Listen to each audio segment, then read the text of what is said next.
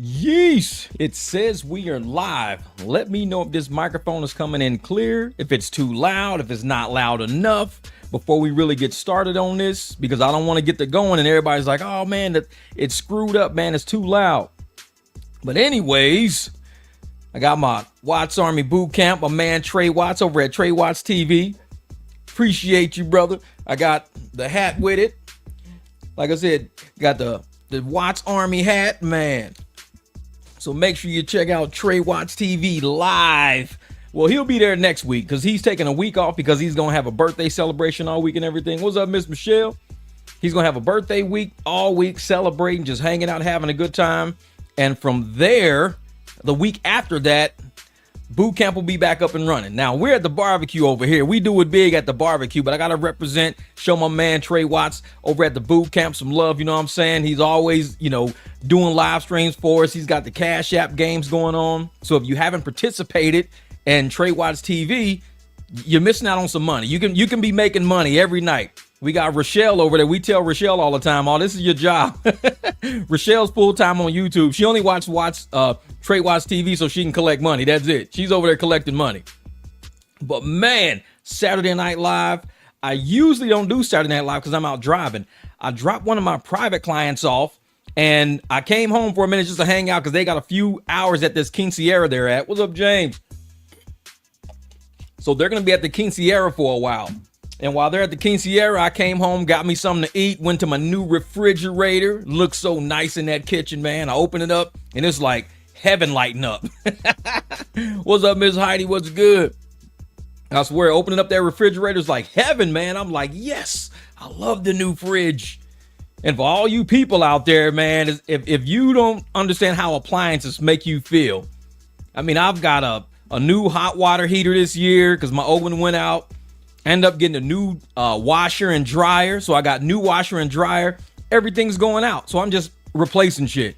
My fridge was okay. Nothing was wrong with it. It was just kind of small. What up, Melly Mel? So I decided to get a bigger fridge. Showed you guys how I went to the furniture store, kind of looked around at everything. Was like, you know what? I like this. This is what I'm getting right here. This is what I'm getting. And everybody knows me. When I was out looking for black SUVs, when I walk around and I'm pointing at things saying I'm finna buy that, I'm finna buy it. Believe me, I'm buying it. I know it. Okay, Heidi says she's got a consultation paper due. So, but that's the kind of person I am. Even when I bought my Jeep, I was driving a yellow Jeep, then I drove a blue Jeep. I saw the orange Jeep, and I was like, you know what? I'm buying that one. When I say I'm buying something, that's what I'm getting. Same with my Beamer. When I saw that orange Beamer, I was cruising. I saw it. I was like, you know what? Let me turn around. A U-turn, came back. I was like, how much y'all want for this Beamer right here? Oh, like 36, I think, something like that. I was like, all right. Let me go home and think about it. I came home, contacted the bank real quick and said, hey, I want to buy this car. The bank was like, if you want it, it's yours. So I called up there and said, hey, I'm going to come test drive it. But like y'all know me, if I say something, I'm going to go get it. If I say I'm buying it, I'm going to go get it. Man, so how you guys doing this Saturday night? Anybody out there working right now, out there making money? Oh, son is in the hospital catching a nap till the nurses come back in. There you go. LaShonda said, ain't no fucking way. I caught you on the live stream. Ain't no way. Yep. You're here now. Like I said, this one is not going to be my typical 4 or 5 hour because like I said, I got private clients hanging out, waiting on me. I dropped them off. I actually met another podcaster. I picked up a podcaster, was bringing a podcaster back, and she's more on IG. But I was telling her about how I was doing, everything like that. So we might, link up and do a project. But this is the thing. And y'all know how I am on the channel. I'm 100. I keep it real, this and that. She does more like a gospel podcast, which is crazy. But she's just funny. She's so funny, though. But I can only imagine. Let me watch her podcast first to make sure she's going to fit in at the barbecue. She might come to the barbecue and get cooked. I'm just kidding. No, James said he worked this morning. Oh, there you go. What up, King Jordan? Dom says, I'm full-time watching the barbecue now. I know it. Hey, Dom, I was going to drop a couple of videos today, but I had to get that video out to finish off this. Because y'all know me, man. I don't clickbait people. I don't do the cliffhanger shit. I don't play games with people, man. We too old. We too busy to play games. Some YouTubers out there love to play games. They love it. I don't play games. If I tell you I'm going to go, when everybody knew when I was buying a black SUV, I went to a warehouse. They had all the cars in the warehouse. showed everybody what I was gonna buy, what I was looking for, end up running to what I was looking for. If I'm saying I'm doing something, it's not for content, it's for real. It ain't just, when I show y'all something, it's for real. It ain't, oh, I need the numbers, I need the views. No, it's for real. So I just had to finish off that refrigerator table deal to make sure y'all didn't think I was just clickbaiting y'all. Oh, he's at a furniture store saying he buying some shit, and then he never bought it. I don't do that. I'm not that type of person. There are people out there that do that because they want to get views, and I don't do that. If I'm gonna do something, I'm gonna do it. Consider it done. That's just how I'm a man of my word. Always been that way. But there's some craziness going on in these YouTube streets with the Dough Trash series. And I'm pretty sure some of you guys probably watched her channel over the past couple of days. I've been watching reviews of her channel. Now, I have to I might review this video that she did. It's a video where there's some old man. Like, I'm an old head. This dude is an ancient head. He's past me. This is Moses' dad. This dude is old as hell. And he's talking trash about people like me. He's talking trash about Derek. He's talking trash about I'm telling you, he is a ancient head. You got old heads, but you got ancient heads. I mean, this dude got 1 foot in the grave. And this motherfucker's talking shit about all of us. He was like, I don't clickbait. I never clickbait. I think clickbaiting is the worst thing ever. And man, the funny thing is that this dude, and I'm noticing a trend right now. There's a trend that there's a lot of review channels going on, but they went from doing reviews to now doing compliment channels. I don't mind compliments. I really don't. If you want to do compliments of somebody, knock yourself out. But the compliments are not real compliments. His compliments were actually shooting down channels that were calling her out for the shit she was really doing. Now, you can call me a hater. I don't care. Call me a hater. I could care less. But if I see you wreck into a pole and I say, oh, you wrecked that car into a pole. Oh, you just a hater, man. You just don't want to see me with nice shit. You just a hater. No, you just wreck your car into a pole. Oh, you a hater. You a hater. That's all. That's a hater. For you to say that. It's a hater because I saw what I said, what I just saw. And that's what people are doing. We're reviewing content, saying exactly what we see, showing people what we see, not fabricating, not manipulating the information, showing exactly what we see. And for that, we're called haters for it. It's like, if we're called haters for it, that means you think what the person you're trying to compliment is doing bad shit. Yeah, it's glazing out there, man. It's just glazing. So they mad that the person that they're trying to glaze or compliment is shady or doing shady shit, and they're mad at us now. It's like, why don't you check the creator you're glazing and say, hey, can you do me a favor? Don't be doing no shady shit out there. Everybody see it. Don't be doing nothing foul. Everybody see it. Instead of telling people to ignore what we see and to just let people do what they want to do. No, that's not how it works. What up, Gilly? That's not how it works.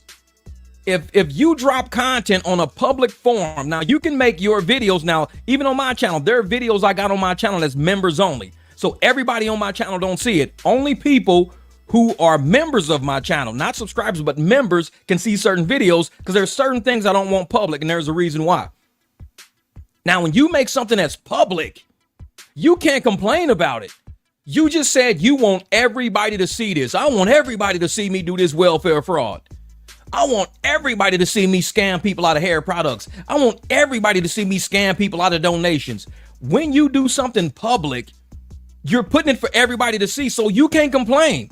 You cannot control 8 billion people on planet Earth and how they're going to react to the content you just dropped. You can't control that. You can't say 8 billion people gotta say that I'm doing some dope shit. 8 billion with a B gotta say I'm doing some dope shit. And if anybody says I'm not, they're a hater.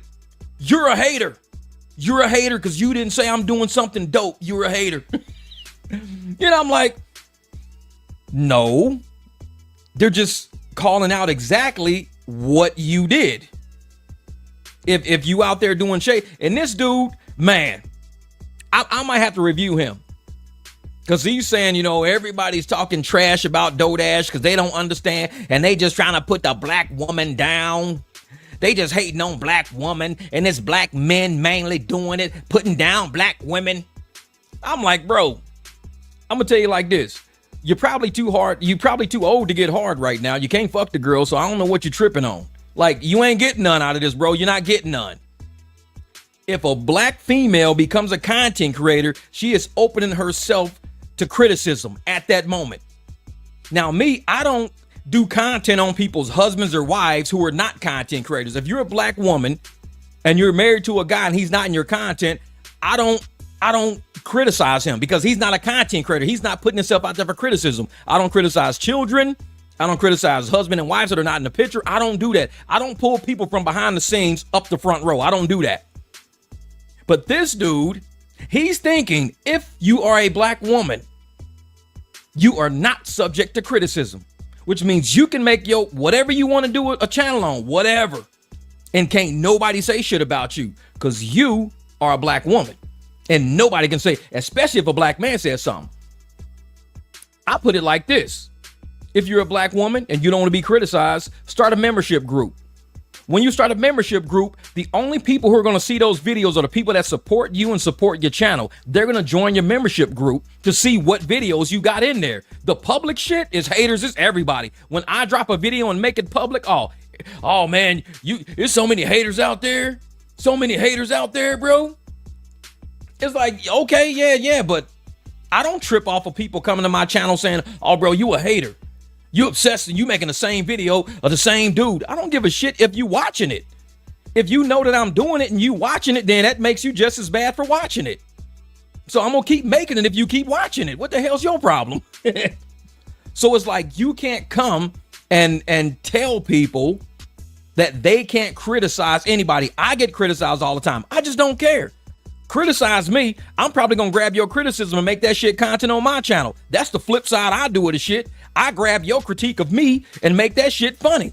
It's like, I can get paid off of your content, motherfucker. That's just what I do. I'm one of those people. So please critique me, knock yourself out. I'll grab that shit and put it on my channel. And like, people don't like that. They don't like the fact that they can't get to a person and make a person mad. I'm like, you know what? Once you become a content creator on Facebook, Instagram, girls are walking around with, short dresses on and bikinis and shit. They're opening themselves up to criticism. They got cellulite showing. If they got pubic hair and shit growing, whatever. It's something's going to be criticized with all that. Something's going to be criticized with that. So if you're not ready for that lifestyle, I'm telling y'all, if you're not ready for that lifestyle, do not become a content creator. Don't. It's just like trying to be a politician. Don't be a politician if you can't take public scrutiny. Don't do it. I don't mind scrutiny. I welcome it because I can take that scrutiny and even improve myself, or I can improve how you scrutinize me. I can make you scrutinize me better. As you can see, people out there who talking shit. Oh, thanks, Gilly. Appreciate it, brother. My Trey Watts gear. Now, I took the criticism of Dante's cousin, put it on my channel. We had a lot of fun with it and shit like that. Made it hilarious, made it fun. And now, as you can see, I took his criticism to the point where he don't even say my cousin, or he don't even say that shit no more. Because he heard what I was saying. And since I did a criticism of his content, he ain't showed a chicken sandwich since. He ain't shown a piece of chicken since.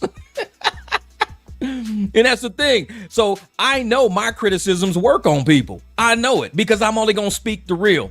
You can talk all the shit you want to talk about me. Oh, barbecue gay. Oh, barbecue bald head ass. Guess what? I'm going to keep shaving my head. I ain't worried about that. Yo, bald head ass. You think I'm going to just start growing hair to make you happy? No. But I can talk shit about you eating that syrupy ass chicken, and I guarantee you don't do another video with that syrupy ass chicken on the screen no more. And he hasn't. He's doing other shit now. And he ain't smacking food. Motherfucker not saying, stop talking about my cousin. He ain't saying none of that shit no more because I took your criticism of me and flipped that shit on you to where you only want to say that shit no more. I welcome criticism. Bring it. This is the barbecue. You want to cook me? Cook me. Shit, bring it. Motherfucker, I'll use what you trying to cook me with and cook you with it. That's how fun we'll make the shit. We'll make it fun. Exactly. I don't care about nobody's opinion of me. Opinions don't put no gallons of gas in my car. When I get to the gas pump and I'm pumping my gas in the car, there is nothing on the gas pump that says, does everybody like you? Yes, you may now dispense your gas. It don't say shit about that. The gas pump don't care about nobody's opinion, so why should I care about somebody's opinion? When I'm pumping gas in that car, I'm seeing dollar signs go up. I gotta cover that shit.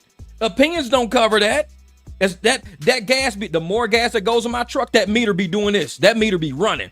$10, $11, $13, $20. And ain't shit in there saying opinions. Nothing in there says opinion. So I can't care about your opinion if I want to put gas in that truck. That's the way you look at it for real. I mean, everything that I do on my channel can't be based on other people's opinions. Man, I'm tired of seeing this type of content. I don't give a shit. There's millions of content creators out there. Why are you on my channel? It's like, you can solve your own problem. If you tired of my content, don't even comment. Just go to the YouTube search and type in what you feel. If you feel like watching cats jump in water, type in cats jumping in water. Type in that shit because you won't find it on my channel. So don't come to my channel going, hey man, I'm tired of that type of content. I don't give a shit. If you want to see pumpkins being carved, go to YouTube search, type in kids carving pumpkins.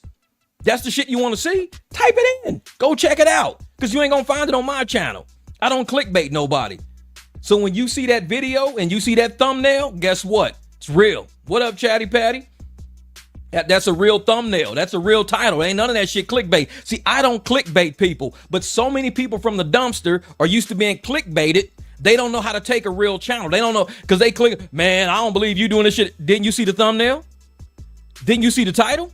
The fuck you mean you don't believe? Didn't you see the thumbnail? Didn't you see the title? Well, I'm used to going to Dante channel and usually it's something different than what I'm clicking on. Yeah, because you used to clickbait.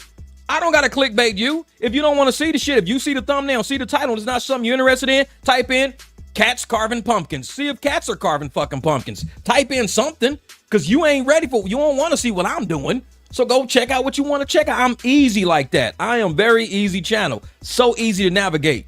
Not a single thumbnail on my channel is going to clickbait you. Not a single one. So when I see people going, man, I'm tired of watching this. Short bus. They're on a short bus.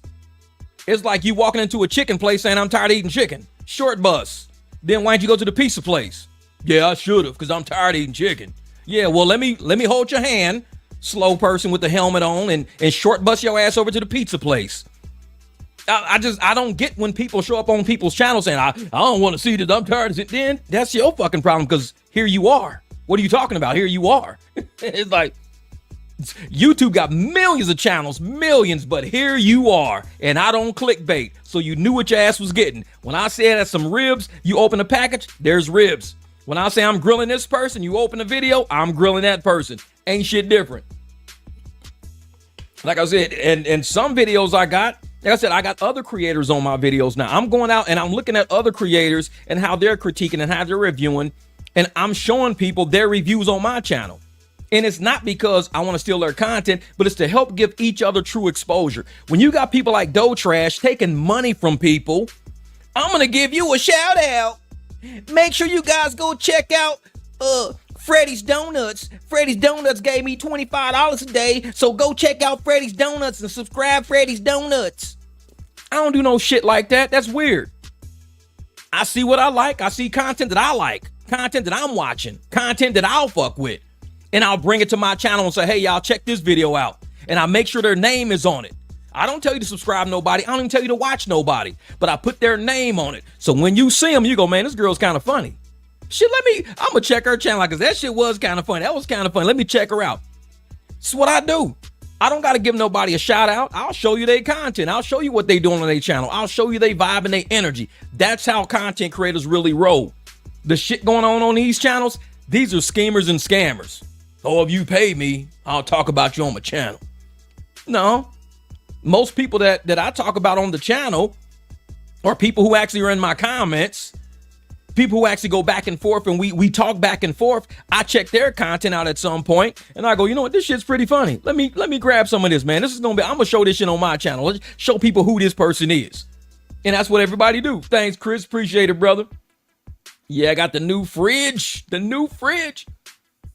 But I like doing people like that, man. I love spreading content creator energy. I don't care what. I even show people on my channel who I may not even agree with. I showed Ace the OG. I don't agree with Ace the OG on some shit. I even showed the other guy. I can't remember. I think it's Like That or something like that. Living Like That or something. I don't agree with shit he say. Dude is 100% Dante fanatic, and he an old head. He's an old head Dante fanatic. I don't agree with him, but I still show this content on my channels in case some Dante fanatics might say, hey, man, I want to be a Dante fanatic too. Dude's like, oh, yeah, Dante name going to be the biggest name in YouTube history. He's going to be so famous. You guys just watch and see. And I'm like, man, bro must have took a hit of heroin right before he made this fucking video. He took a strong-ass hit of the glass pipe. Because this motherfucker's like, oh, he's going to have the most famous name ever. You guys don't know. All you haters hating on. I'm just like, bro. Dude was making content about welfare fraud. What are you talking about? He's going to be the most famous person. He's going to be the most amazing content creator. I'm like, dude couldn't even put potato chips on the shelf without taking fucking 2 breaths and walking out at lunch. I mean, come on, man. Come on, man. These are the content creators you guys are putting up like saying, hey, this is a great person. Motherfucker can't put potato chips on the shelf. This is a great person. I'm like, I'm from a different, like the one guy said, like, I think what was the name, like Patty or something like that. He said, we're cut from a different cloth. We're cut from a different, exactly. I think his career is definitely over because we're cut from a different cloth. Sometimes you can run a camera and it will expose you for who you really are. If you are a fraud, a liar, a bullshitter, it will expose you for that. A schemer, a scammer, it will expose you for that. And it's not always good because people say, oh, but it's famous. It's fame. I'm like, okay, do you know fame is not a good thing? Fame is not always a good thing. I mean, there are some pretty famous people whose names you know, who names are in history books, and people don't like them. I mean, look at Hitler. Hitler's famous. Hitler sucks. Hitler's evil. So you could be famous, but famous for what? That's the question. Do you want to be famous and known for something great, or famous and known for being a schemer and a scammer? I mean, look at all the people that we see in history who are known for scheming and scamming. I mean, Doe Trash, she gonna go down as one of YouTube's biggest scammers. I believe that. And it's not even that she even made a killing on it, but it's just the way she went about it. Yeah, infamy. That's what it's, infamy. It's just the way that she went about it. I mean, she was using God, religion, quit your job, get on YouTube, let me inspire you to walk out of your job tomorrow, come get this money, look at my payout screen. You could be like this tomorrow if you just quit your job and started recording today. I mean, it's just the way she achieved fame. That's the part that everybody's laughing at. They like, and people were gullible enough to believe that shit. That's the sad part. They were gullible enough to say, I could quit my job today and have a payout screen like that next week. All I got to do is just get on and say, DoorDash inspired me to get on YouTube, y'all. And in the comment, you got 13 comments. Welcome, girl. Welcome, Hope Warriors, whatever they were calling themselves back then. I got online too. I got online too. Me too. Me too. And it was everybody from that channel getting on each other's channel. That's all it was. And at that point, YouTube was probably looking at all these people like they're doing sub for sub. You can't do sub for sub. That's illegal to do. Hey, if you sub me, I'll sub you back. You can't do sub for sub. YouTube doesn't like sub for sub because it's not true analytics. Saying I'll subscribe you if you subscribe me is not true analytics. I have to look at your content, like it, then subscribe. If I feel it for some reason, then subscribe. Sometimes YouTube will be like, we don't even know what this person likes. They subscribe to every damn thing.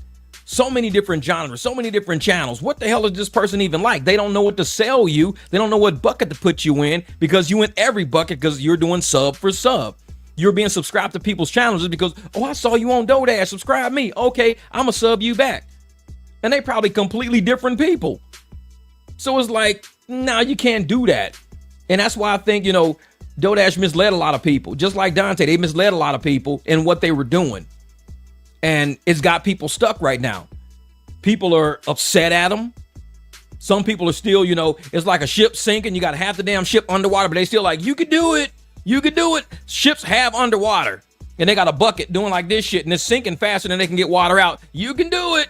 You can do it. And I'm like, no, quit egging this person on. You're enabling them to keep doing the dumb shit. You keep doing it. You keep doing it. Man. So Mike, I don't know why they hate your reviews. Breakfast Club, Wendy Tim's hit, do it every day. Exactly. And that's the thing. Hey, Cash K, this is what's funny about that is that the reason why they hate, honestly, and I'm going to tell y'all for real, and I don't, because people know me, I don't get the big head about much. Sometimes I get the big head when I finish a transmission and I knock the transmission on the first try, because transmissions are hard to rebuild and put back in the car and not have something go wrong. It's always something little. But that's when I'm like, I'm fucking doing it. Today's good. Today's gonna be I'm doing it. That's when I kind of get the big head, when I'm rebuilding my transmission. I knock something out because all I've learned, I've put to test, and all my attention skills. That's when I'm like, man, I fucking did it. There's no way I can get big heads off of doing views on videos. Like, people get views on a video and they think it makes them important. I'm like, bro, I've been in Sports Illustrated, Runner's World, Track and Field News. I've been in magazines that I didn't have to put myself in. People put me in those magazines because they was like, this guy's great, let's put him in a magazine. I didn't put myself in a magazine. I put myself on YouTube. If I get views, whoop-de-doo. If I don't, then I don't. But some people think views make them so important. It's the algorithm. You may get a lot of views, but it's like the topic you're talking about, usually what brings the views to it, not really you necessarily you. So just like a lot of people are talking about Charlie Kirk right now, I'm not, because I know those guys. I'm not going to sit up there and put that energy on my channel and have all this negative and weird energy all over my channel from people fighting and attacking us for believing something. So I don't even discuss it at all. And people are like, but do you know the views you can get? I don't want the views. I don't want that energy. I just don't want that energy, because we are public figures. We do leave our house. We do go to the store. We do go to gas stations and shit like that. I don't want to be at a gas station. People like, oh man, that's that YouTuber right there who agree with Charlie Kirk, bro. That's that YouTuber. Turn around, turn around. Because we're outside like that. And there's some pretty heated discussions. You may say, I'm going to let the discussion go nice and easy. And it turns to a really heated, passionate discussion to where people are arguing, fighting, doing things right online. Oh, if I see you in public, it's on, bro. It's on site when I see you in public. People really do that shit online. So I don't care about the views. The views is not worth my peace. My peace is different. I can go furniture shopping. I can hang out with the delivery people. Like I said, the owner brought the thing over yesterday. So the owner delivered everything. I helped him with it all. We sat out front. We chatted. We talked and everything. Complete peace. Just enjoying, chopping up life. Nice day, standing in the shade, having a drink, drinking juice. He's sitting in the chair. We just chatting about life and everything.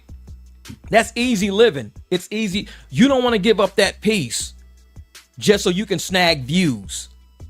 And I think that's where Dante messed up. Doe Trash messed up. All of these people who are doing this weird rhetoric, just content right now. And even Temu Bob, he's doing it. He's making a killing on his content right now. Temu Bob is doing 400, 500,000 views on his content. Walking around with a MAGA hat on. Dude ain't never said the word MAGA. He ain't never said the word MAGA. And he got a whole MAGA hat on. He's doing whatever he can do on them thumbnails, wearing MAGA hats, MAGA hat doing his live stream, whatever he can do to get them views. And I'm like, more power to you. But is it worth your peace though? Because once you paint yourself as that, and that becomes your content, that's your content forever. 6 months from now, 8 months from now, a year from now, 2 years from now, that's still your content, even though the situation may have blown over. So now you got to walk around worried about somebody messing with you, some fanatic, somebody out their damn mind, because your video got 500,000 views. You kind of went viral for it, and you ain't doing nothing but standing at Baskin Robbins. You walk out of Baskin Robbins and get the shit kicked out of you. Yeah, we saw your video, bro. We saw your damn video. And I'm like, man. Yeah, exactly. Small channels gather here is a scam. I don't like that. Small channels gather here. Don't do that. Don't. When you see that shit, run. Does anybody saying small channels gather here? I get off that thread quick. Get off it quick. Because they're doing sub for sub shit. Hey, sub me and I'll sub you back. Nope, I don't know you like that. I'm not doing that. Nope, I'm not messing with you. So it's like when I'm seeing people out there doing certain content, you got to be able to stand on what you're doing. And there's a lot that I stand on in my daily life, in my private life, without even being on YouTube. There's a lot that I stand on every day, being a mechanic, having many different clients from many different backgrounds, many different people I drive around all day and everything like that. So I'm not always at a computer. I'm really in the streets all day. Like tonight, I'm in the streets all night. I'm with Latinos, I'm with black people, I'm with white people, I'm with Asian people, I'm Korean, whatever. I'm with people all day, every day.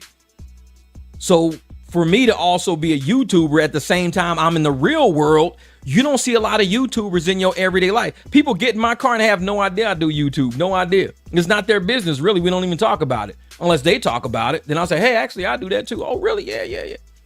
But other than that, I don't mess with it. So you got some YouTubers and some podcasters, they're pigeonholing themselves with the type of content they do. I mean, if you look at Doe Trash, you look at Dante, pigeonholing themselves with content to the point where they won't be able to do business with nobody after this. They're going to be looked at as being shady, liars, frauds, schemes. And you don't want to be that. If you do YouTube, stand on some kind of value, some kind of morality. I mean, that's what, hold up a minute. Because remember what Dante was saying? He was like, he feels like he sold his soul doing that content. I feel like I sold my soul.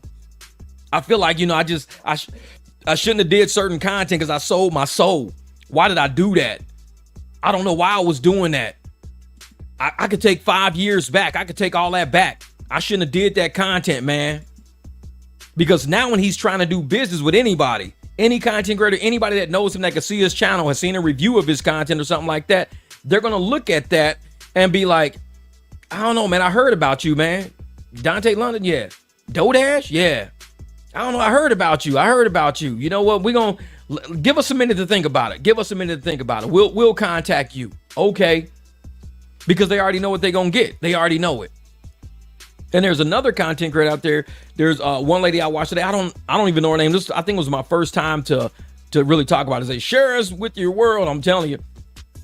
There's one lady I was watching, and she was saying something about the black content creator space. Because I think many of us, especially as black content creators, we don't venture outside of blackness. Most of what we watch is black. Me, I've been just like an equal human. I watch content from, Anatoly or whatever his name is. I watch content from anybody. It don't make a difference. Men, women, black, white, Asian. I watch everybody's content because I just like good content. But some people are trapped into the black creator content world. And they think only black people review black people. They don't see white people reviewing white people, Asians reviewing Asians, Latinos reviewing Latinos. They don't see none of that. So their whole, and I'm talking about the black content creator I saw today, her entire shtick is believing, just like the dude that was on Doe Trash shit, they believe that only black content creators review other black content creators. Like there's no other race that does that. And they say that, and you don't see white people doing that. You don't see white people talking about other white people content and white people. And I'm like, bro, you never heard of Spencer Cornelius? You never heard of CoffeeZilla? I'm like, dude, CoffeeZilla is one of the biggest content creators on YouTube. You never heard of CoffeeZilla?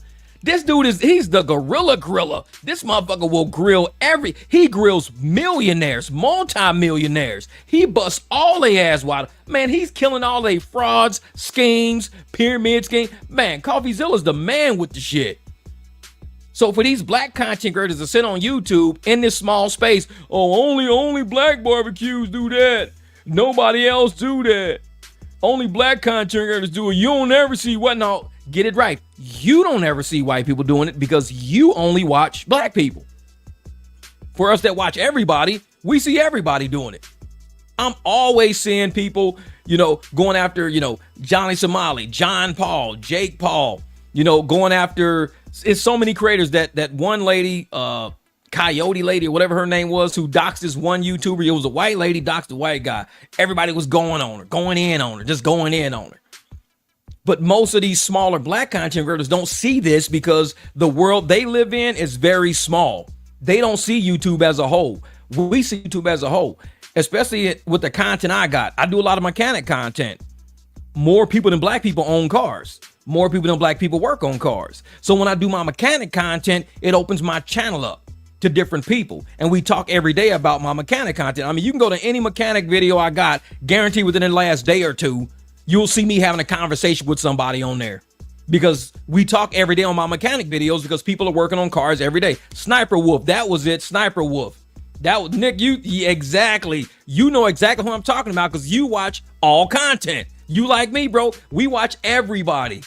We don't just watch only black people. It was Sniper Wolf. She doxed this dude and everybody went in on her ass. Is she even still on YouTube or did YouTube get rid of her? I don't even remember what happened with that. So I was like, man. So I remember that Sniper Wolf incident, and she was a big content creator. She was super big. And wasn't nobody like, oh, y'all just hating on Sniper Wolf. No, Sniper Wolf did some shady shit. You don't do people like that. You don't dox people and drive by their houses and show their house and shit. You don't do that. You don't do that to people. Yeah, I haven't watched Sniper Wolf in a long time. When that incident went down, yeah, stay off them pages. Because the people who sympathize with people like this are the people that would do it. I don't do that.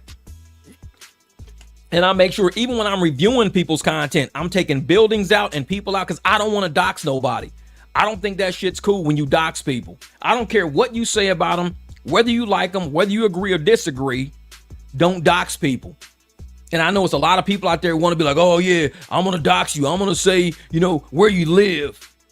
Okay, and then what does that mean? What does saying where I live mean? And this is why I say protect your peace. Because if I'm at my house and I'm enjoying my life and I'm doing things and my neighbors are all enjoying their life and doing things, once you realize the type of neighborhood I live in and you come to my neighborhood and some shit go down, I'm going to be implicated for it because I'm the YouTuber who had the threats made against me.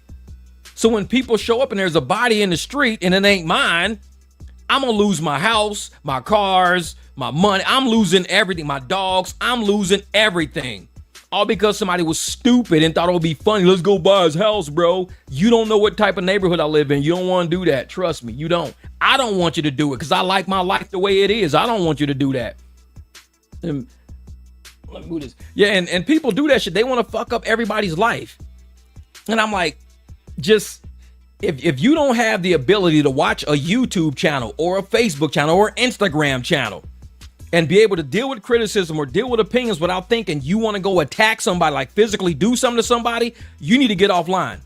You need to get offline, take a break, go get offline, because when shit goes down, the people who you probably went after are going to be the ones that are going to get in trouble. Because not everybody's going to back down from everything. And nobody wants to lose their house over some internet shit. Because somebody on the internet got, oh, my feelings was hurt because you said I look like a burrito. And when you said I look like a burrito, they used to call me that in third grade. They call me Burrito Berry. And you said I look like a burrito, so I want to come fight you because I'm not Burrito Berry. I didn't know you in third grade. I didn't know they called you Burrito Berry. I just said you go burrito head mo. You call me a burrito. You probably don't need to be online because if you get triggered to that degree to where it take you all the way back to third grade, they call me Burrito Berry. I'm gonna come fight you now. Don't get online. Don't. You can't handle it. Because this is easy shit. Being online, going back and forth, laughing and razzing each other, grilling each other, having fun. This is easy shit. Because as soon as you turn the camera off, as soon as you get off the thread, you go in the kitchen and start cooking, it's over. That's it. It's over. But you can do something and that shit ain't over because you sitting in jail now. Or that person's sitting in jail now. And every day you got to deal with that decision you made because they called you Burrito Berry. And now you sitting there like, man, I should have just got offline that day. I should have just got offline. Exactly. But see, I'm already aware because, like I said, high IQ people, when you stay always aware of reality, of things that are going on in real life, and you see things that happen in real life, you pace yourself, especially with content. You pace yourself with content. Now, everything I've ever said in any Dante content, any Dodash content, anything I've always said, you've already seen in their content already. There's nothing new that I've said that they haven't said or that they haven't done. So if people get mad at me, they're really mad at Dante or mad at Doe Trash because it's things that they say. It's nothing I've said. I'm a reviewer. I just show this is what they're doing with their content. This is XYZ. And they get mad about it. Then guess who you're really mad at? Guess who you're really mad at? The person who made the original content. And it pisses you off that you got played. What up, Dom? And it pisses them off that they got played, that they feel gullible. I bought into this shit.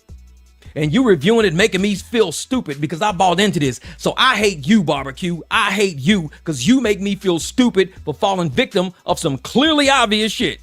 I'm mad at you now, Barbecue.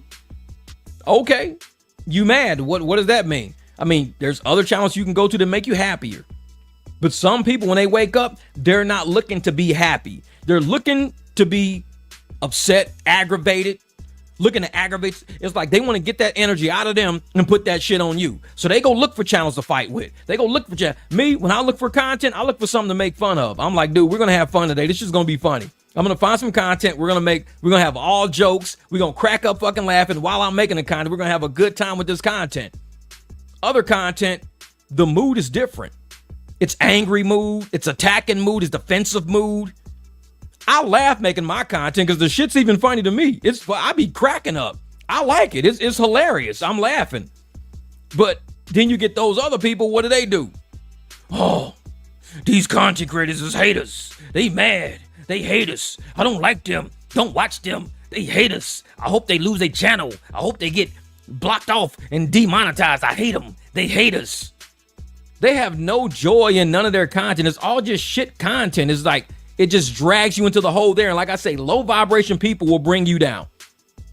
We in here laughing, cracking up, having a good time at somebody's expense, but that's cool. Comedians do that shit. Comedians crack on people in the audience, right in front of them. Crack on them. And everybody's laughing. Everybody's cracking up. Cracking on the person right in front of them in the damn crowd. And everybody's laughing, having a good time. These YouTubers out here, they couldn't go to a comedy show. They couldn't. Because why are you saying that about my cousin? You better quit talking about my cousin barbecue. Quit talking about my goddamn cousin barbecue. It's like, you ain't never had nobody fucking just grill your ass and laugh at you and crack up. Exactly, it's a scamming mood. What up, son? And that's the thing, man.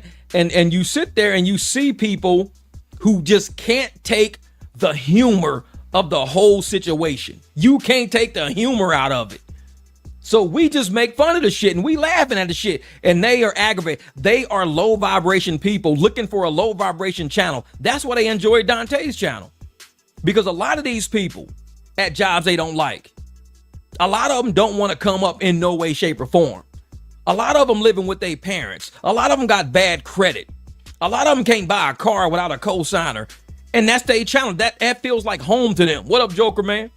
And all that channel just feels like that energy. It's them. This is my level. This is my level. I feel Dante.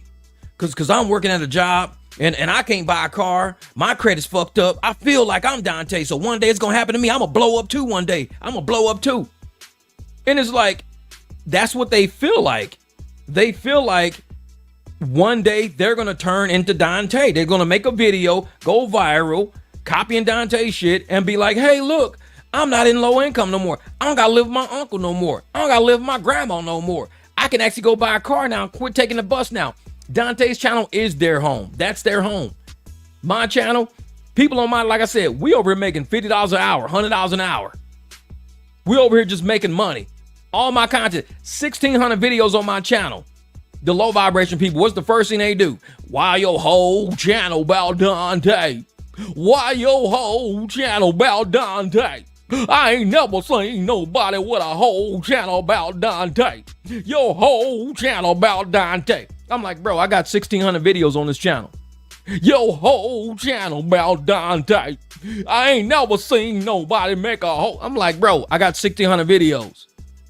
Yo, I'm like, this motherfucker slow. Short bus, click, get him out of here. Fuck him. Because if you want to see what's on my channel, check the shit out. Ain't none of my content private to where you can't see it. I don't do that shit. It ain't private. If you want to see what these 1,600 videos is, click on one of those motherfuckers. Just click on them. Now, your whole channel about Dante. I ain't never seen nobody make a whole channel about Dante. Slow as a motherfucker. I'm like, bro, the fuck's wrong with you, man? Exactly, making money. And you get these slow motherfuckers, man. I mean, they are slow. What up, D-Lay, my brother? And these motherfuckers are slow. They are slow. And I'm like, that's like me walking into Walmart and I'm standing in front of bananas. This whole store about bananas. This whole store ain't got nothing but no bananas. Look at this whole store. This whole Walmart just got bananas in it. It's just bananas in it.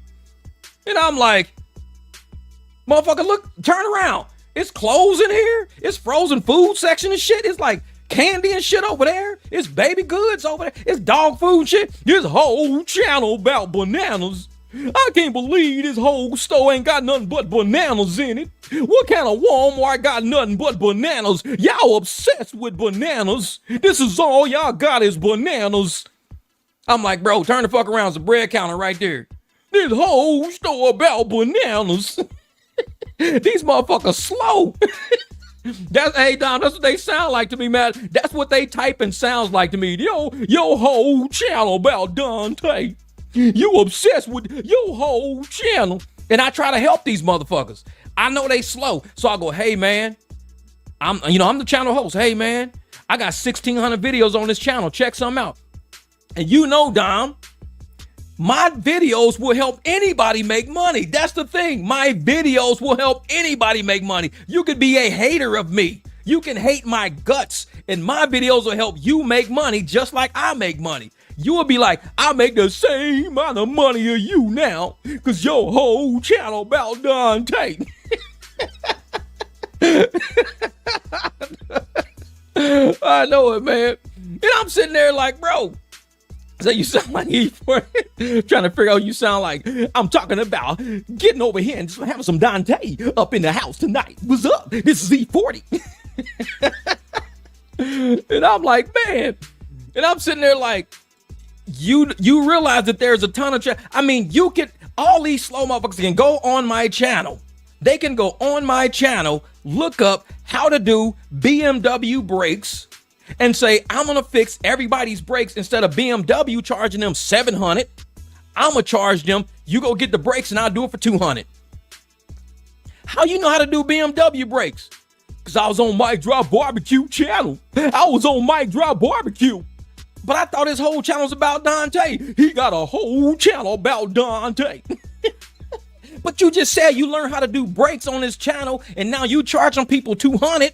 And they saving $600 just fucking with you now. How'd you learn that? I learned that on barbecue channel because he got a whole channel about Dante. It's like everything on my channel can help you make money. If you want to change a radiator, I got videos how to change a radiator, an alternator, a water pump. You got a whole channel about Dante. It's like, if that's all you here to see, I can't stop you, motherfucker. You here to see that. I'm not going to tell you not to watch it. Shit, keep watching the Dante videos, but I'm just telling you, I got 1,600 videos on this channel. 1,600. I tell you how to get business cards, how to get plaques off of Etsy and Amazon. Stick that shit in your car. People get in your car, be like, hey, bro, can you come pick me up later? $100? $100, I got you, bro. Thanks. Hey, can you wait for us outside of Waffle House? I'll wait for y'all. Hey, here you go, $50, man. We're going to be like 10 minutes. $50 for a 10-minute wait. Cool. That's what I do on my channel. You got a whole channel about Dante. I'm sitting there like, motherfucker. And like I said, I got 50-something Dante videos and like 1,550 other videos. That's 3% versus 97%. And you got these dusty motherfuckers that walk in here. That's the first thing. Oh, you got a whole channel about Dante. I ain't never seen nobody with a whole channel about Dante. I don't know who you obsessed with more or less. You just obsessed with Dante because you got a whole channel about Dante. Seeker's cool. He's right there sleeping. Hey, great. Hey, there you go, brother. Private rides coming in. Private ride. Keep them coming, brother. Keep them coming. And that's the thing, man. And I'm sitting there trying to help these fools by I don't even go off on them. You got a whole and I'm like, imagine me working at Walmart and I see this idiot standing in front of bananas. You got a whole store with nothing but bananas in it. I ain't never seen a whole store with nothing but bananas. What you looking for, sir? I'm looking for some boxing drawers and socks. All right, let me walk you over to the men's section. It's a men's section? Yeah, right over here. Oh, but you got a whole store with nothing but bananas in it. It's like, no, bro, we got something different. We have more stuff, but you just standing in front of the bananas. You're not leaving where you're standing. Leave from in front of this and go to what you're looking for. And that's what I tell the Dom to my channel because of Dante. Welcome to the barbecue. Shit, watch a video, be happy, be mad, whatever. I don't care. Just have it, man. So you got to say who you mock because we don't know. Man, I'm mocking all their ass. All of them. All of them sound like that. His cousin, everybody, all of them sound like everybody in my and I leave their comments on my videos so people can see who the slow people are.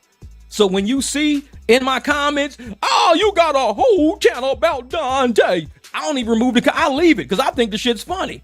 Because for anybody that says, man, Jeff got 1,600 fucking videos on his channel, and they say, you got a whole channel about Dante. I'm like, welcome to the barbecue. Apparently you're here to see what you're here to see. Because I got other shit. You're just not looking for it. It's like, man, you got to imitate the people that are always getting tricked. That's magic trick. It's like, which hand is up on the left, right? Oh, man, you got me again, man. I can't believe it, man. You got me 5 times in a row.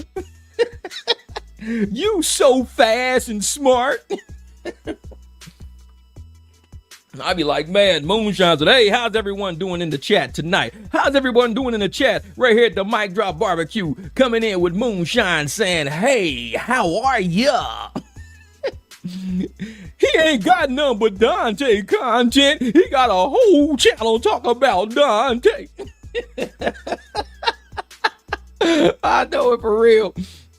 Man, this is bad. They went to StreamYard link. They probably get on, hey, man, I was watching your channel, but I can only find Dante videos. How come you making a whole channel about Dante? I be like, bro, what are you clicking on? I'm clicking. Well, if you're clicking on that, you're going to get that. Open my homepage up. Look at all the fucking playlists I got. Look at all. You can make money on my channel. I bullshit you not. Trust me. You don't like me. You can't stand me. But I'd rather see you making money talking shit about me than broke talking shit about me. At least make money and talk shit about the barbecue. Be like, man, I'm making all this money because the barbecue taught me how to do it. I can't stand his bald-headed ass. Barbecue gay, motherfucking ass. I can't stand his ass, man. But I'm making some money on his channel. Exactly. Get Dante's name out your motherfucking mouth. This is, hey, look at his magic trick. I don't know how me, man. Yeah, I started talking about him in late July. It was like July the 25th or something like that. Because I remember, because it was after he got monetized. Somebody said something about he got monetized. He did something, whatever. He was talking shit. He was going back to his old content because his check wasn't big enough. He was going back to his old content. So I was like, all right, bet I'll look into it. So I started looking at it. So it was like, man, so you're crazy. When you said, when did we start celebrating poverty? So I started looking at the content. I was like, okay, I see what he's doing. So I went backwards. I didn't care about the new shit. I went to the old shit to see who is this dude any fucking ways. Come to find out, he was Dumpster Dante, dish rag. And next thing you know, the shit just went off. It just went on its own tangent, man. People's talking shit. Man, you done 4 videos about this man and already. You done did 4 videos. Why don't you talk about something else? You got a whole channel about Dante. You did 4 videos to this dude already. It's a whole channel about Dante. Motherfucker, I'm up to like 60 by now.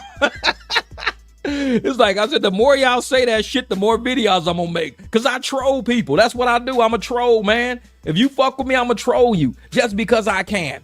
I don't have to. I can make other content. I could go driving. I could make money doing shit. I could hang out with my dogs and shit, make dog content, dogs jumping through loops and shit, whatever. I can do all of that. But why when I can troll you and have so much more fun? Training my dogs is hard to do. That shit stresses me out. So I'm not training my dogs. Instead, I'm going to talk about the Dusties. That's funner, a lot easier to do. I just grab the Dusty content. We sit down, we chat about it, we laugh about it, we have a good time about it. You want to call your parents? That shit right there cracked me up. You want to call your parents? Every time that motherfucker says, yeah, I'm going to be a real man. I'm going to take care of my family. Y'all don't understand. I'm going to take care of my family. You want to call your parents? Then the latest shit had me dying laughing. What was he saying in the car? He was like, oh, I knew this was going to be good. I knew this was going to be good. I just knew this was going to be good. I was like, I saw that clip and fell out laughing, bro. I was like, this shit is funny as hell. Man. Yeah, so I don't bother nobody. I don't want none either, man. You say, man. So shit, you want to call your parents? That shit. The sad thing is knowing that nothing Dante has done is honorable. I don't think Leo, Hannah, or his mom have anything to be proud of looking at him. Real shit. Because, hey, CDX, this is the problem. This is the problem. He put it out there. That's what I need. Everybody, all the Dante supporters and the Dusties and the enablers need to understand. This dude put it out there. He put it out there. Understand, nobody tracked him down with a camera and took pictures of him. He put it out there exactly as you see it, exactly as we show it. He put it out there. We're normal people. We're not slow and low IQ people. We're normal people. We're saying, why would I want to work a job 3 weeks and quit it just to keep low income housing? Why wouldn't I just try to get more income so I can eventually buy a house? Why would I want to have a solid work history so I can buy? How long have you been at your current job? 7 years? Okay, stability. So now you want to go talk to a lender so you can buy a house? You got stability. How can you go buy a house when the longest you kept a job was 3 weeks? A lender is not going to look at you. A lender ain't going to be like, well, let me help you buy a house. How long do you keep a job? Well, I quit every 3 weeks. Every 3 weeks I just quit and get another job. I was stacking cheddar chips last week. Next week I'm going to work at a car dealership. Next week I'm going to be at Amazon. Next week I'm going to be at FedEx. Next week, it's like, bro, what the fuck, man? It's like, if you have no stability, we can't sell you a house. You have no stability. Lenders are going to look at you like you flaky, which he is. So all of this shit he showed. So we're saying, don't be like that. Don't be like this. Never seen a gesture. You know my true intentions. You know my true intentions. His motherfucker intentions sound like Fire Marshal Bill. You know true intentions. Let me show you something. You know my true intentions. Let me show you something. You get a little fire. You get a stick. Conveniently. You know my true intentions. Motherfucker Fire Marshal Bill trying to set some shit on fire. You know my true intentions. But that's the thing. We just want motherfuckers on this channel. Kids, you know, the younger people, older people, do not get sold on the fact that being flighty and flaky is a flex. It's not. The shit is not a flex. If you want to get somewhere in life, bust your ass, have stability, have good people around you. Hannah ain't got no friends. Dante ain't got no friends. So you got two people with no friends who had Facebook pages. How the hell you got a Facebook page and you ain't got no friends? They never talk about nobody. They never hang out with nobody couples nights or nothing like that. These are two fucking people with Facebook pages with no friends. What do you have a Facebook page for if you ain't got no friends? This shit's weird. You might just have a Craigslist ad. Looking for a friend to hang with today. Just put out a Craigslist ad today. Facebook Marketplace. Looking for a friend to hang out today. To pay $25. We're going to do some content. Okay, I'll hang out with you for $25, hanging out with bums and shit. That's why he was sitting at the table when the bum walked up, was like, hey, man, I'll be checking you out, man, on YouTube, man. Yeah, man, I'm actually doing a video right now. Yeah, man, I'll be checking you out. I'd have been like, with what phone? Oh, you're right, bro. I'm a bum. I ain't got no phone, man. I'm fucking with you. I'll be checking you out. You gave me $25. Yeah, I gave you $25. Don't come over here, man. Bro said he could definitely dance. But he could do dance tutorials at least, but instead wants a dumpster dive. Yeah. He said, you stupid. I never wonder why they never do any content. And that's the thing. They content is going to fill out unemployment applications.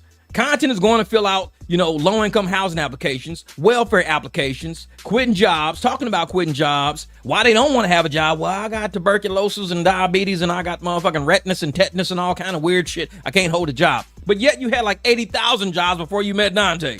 But now all of a sudden I can't get a job. I got fucking club foot. I got fucking lazy eye. I got all kind of crazy shit going on with my body. One of my shoulders is tall. One of my shoulders little. I can't get a job no fucking where. I got scoliosis and scrolio. I got all kind of problems with. No, you don't. Dante told you to say that shit. We're not stupid. Hey, make a video saying why you can't have a job. Just say you got diabetes, you can't work. Meanwhile, everybody watching got diabetes and they at work. Bro, I'm watching your video at work and I got diabetes. I'm a type 1. Prick. It's like, motherfucker, I'm testing myself as I watch your fucking video. I'm like, motherfucker, I got type 1. What you mean you can't have a job, motherfucker? I got diabetes. I'm checking myself right now. I got a big toe. I got asthma.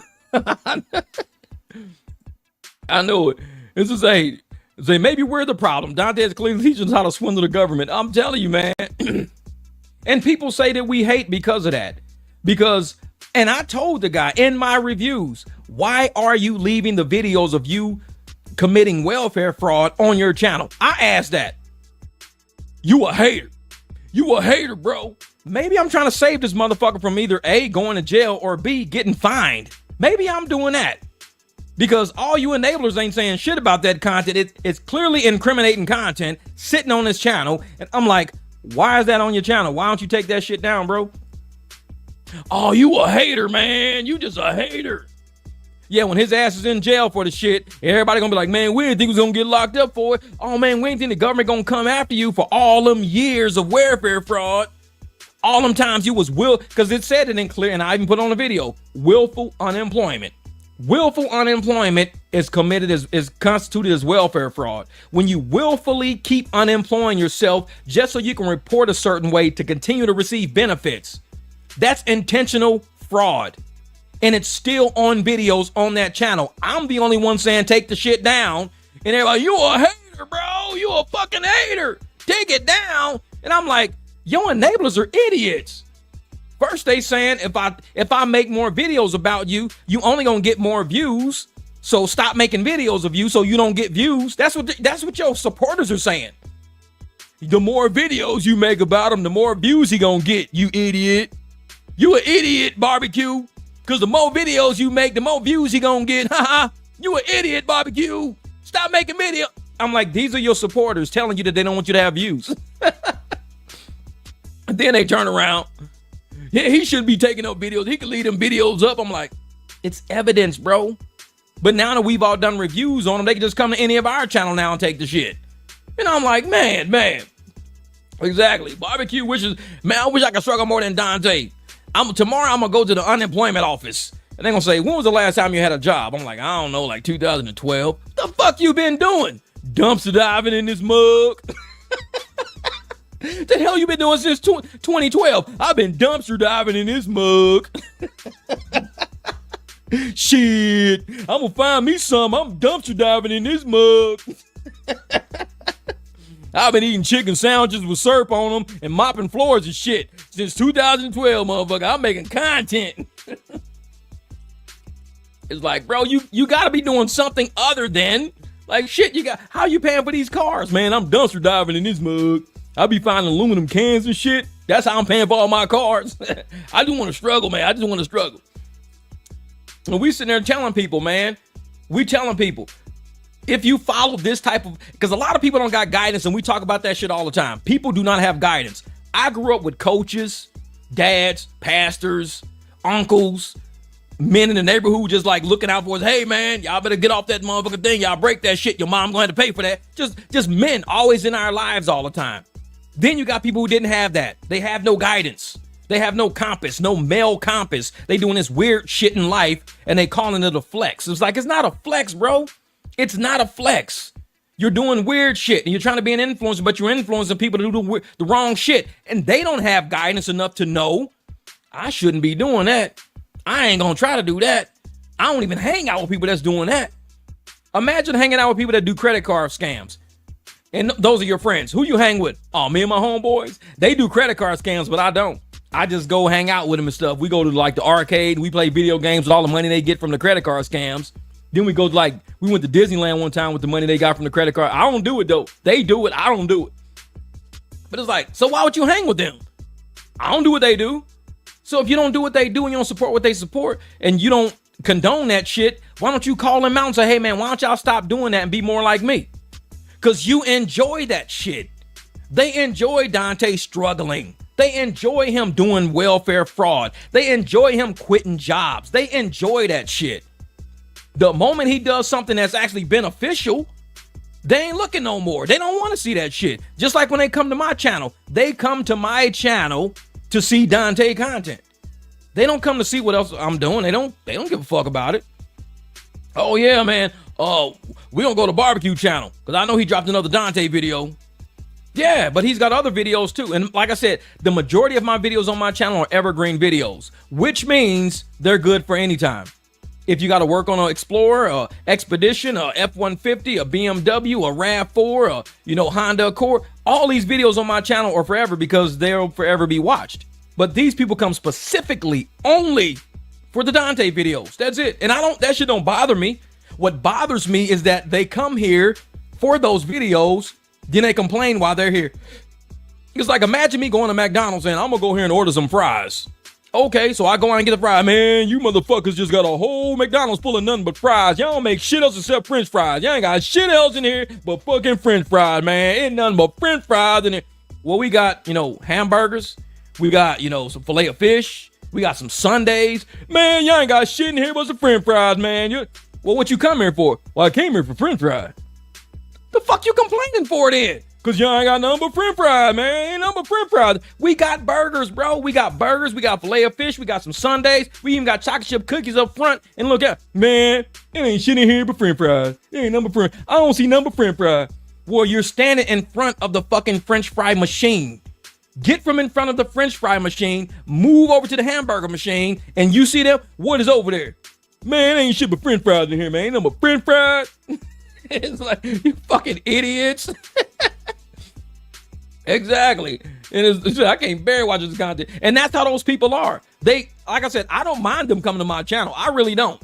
I mean, the views, appreciate it. But don't come over here and complain about the shit you came to see. That shit don't make, like, I am a very logical person and I call out dumb shit when I see it. If I see somebody running into a brick wall, they turn around and they look, and instead of running through the door hole, they run right into the brick wall again. I'm gonna say, how did you run into a brick wall twice? First time's an accident. 2 times in a row, and you see the door is wide open next to the wall, why didn't you just run through the door? Man, there ain't no door. This ain't nothing but a brick wall. Bro, it's a door right here. Like, it's wide open. You can just walk right through it. That's how some of his subs are, man. They're fucking slow. They're slow, man. And I try to help them, because I know they're not as high IQ as most of the people that's on this channel. So I try to even talk to them in the comments. See, Dante don't talk to nobody. He don't talk to people. I talk to people. I say, hey, listen, there's other shit on my channel you could look at. If you're not here for this, you can look at something else. I got a lot. No, you ain't got nothing but the whole channel full of Dante content. It's like, no, that's just the last video I dropped. That's all. There's more shit on my channel than the last video I dropped. I've been here for almost 5 years. Trust me. What up, sir? Sniper, what's good? Yeah, you think after a while they do better. Yeah, and that's the thing. You try to pull them, you try to bring them up to speed, like mentally bring them up to speed. And I don't mind sitting down and chatting with somebody and telling them, hey, listen, if you have a hard time navigating my channel, go to my homepage. There's playlists. Click on playlists. Open up all those playlists. And you'll see all the videos I got. So you don't have to think this whole channel is about the last video you dropped was about Dante. I'm like, so? And the last one before that, I'm like, so? When I was doing Uber content, I would drop Uber content 2-3 times a day, 4 years straight. 2-3 times a day dropping Uber content for 4 years straight. And you think me dropping a Dante video once a day for a month is a lot. You don't know how my channel works. When I want to drop some shit, what up, bro? When I want to drop some shit on my channel, I drop it. I can go 4 years straight talking about Uber and Lyft and the topics not even be the same. The topics be different. The ways we operate and make money be completely different. From saying I could drop 2 videos a day, there'll be completely different videos about the same app. And I could do that shit for 4 years straight. You don't think I can make content? Dante's made content for 5 years on his channel. 5 years. 5 years. You don't think I can find videos, 100 videos on that channel that he's got 492 on there. He deleted a lot. He's got 492. So out of the 492 videos, you don't think I can find 100 of them that I can critique? 100? And not even have a problem with it. Not even have a problem with it. I could do 100 critiques. We can make fun of it. We can laugh, crack up, laughing, having a good time. Man, be cracking up, crying, laughing. Funniest shit we ever heard. Some good sayings out of it. Some good t-shirts out of it. Funny shit. And then we just call it a day. We just go to the gas station, put gas in the car, and go make money. But these slow motherfuckers, oh, I take it personal, man. I can't believe it. And I mean, they're on other people's channels talking about the barbecue. They're on other people's channels. Oh, yeah, man. This one dude, he made like 55 videos in 10 days. He did, man. 55 videos in 10 days all about Dante, man. 55 videos in 10 days. Crazy. I'll be like, man, that shit be cracking me up. But that's what they say because I don't know if they're just slow. They're just slow. Because, I mean, if anybody even did the math, they'd be like, bro, I'm on barbecue. There's no fucking way he did that shit. It's like, no, he did not do no 55 videos in 10 days. It's fucking impossible. Dude only drops like a video or two, maybe. That's it. If I could do 55 videos in 10 days, trust me, I will be full-time on YouTube now. I'm full-time on YouTube now. Stop talking about my goddamn cousin. That's what I would say. Stop talking about my goddamn cousin. You talk about him 5 videos a day for 10 days straight at 55 videos. No, that's funny. Goldie says, I was out doing gig work tonight and passed the place Dante always records and wondered if he'll see any more videos from him anytime soon. Yeah, exactly. He gonna be doing them videos. He gonna be out there recording them. In his holiness. Man. But no, man, like I said, the Dusties, and the Dusties are the ones who make the videos even funnier. Because y'all gotta realize, and I said this a long time ago, anybody who knows, who's been watching my channel knows, I know we got a lot of new people, but I said a long time ago, in comedy, you know it's a good joke when you've offended somebody. You know it's a good joke. When you've offended somebody, the joke is pretty good. It was a good joke. Because if it's just like, nobody's offended, nobody's like, whatever. Because in a crowd, somebody in that crowd gonna get offended. Black comedians are like, hey, look at the white people in here. Oh, look at them. They all sitting in one little corner. Look at all the white people all sitting in one little corner. And everybody's laughing and joking and joking and joking. It's gonna be a couple of people get offended by it, but it's gonna be funny. It's not truly like, it's not harmful offense. It's just pointing out some shit offense. You go to a club, you see comedians talking about, hey, look at this dude right here. This old fat black dude right here. Look at this fat black dude right here. Why you sitting so far away from your woman? Oh, my bad. Your belly's in the way. And, fat people are going to be kind of offended by it. Oh, why you saying my belly in the way? Man, it's a joke, man. I'm just fucking with you. But people going to feel offended by it. The joke's going to work and people going to laugh. It's all good. I know it. They want to make it like you're obsessed with Dante. I don't care what what cracks me up is that they've been on Dante's channel for how long? I don't even know. I only been on this channel for like maybe, not even on this channel, like getting his videos for like, a month or so. I think they're obsessed with Dante because Dante's never spoke to them before. So they come to our channels because they want people to speak to them. They want a content creator to speak back to them. They've been on YouTube for how long? Trying to get Dante's attention? How long? Dante, you're doing amazing, bro. I hope you're having a great day with Leo. Dante, nice truck, bro.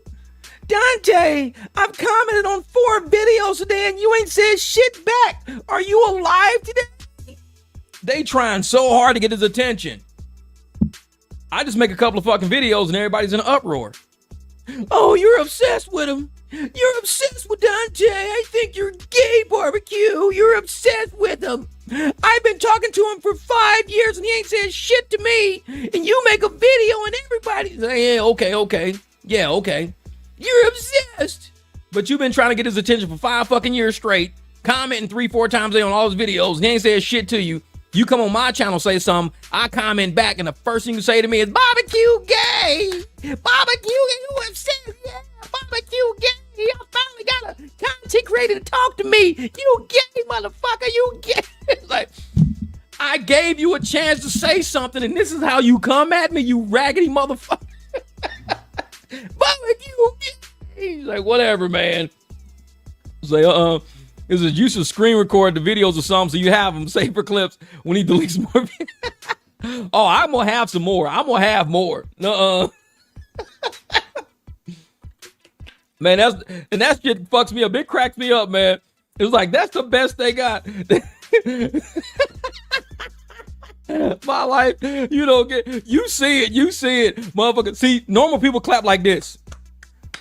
These motherfuckers clap with their finger spread open like this. They be, hey, barbecue gay, barbecue so gay, he's so gay. He talk about Dante all the time. He got a whole channel about Dante. He obsessed with Dante, barbecue gay, barbecue.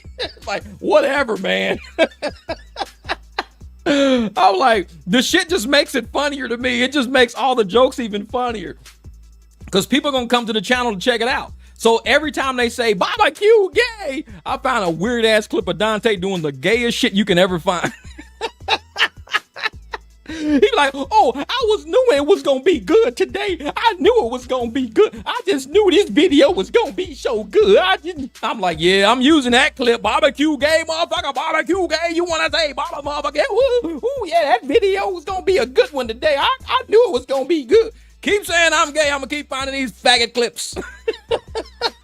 I'm gonna keep finding them all day. I'm gonna find as many as I can find. God damn it. You keep calling me gay all you want to. I'm gonna put so many gay clips of Dante in this motherfucker. Y'all gonna think it's a goddamn cross-dresser show. They're gonna say, what did barbecue turn into? Is this like some kind of weird ass fucking shit going on? All I see is a gay dude on his channel. Barbecue, you gay. You keep putting these gay clips of this dude on there clapping and wearing a dish rag. I think you gay, barbecue. I was like, yeah, you keep saying that shit. I'm gonna keep finding them clips. Keep fuck with me if you want to. It's like, man, what up, Patch? Man, they be messing with me though. I don't, yeah, I'll speak the truth and they don't like that. That's cool. That's cool. And it's funny because, and this is what cracks me up. And honestly, I checked a couple of their subscribers one time. And I think I told people this when I went and I clicked on one of his subs that was talking shit about me.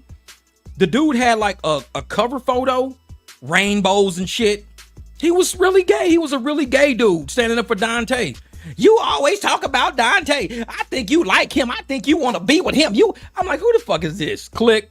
Oh shit, it's a real gay person. Had rainbows and shit. Motherfucker all looking all weird and shit in his profile picture. He was all like this and shit, like all weird and shit. Rainbows. I'm like, yeah, I can see now. I blocked his ass quick. Because that's the thing. I don't want no weird motherfuckers on my channel. I have nothing against gay people. Nothing against them. But do not try to drag me into your weird ass sexual fucking realm. Don't do it. Don't. I think you like him because I like him too. And the more you talk about him, the more I like you. And the more I like you, the more I like him. So the three of us can like each other because I hate you, barbecue. Barbecue gay. Yeah, I like you, barbecue. Like, block. Get that shit out. Block. I don't need that weird shit on my channel.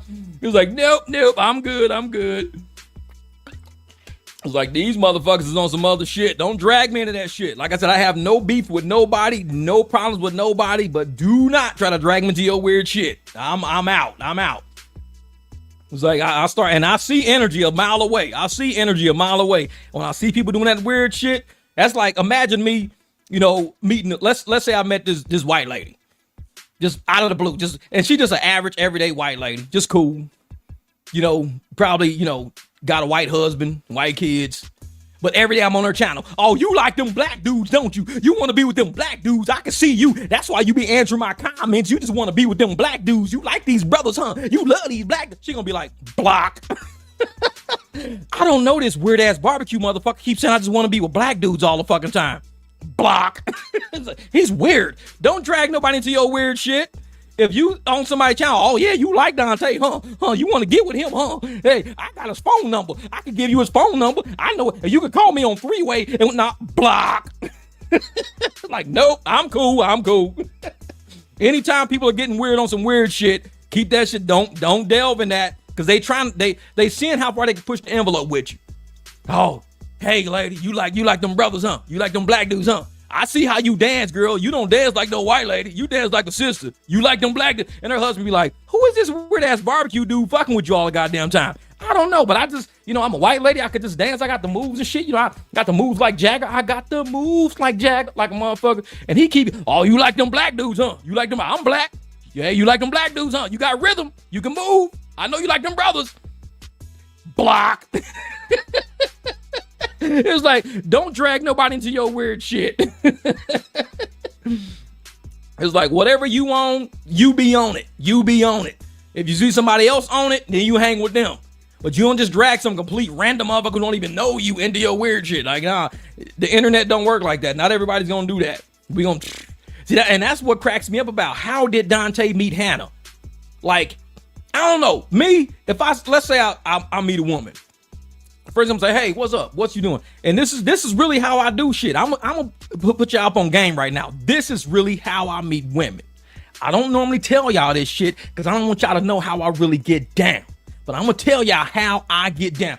Get a piece of paper, get a pencil, get ready, because I'm finna drop some game on you.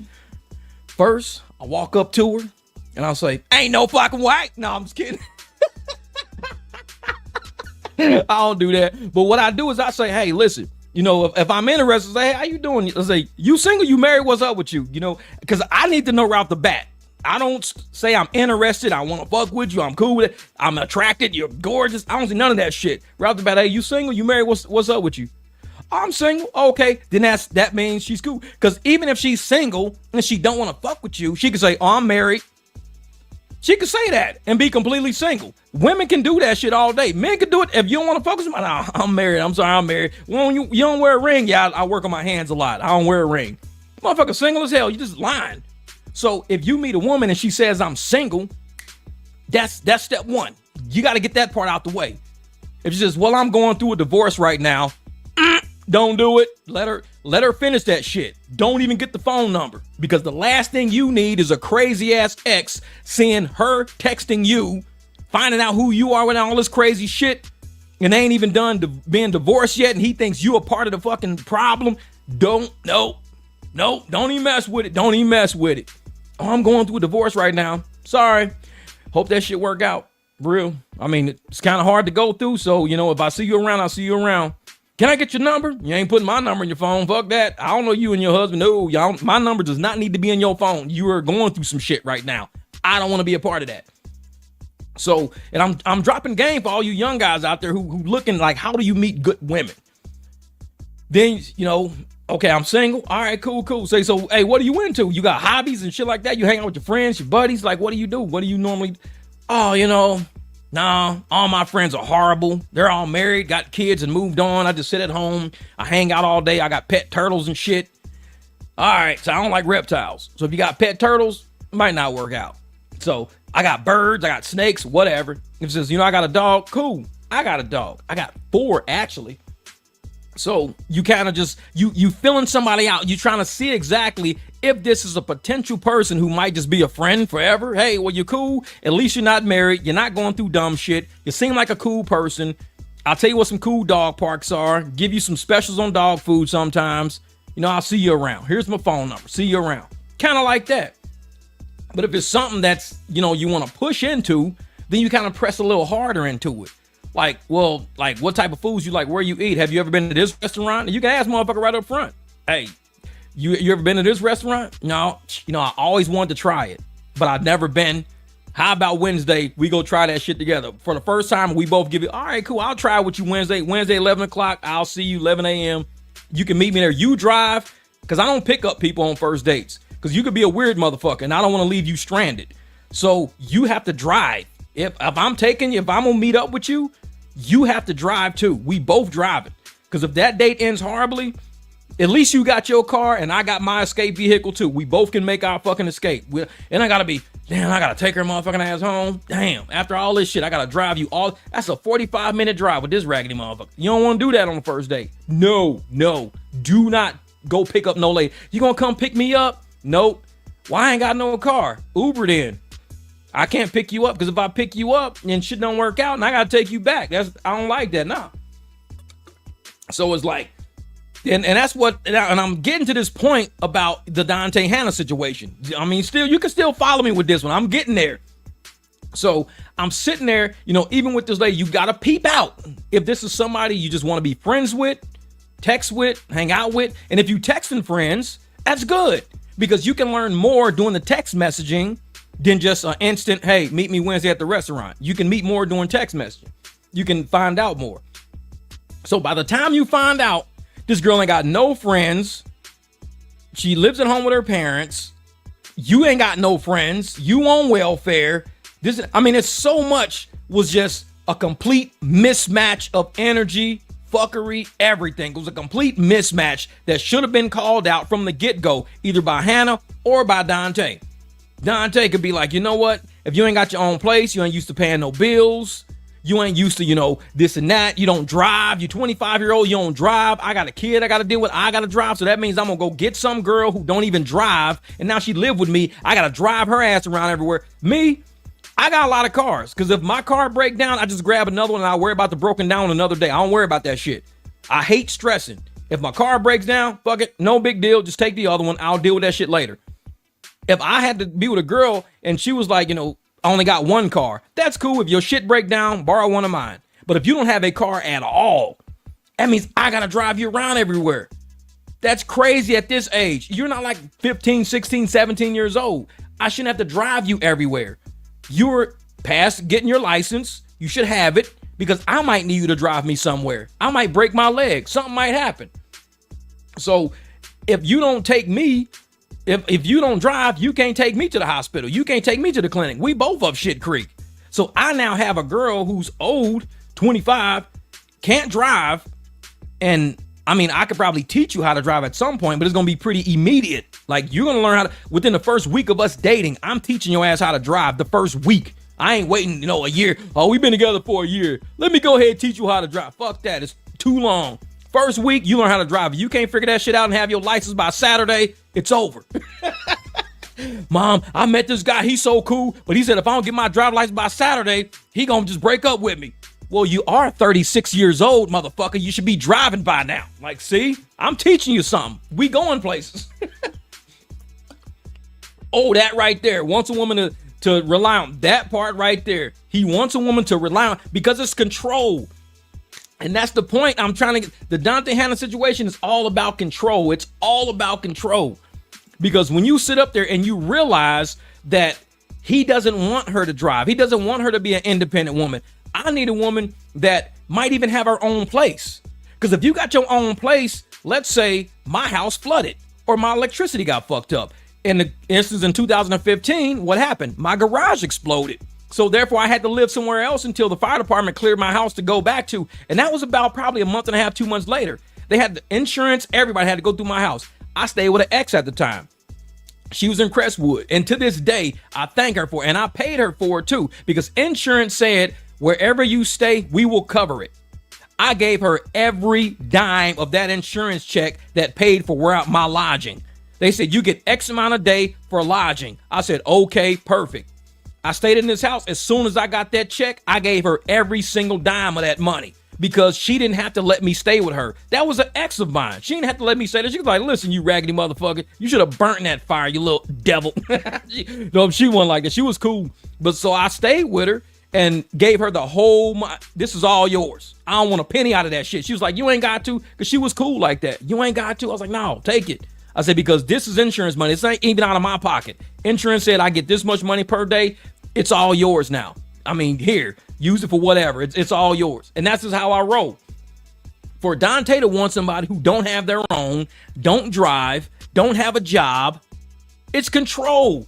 A normal man wants a woman who can take over. If I walk out the house and trip over the curb and smack my head on the concrete, my bills still need to be paid. So a lady got to say, Jeff, I got your bank account. I'm going to transfer money to your power bill. I'm going to transfer money to this. Cool. Because I'm in the hospital. And now you just transferring my money to where I paid your mortgage for you. I transferred money to your mortgage place. Thank you so much. You're going to need some woman who can actually take over and do shit. That is your co-pilot in your jet. If you got a jet and you the pilot, that's your co-pilot. Shit go bad, y'all got to take care of each other. She is not a passenger in your jet sitting way in the fucking back. And jet's about to crash. She's like, oh shit, I can't fly it either. Now y'all both dead now. But if you say, hey, jet's about to crash, she was like, let me take over. I'll do it. So now she's doing it now. So it's like, cool, I got a good ass co-pilot. Cool, we can make this shit. We can land this shit. Let's land it. Like what Trey Watts say? Land your plane. Wait, LaTanya's in here? I ain't see LaTanya was in here. What up, LaTanya, wherever you at? I don't even see you in here nowhere. And so for, just like Michelle said, he wants a woman to rely on him. Men, listen to me with this. Men, get you a woman who is strong. Don't get a woman who's weak and just wants to be I don't know how to drive. I'm scared to drive. I'm scared of bugs. Well, I'm scared of bugs too. I'm scared of nighttime. I'm scared of nighttime too. So it's like, how y'all gonna make it somewhere if both of y'all scared? So at least have a woman that says, I ain't scared of bugs. There's women out there, I be watching videos, they be catching snakes with their bare hands. I hate snakes with a fucking passion.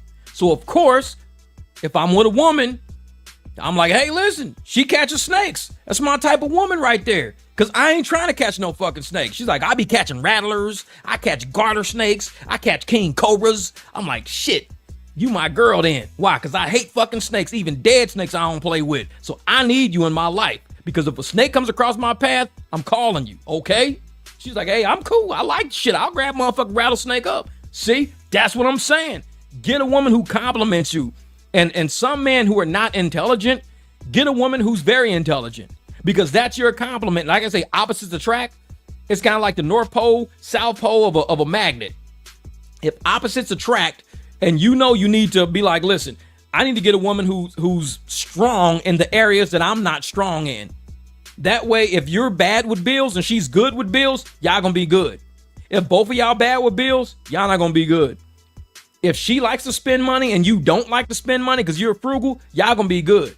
Because I've been with women like that who love to spend money. This one girl I dated, she loved to buy Steve Madden shoes. That was her fucking thing, Steve Madden shoes. She loved them. But she would go to the Steve Madden store. Of course, what did I do? Mr. Frugal himself, why don't we get on eBay? Everybody was selling Steve Maddens on eBay for like half the price she was paying for them. She was like in fucking heaven. She was like, oh shit, I can get these tan ones. I can get the black ones. I can get the maroon and orange. I can get the... I was like, there you go. Buy all the fucking shoes you want. Just not at the full price. That's all. It's like, so it's like, she was a Steve Madden nut. Girl had heels. I mean, by the time we left, I don't know how many heels that girl had. She would just buy, because she liked wearing heels. That was her fucking thing. That shit didn't bother me as long as you didn't pay full price for them. Cool, knock yourself out. Me, I'm a car parts guy. If you don't bitch about me buying an exhaust system, I can't bitch about you buying heels. Because your heels might run you, let's say, $100. I don't care. Spend it. You can get 10 pair at $100 because my exhaust system is going to cost me like $1,500. So you can get 15 pair of Steve Maddens and I get one exhaust system and we both happy because all I want is the exhaust system. That's all I want. So it's like, shit, that's what we do. Shit, I bought girls rims, whole rims for their car. So you like rims? Yeah, well, let me get them at a discount because you can go to a tire shop and they're going to rip you off. I'll just buy them myself. So I would buy the fucking rims. That's how I am. It's like, nope. So thank goodness you never introduced her an outlet store. I know it for real. eBay was the outlet. Man, we would get like 2-3 boxes a day at that damn house, man. That girl loves some damn shoes. But these are good because I found these on sale and they were worn once and I think they're only like $60. They're normally $300. I'm like, man, what the fuck? Okay, it's a good deal. $350 to $60, that's a good deal. I can't say no. Yeah, so yeah, I love finding things cheaper. There are one or two things that I pay full price for. Exactly. Like, man, see, I'll pay full price for like good dog food, dog treats, dog toys, tires, but I'll always go on eBay and stuff to see what the real price is. eBay is market price. Like, what is this shit really going for? Stores are like markups. So, okay, let's say if it's $22 on eBay, 22 on eBay, but it's $30 at the store. I'll just go to the store and get it because it's only an $8 variance. I mean, I'm like, and I can get it today. I'm like, it's only $8. It's 22 online, but it's 30 at the store. Now, if it was 22 online and 111 at the store, I'm gonna get the shit online because it's more than $8. I mean, okay, cool. I'm not gonna, trip off of $8. I'll just go buy it at the store for $30, call it good. But some people out there, like you said, like Dante, he ended up getting this woman somehow off of Facebook. They never talked about who they were. I think they talked about what they could do for each other. Like they were using each other. She was using him to be a wifey and get out of the house and live this relationship life. But he wasn't looking for that. He was looking for somebody to help him with content. He was like, well, shit, if you're willing to do that, we could do some couples content. You could record for me. You could do some edits with me. I could teach you how to do this and do that. See, to him, she wasn't nothing but a project. You little project hoe. She's just a project. That's it. You are going to move in with me and become my employee. That's it. I'm going to teach you how to do all this stuff. We're going to do YouTube together. And she's thinking, ooh, I got a man. Dude's scared of bugs and scared of the dark. It's like, you didn't get a man. He's scared of the dog and he's scared of the dark and he's scared of bugs. He is not a man. There's no man like that. So when I'm sitting there and I'm listening to how those two, like how they were meeting in that one car ride they did, And she was like, yeah, I got to get my shit together. He's teaching me how to be this and he's teaching me how to be that. I got to get I'm thinking this girl is so brainwashed already. Just met this dude and he ain't got shit to show. Dude been living in low income for 5 years of his life. Ain't got shit to show for nothing. Got hope in a dream. Hope in a dream off of YouTube AdSense. And there's people out here with 1 million followers, million subs. And they like, do not rely on YouTube AdSense. The shit's like gambling. 1 month you done made 10 grand and next month you had $1,800. You like, what the hell just happened? No views whatsoever. So it's like, and then you got this guy, I'm going to teach you how to do YouTube and make a living off of YouTube so we ain't got to work no more. Not a good plan. Not a good plan. It's not solid. But if she would have knew who this guy was, studied him, found out through his YouTube channel, he was a habitual job quitter, habitually getting fired, habitually living in low income, habitually on welfare, EBT and all that. If that's what his level of success was in because his videos, oh my God, I got EBT, I got $200 food, $50 cash. I didn't even think I was going to get the cash. Look, they even gave me cash. Oh my God. And I'm thinking, $50 is what we make in an hour. And you get that for a whole month? I'm like, bro, are you you aiming for the bottom? You're aiming for the bottom. And when this girl would have been like, yeah, I'm with you because you get $50 a month in welfare cash when you can make that in an hour. Come on now, come on. You can't do that. You got to aim higher than that for a man, especially if this is going to be the man that says, I'm going to take care of you and your life and everything. You got to aim higher than I get EBT and I get EBT cash every month. What do you get every day? Are you out working, trying to be productive, trying to, increase your personal value in this world? What are you doing? He couldn't answer that question. His only thing was, you live a sheltered life. You live with your parents. You don't know how to pay bills. You don't know how to struggle and make it. I hope not. I hate for people to have to struggle. Why would I have to teach somebody how to struggle by taking them from a secure situation, putting them in my struggle shit just to teach them and make content? It's just shit stupid, man. It's stupid. It's just stupid. And the more I look at his content and I see all the enablers in there, the old heads that were being like kicked out and blocked and banned, they're the ones saying, Hannah, just stay with your parents. We don't even know what you're doing. We don't get this. What the hell are you doing? Stay with your parents. But yet he was over there. Oh yeah, you don't have to stay with your parents. You can just stay with me, this and that. And all the enablers like, yeah, y'all stay together. Y'all a great couple. Y'all a power couple. Power couple? Y'all getting EBT cash. You can't be a power couple getting EBT cash at the same time. Think about the logic behind it. You're a power couple. We're getting extra EBT cash.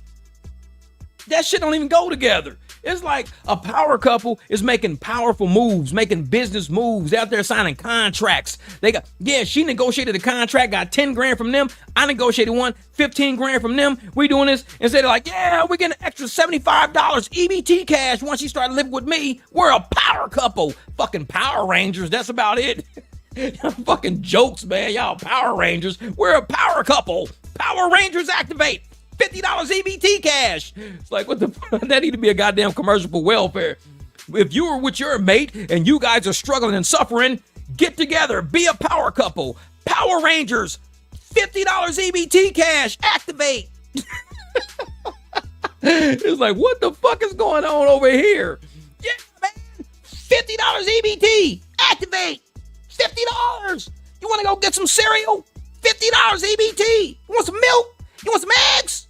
EBT, Power Rangers, cash. It's like, the fuck kind of power couple is this? We're the Power Ranger couple. EBT. That's across their shirt that says EBT. It ain't an S, it's just EBT. We're super EBT couples. Like, oh shit. Is there a type of power couple is Dumb and Dumber? I know. It's almost 30 years they can't do shit. Yeah, I'm telling you, man. And I'm sitting there like, why didn't the people on their channel, the enablers, say, listen, y'all, listen, we get you trying to make content. We're here to see the grind, but can y'all like elevate? I mean, you're doing the same content for 4 or 5 years about living in low income and quitting jobs. At some point, you've got to turn the page and go up a level. You've got to level up. You keep going through girls and going through engagements, you've got to level up. If you don't level up, you're on repeat. And you keep dragging these girls into the mix and taking them right down into this fucking little cubby hole. Power Rangers, EBT. It's like, come on. Slash by Sandy, love your content. Yeah. And see, that's the thing though. People like that, man, and the fact that so many creators out there, so many creators were calling them out, but yet they got hot about me. Oh, you make a whole channel about Dante. You make a whole channel. Your whole channel. Like, no. I'm just going back reviewing all the old videos that I never saw before. So I'm reviewing all the old videos that you motherfuckers saw, but you didn't say nothing about. The dude is doing shady shit, welfare shit. And he's at this point, and instead of saying, hey, Dante, you're going back to another eviction, you're still doing the same shit over and over again. Why don't you just go get a job? If you don't get a job, bro, I'm dropping off your channel. I'm just done with you. I'm done with you watching you struggle, done watching you go through bullshit, done watching you ignore people's advice, then take the advice, then ignore the advice, then say how you're going to start taking their advice, then ignore the advice, then say you've woken up and you're going to be a man now and take their advice, then go back to doing dumb shit. It's like, I'm done with this cycle, man. I'm done with the cycle.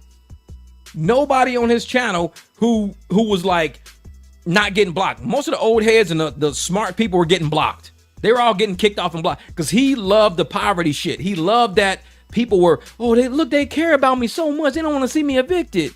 Then go get a fucking job. Instead of just worrying about how can I make people care about me and care about my living situation. I want people to care about me because this is what's going to make me able to pay my bills. I'm just like, this is the weirdest grift I've ever seen. The weirdest grift I've ever seen was just be as broke can be and be real, like acting like you really broke, getting other people involved in your shit just so people can watch your content. I'm like, the acting was horrible. I was like, they're smirking the whole time. They're laughing and shit. I'm like, this don't even make sense. They're laughing in their own subscribers' faces and shit. They're laughing at them. And these subscribers don't even catch it. They're not even seeing it. I'm seeing the shit in broad day. I'm like, dude, they're laughing. Like, yeah, we getting evicted. We finna get put on the street. Yeah, tomorrow then he gonna throw all our furniture out. Y'all think next weekend I'm gonna get fired too? It's like, dude, this is a fucking joke. They're playing with y'all. They gotta be joking. They're laughing and smirking the whole time. In the car looking at each other. She looking at him, they looking at him. Like, yeah, what do you think? Yeah, real life. Type. I'm like, they gotta be fucking with people. This can't be real. This cannot be real. And they enabled us. May God bless y'all. And I hope y'all get that blessing that I sent you. Type. I sent you a blessing, Dante. Type. Did you get my blessing? And he don't even like the content. He don't even like the comment. He don't even click that shit. Like, man, I ain't worried about these damn people. I'm not worried about them. He's like, he got them scissors for Christmas. The giggles got it. Up there, the giggles got it. I got the giggles. And that's the thing. It was to the point where I was watching the content, like I'm realizing they were screwing with people. I'm doing my review, and I'm doing it in the sense that I know what they're up to because I know their current position. I know what they're up to. So the people that at the time watching the videos, I'm like, how could y'all not see it? Like, it was the same repeating cycle. Yeah, exactly. The grooming part was killing me. And I'm like, man, real life. And it was like she would hurry up and repeat it as soon as he said it to like reaffirm him. He'd be like, yeah, going to the store. Don't sit on the couch. Man, gotta open his fridge. Type. It's like, what the fuck is wrong with you, girls? Like, she's parroting everything he says, like, right behind him. I know the algorithm is like, why are these motherfuckers doubling up all the words? Y'all fucking up the algorithm. It's like, Dante. Motherfucker, who's Dante? Dante. Yeah, got a new Dodge Ram. Nigga go pick up Leo. Yeah, we finna go in the store and get these groceries. It's like, Why you keep repeating everything this month? We heard this motherfucker the first time. If we did, we just rewind it and say, what did he say? We ain't got to worry about what he said because Hannah's going to say the shit next. Dante be like, oh yeah, motherfucker. Onomatopoeia. Onomatopoeia. Like, damn, she caught that shit? You want to call your parents now? Yeah, I want to call my parents now. It's like, shit. Everything she said, this motherfucker, he be walking down the street. Supercalifragilisticexpialidocious. She be like, supercalifragilisticexpialidocious. Like, motherfucker, why are you repeating everything this man is saying? We heard what he said. She just parroted everything. Well, I was trained by him. Whatever I do, just follow me. In the video, follow me. Like, he didn't mean literally follow him. He meant just follow his energy. He's acting. If you see him go, oh man, today was sad, go, yeah, it was sad. Dante be like, man, today was sad. She'd be like, man, today was sad. Like, he just said that shit. It was the roughest day. I don't believe I got fired. She'd be like, it was the roughest day. I don't believe he got fired. It's like, stop copying this motherfucker. He said follow him, but not follow exactly him. He'd be like, man, I'm gonna go stand up and piss. She'd be like, I'm gonna go stand up and piss. She like, do you know what you saying, Hannah? You copying everything. He said he gonna go stand up and piss. She'd be like, yeah, tight. It's like, man, like, slow down, Hannah. Stop copying everything. Listen to what he's saying. So when I first heard of Dish Rag, he really inspired me to do my channel. I'm just happy I didn't fall for that rabbit hole of his advice. I just focus on my own content viewers love. And that's what it's all about. And I even said that when I used to do content a long time ago, when I would do rideshare content, I would tell people, hey guys, if you guys want extra money because of how AdSense works, and I would tell people real shit. Hold up, let me scoot this over. And I would tell people real shit. I would say there's 8 billion people on earth. 8 billion people on earth. Topics jumping every single day, from trees blowing in the wind to dogs playing to cats playing. There's no way anybody can make content that overlaps each other to the point where you need to argue. That's why I don't get Temu Bob Marley. He's like, I was on Dodad first and now everybody on Dodad. I'm like, who gives a shit? Nobody cares. So when you make a channel, the algorithm is the one you're really after. You're not after no other creators. Don't worry about other creators and what they're doing. All you got to worry about is what does the algorithm likes. And we're an hour 45 minutes, and I'm going to tell you guys exactly what the algorithm likes. The algorithm likes lowercase letters. It loves lowercase, and I'm going to tell you why. Because when it translates lowercase into other languages, not every language has uppercase, the uppercase equivalent of an English letter.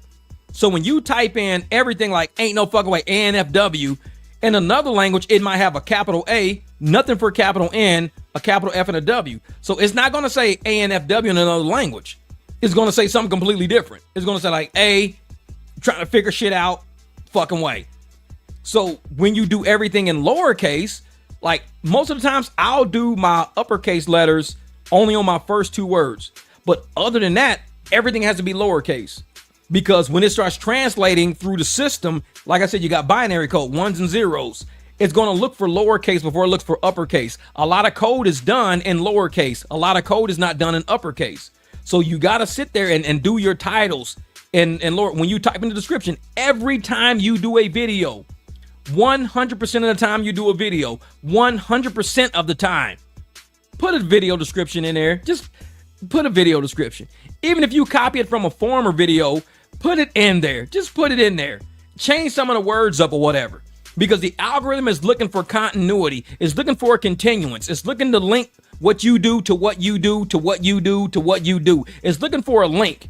If you don't give it a link and you're all over the place, the algorithm's not going to find you. So it's not your views. It's not your content. It's not just make sure your videos are clear. Your audio is good. Make sure you're not dragging people on with dumb shit. We're like, I don't know what I'm doing today. I think I'm going to go get some gas. Don't say all the fucking time because the algorithm doesn't have in there. It's like, man, so what you want to do, all code, no problem. So what you want to do, like when I'm doing my content, if you listen to my videos, my actual videos that I do, you don't see a lot of breaks in my conversation. When I have to, and when I'm making the video, I have a pause. Like, let's say I'll make a video. I'm recording my video right here because when I do my videos, I'm right here. And I'll say something like, let's read this. It says, I didn't know that, Jeff. You're smart. I wish I had you as a big bro. Now, let's say I said a story like I said, I didn't know that, Jeff. You're smart. I wish I had you as another big bro. Now, that's how I would say it as I record it. But I would cut out the dead spots. Cut out and when I edit in KineMaster, I'll put a split and I'll move the split over. So it takes out all that dead space and it says, I didn't know that, Jeff. You're smart. I wish I had you as another big bro. It sounds like a normal conversation I'm having. Sometimes when you watch my video, you'll see a jump cut. Like I'll be like this. I'll be like, yeah. And I'm like, but you got to know the jump cuts are helpful because Jeff, you're the first person to actually explain why lowercase is better. Yeah, a lot of people don't get it. They don't get it. They go, lower. I'm like, bro, it's ones and zeros, binary codes. It's translating to other languages because I can type something in another language. If I type it in English with all caps, it's not going to say exactly because uppercase letters don't translate. It just don't do it. Code is all lowercase. But when I'm doing my jump cuts are good for the flow of a video. If I go, today, I'm going to tell you exactly how to make, and that jump cut is what keeps the person engaged. It's a jump cut. When you're watching the news, you wonder why when you watch the news, the camera angle changes all the time. It goes, today on Fox 5 News, we're going to show you exactly how to do this and this, and back to you. Thank you for that. It's jump cuts. Those are all jump cuts because jump cuts keeps people engaged. When I see people doing videos in their front seat of their car and it's just a long ass monologue, no jump cuts whatsoever. They like, yeah, today I was going to go to the store at first, but man, what was I thinking? Man, fuck all that. Cut all that out. Today I was going to go to the store at first, but instead, this is what I did. See, I just cut all that shit out that you don't need to see. That's editing. When you edit a video, you're editing for attention. You're editing to keep all that shit out that you don't want the algorithm to get about a lot of pauses. You don't want that. The algorithm don't like that. The algorithm likes motion. It likes movement. It likes engagement. So the more you stay engaged into your edit, the more YouTube is going to grab your videos. The algorithm is going to say, hey, this is a great video. Look at the big YouTubers. A lot of jump cuts. A lot of this and this. When they typing in all of their things, you see someone like Benny Johnson, he uses thumbnails more than he uses titles. So he'll sit there and thumbnail the shit out of everybody. But his titles sometimes got uppercase, lowercase, it's all jumbled. But his thumbnails are what catches people. So you can thumbnail, be that type of creator, or you could be a title creator. I'm more of a title creator. Thumbnails, so much. Say, I'm trying to drop off some dish rags, boy. I'm August. My birthday already passed already. I don't really tell people when my birthday because I don't celebrate my birthday. So my birthday, even on Facebook, I took my birthday out because I don't like fucking getting on Facebook. Everybody, happy birthday. It's like, man, leave me the fuck alone. Happy birthday. It'd be like a zillion fucking happy birthday. All down the fucking Facebook. Man, I turned that shit off so long ago. I was probably in my 30s when I turned that shit off. I was like, I don't like this. When's your birthday? Don't worry about it. So everybody else's page be like, happy birthday, balloons and crazy shit, the whole fucking page. My shit, every year, nothing. No birthday shit on none of my channels. When's your birthday? August. Oh man, that shit already passed. Yep. But like I said, and when you're doing content, because I learned that from Benny Johnson, because Benny Johnson will thumbnail you to death. He will thumbnail the shit out of everybody. His thumbnails are what I started copying the theory of. All his thumbnails look alike. So I said, anytime I talk about something, I've got to make that thumbnail look like that. Now, when I'm doing just basic shit, like if I'm hanging out with the dogs or whatever, if I'm riding around like with the furniture, I don't make my thumbnails look like my typical thumbnail, because that to me is just content. It's nothing it's just shit that I show people. It's not supposed to get views. It's not supposed to go viral. It's just content. So the people that know me, that watch it, says, hey, I remember when you got that table. Hey, I remember when you got the fridge. Hey, I remember when you took April to go get her haircut. That's for us.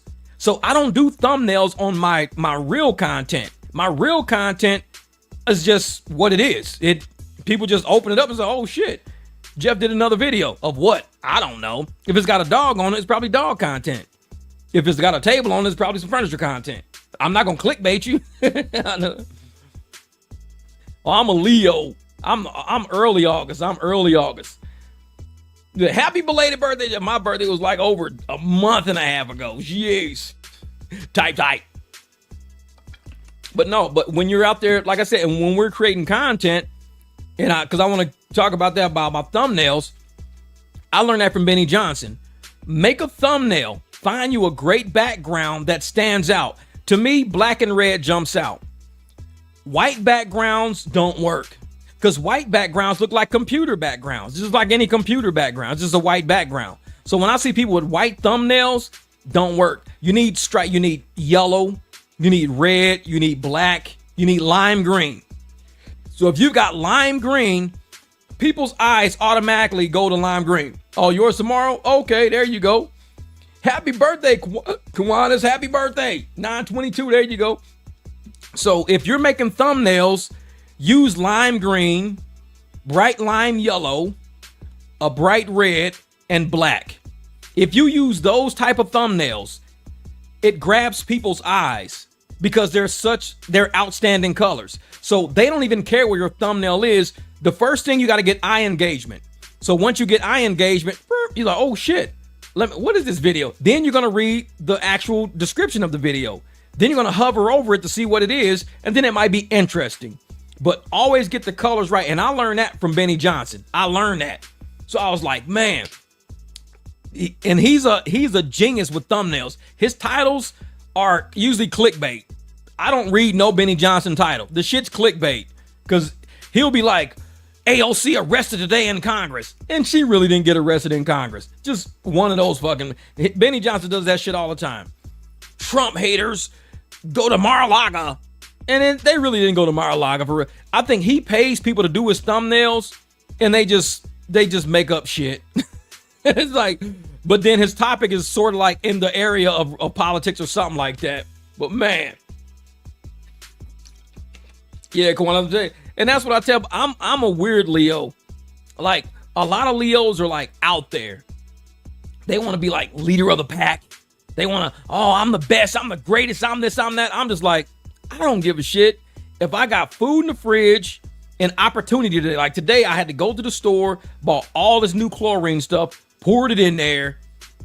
I'm easy going. I just want to get my pool looking right because the weather is changing a little bit. So I might want to get back in the pool again. I'm easy going. Yeah, I don't like clickbait. And that's why a lot of times I don't even watch people's videos because I know that the title is not what it is. Yeah. So the one thing I'm going to play out, but everyone uses all the time is that Home Alone shock face.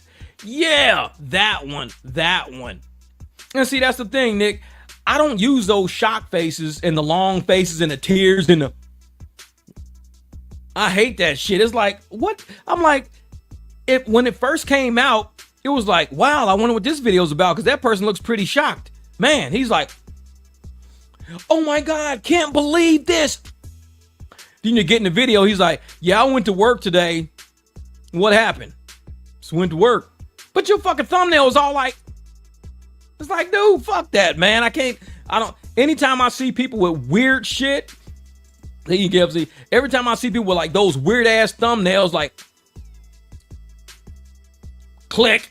I just go right past that shit. Scroll because it's phony shit.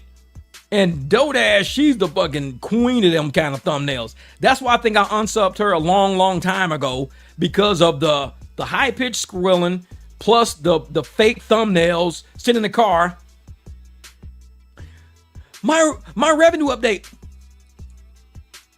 I'm like, no, go. I don't like fake shit. It's just like, nah, man, I cannot do it because, yeah, exactly. They want to make you feel their emotions. And as soon as I see thumbnails like that, it triggers me, man. It triggers me. And I'm like, this phony ass person. Because as soon as you open their video, they're not even talking like the hype of their video. It's just normal. Just like, click, I'm out of here. Like, oh my God. Since everyone loves a black woman who screams like a white girl. She's like, ring. She's like a coffee pot. Ring, ring. They was doing that shit on the coffee pot. I was dying laughing. Yeah, they're way too animated for me. I can't do it, man. I can't do it. And it's like, it's one thing to be funny, to be excited, but that weird shit, and This is right here. This shit right here is fucks me up. Hold up for a second. Let me see something. Wait a minute. Let me show y'all this shit right here. Where's this shit at? This shit right here cracks me up. This is the shit that fucks me up right here.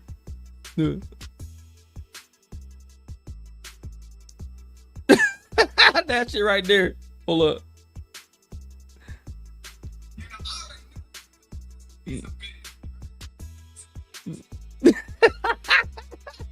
That shit is too animated for me. Way too fucking animated. Way too animated. I already knew it was gonna be so good dude. I already knew it was gonna be so good dude. I just knew it was gonna be so good dude. I just knew it was gonna be so good dude. I'm like, bro, the content's not that serious. It's just not that fucking serious. It's like there's some funny shit. Like I can laugh and die laughing and be happy about something. And like I said, I think when my camera's running, if I'm happy, then I was happy before the camera was running. So how can I fake happiness after that? If I was already happy already before I turned the camera on, I'm not gonna fake that emotion. I was already happy. If I go, oh shit, for real, that's crazy. Then I go make a video, say, man, this shit was crazy. I'm not gonna be on the video going, oh shit, y'all, you're never gonna believe this. Oh my God, I was already happy earlier. Why am I repeating these same emotions? I'm over that shit already. It shocked me earlier. Now I'm making a video. I'm not shocked. I can just tell you what shocked me now. I can be like, man, you know what? This shit was crazy today, man. This shit set me up. I'm not gonna be like, oh, you guys will never believe it. Man, I was on phone day. Oh my God, this shit was crazy, man. I'm sitting there looking at these videos like, these motherfuckers are so phony. And I think people are trying to see through it all. He looks so gay. Hey, Montana, this is what it is. Every time people say that shit about me, barbecue gay, I play that clip right there. That shit is so funny. Barbecue gay. Guess what? I knew that was going to be. Like, yeah, exactly. That shit's funny as hell. Yeah, I'll be so tired of trying to get those thumbnails with all my emotions. Yeah, it's like, you just can't do it. And most of my thumbnails come from still shots of my video. Like when my video's playing, it's just a still shot of my video. Like people say, where'd you get this picture from? I didn't say, it's just a still shot. Because they give you the option of your thumbnail. So you just scroll. You stop where you want to stop it. There you go. That's my thumbnail. It's just actual. That's all it is. I just watched 2 videos just now on your live stream. YouTube is inserting videos in your live stream. What kind of videos are they putting on there? They're putting actual videos on my live stream? Those motherfuckers. Oh yeah, Anton Daniels. Hey, and this is the thing about Anton Daniels. I'm gonna tell y'all this about Anton. Because for the longest time, I actually gave respect to Anton. Because I thought he was somebody who he wasn't. Like, I always thought he was this like brilliant guy, this sharp guy who figured out YouTube and figured out business. I always thought that. Now, wait a minute, let me like this. And I always thought that until I started looking at reviews. Some women are reviewing him, some men are reviewing. That's why I say the reviews are better. The reviews, man. Yeah. And okay, the Google Mail, okay. So I watch the reviews of who I'm looking at. Even some of the reviews about Benny Johnson kind of make you think shit like, oh shit, I didn't know that. Because a lot of times people are going back into their old content, pulling shit forward and reviewing it and showing people exactly who these people are. Now, Anton, he's been out on a few things. Anton, I don't know, man. He's hard to figure out because this is the thing about Anton. Honestly, I think he's a colorist. He's a super black dude. Like, he's blacker than me. He's like super black. And he only likes light-skinned girls. That's weird to me. Like, he don't, and to me, that makes me think that if you look in the mirror and you don't like your own complexion, that's a reflection of how you feel about yourself. If I'm super black and I look at somebody who's super black as if they're not attractive to me, that's really how I feel about myself. If I look at a lady with brown skin, but I'm not attracted to brown skin, that's how I really feel about myself. It's like I'm feeling like wish I was lighter, like Michael Jackson or something. Like I wish I was lighter. And it cracks me up because I'm sitting there like, how could you not like your own complexion? and women who are your own complexion. Yeah, his wife is dark skinned. She be darker than him. Yeah, and that's the thing. Even Rita, but they outed Rita one time. They outed her big time. They was like saying she's a simp or something like that. Some girl was critiquing her, and they was like, Rita is like, she's a sucker. Either she's a sucker or she's suckering him. One of the two. Because they be like, he out there doing all his shit, all his dirt, flying girls in, cheating, doing all this crazy shit. But yet, his wife is just in the background, just allowing it all. I'm like, it's news to me because there's other people reviewing it. I'm just watching the reviews like, damn, that's news to me because this shit I didn't know. And I guess they interviewed his wife one time. Somebody interviewed his wife, and she was basically just saying that Anton does whatever he wants to do. And as a woman who has a man like Anton, you have to be okay with allowing that to happen. Like, if you don't let Anton be who he wants to be, he's going to be it anyways behind your back. So I might just let him do it in my face. That's basically what she was saying. And that's what killed me. That was just, I don't know, man. I couldn't make my woman look like that. I couldn't make her look like that. So I'm like, if I'm married to a woman, she's going to look like the strong one. I would rather her look like she's the strong one, like I got the fucking prize. Like, damn, Jeff, you got a strong ass fucking woman, man. How'd you get her, bro? You got her. She's the fucking prize. I would want my woman to look stronger than me, so I look like I got the prize. It's easy for a man to look stronger than a woman because it's quote unquote a man's world. So it's easy for a man to look strong. So if a man looks strong, then he could be like, well, shit, I'm a man. Of course I'm looking stronger than her. I mean, look at my sons, both of my sons, one of my sons' mom, she was a bartender. This lady, she made fucking $300 to $500 a day every single day. $300 to $500 a day every day. My other son's mom, she's an operating room nurse. She was making $52 to $70 something an hour for every hour she was at the hospital. I was just an accountant. I was making like maybe $80,000 a year probably. This lady bringing in almost twice the amount of money I'm bringing in. Do you think I cared about that? I'm gonna go date me a broke ass girl because I'm tired of these women looking strong and powerful around me. I'm gonna go date me a brokey. No, I'm like, good. What are you? Oh, she's an operating room nurse. What does she do? She does shit that I wouldn't do. I'll tell you that much. I ain't dealing with blood. I'm not doing that. Oh, what does she do? Oh, this is what she does. I've dated executives, vice presidents of healthcare companies and shit like that. And people say, damn, how'd you get a vice president of a healthcare company? I'm like, she's an executive. I'm an executive. I'm just a different executive. She's on a different level in a totally different field. So it's like when I date women who are strong, powerful women, that shit don't bother me. It don't. Some men, it fucks with their ego. The way I look at it is if I fall, I know you can carry me because you're carrying yourself pretty damn well. So I always want my woman to look stronger. If you get with a weak woman, she's going to look like somebody who can't carry the throne if something was to happen to you. Can't carry the throne. I don't want to be with a woman who just, if something happens to me, our kingdom just dissipates. Everything I work for, everything we work for just dissipates because I got a woman who can't carry shit. That's not who I want to end up with. She's got to be somebody like, you know what? I knew what he was doing. I knew what he was up to. I'll take over. Don't worry about it. I'll take over. What? Sign a company over to me. Don't worry about it. I know exactly how to run this shit. Cool. Hey, Jeff, your wife's taking over. Cool. Knock it out. Handle it. She's strong enough. She's been around me long enough to know she can do it. I got faith in her. She can do it. It was like, shit. This is mic drop. Where's your white woman? Actually, I did worse. I had an Italian lady. She was crazy. That Italians are nuts, boy. They're different. They're different. So it's like, I'm one of those people that, yeah, exactly. Men don't realize a man with strong, independent personality besides you, it makes you look better as a man. And see, and I think and honestly, that's what I think, Sandy. A lot of men and women out there, they look at a man almost like they're looking at their own dad. Like, I know my dad. My dad, he was like a male chauvinist. This dude is old school, born in the 60s. Woman can't tell him shit. He'll have kids with 4 or 5 women at the same time and tell them all shut the fuck up.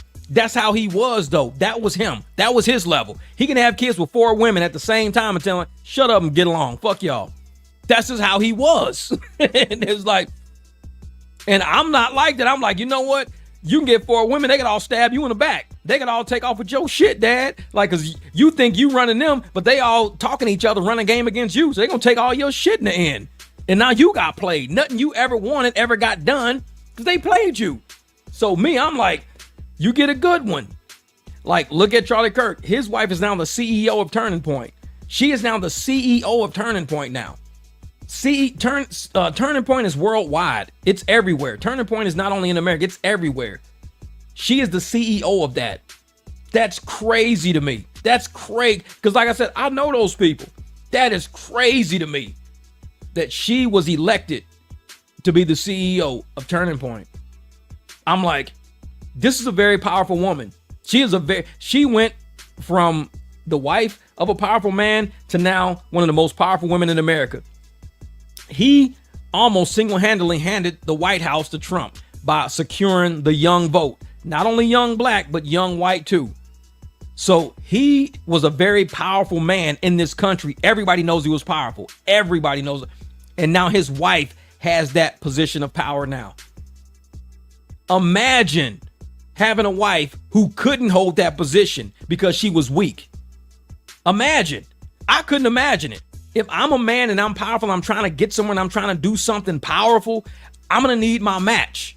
I don't need no weak ass person up under me because I can't carry somebody forever. I raise children. I don't raise women. I raise children.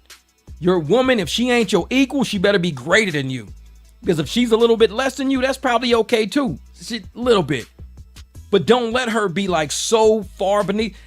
I mean, there's so many women out there, I'm telling you, and I meet women every single day. Every day. Because I drive a big ass truck. So women, hey, how you doing?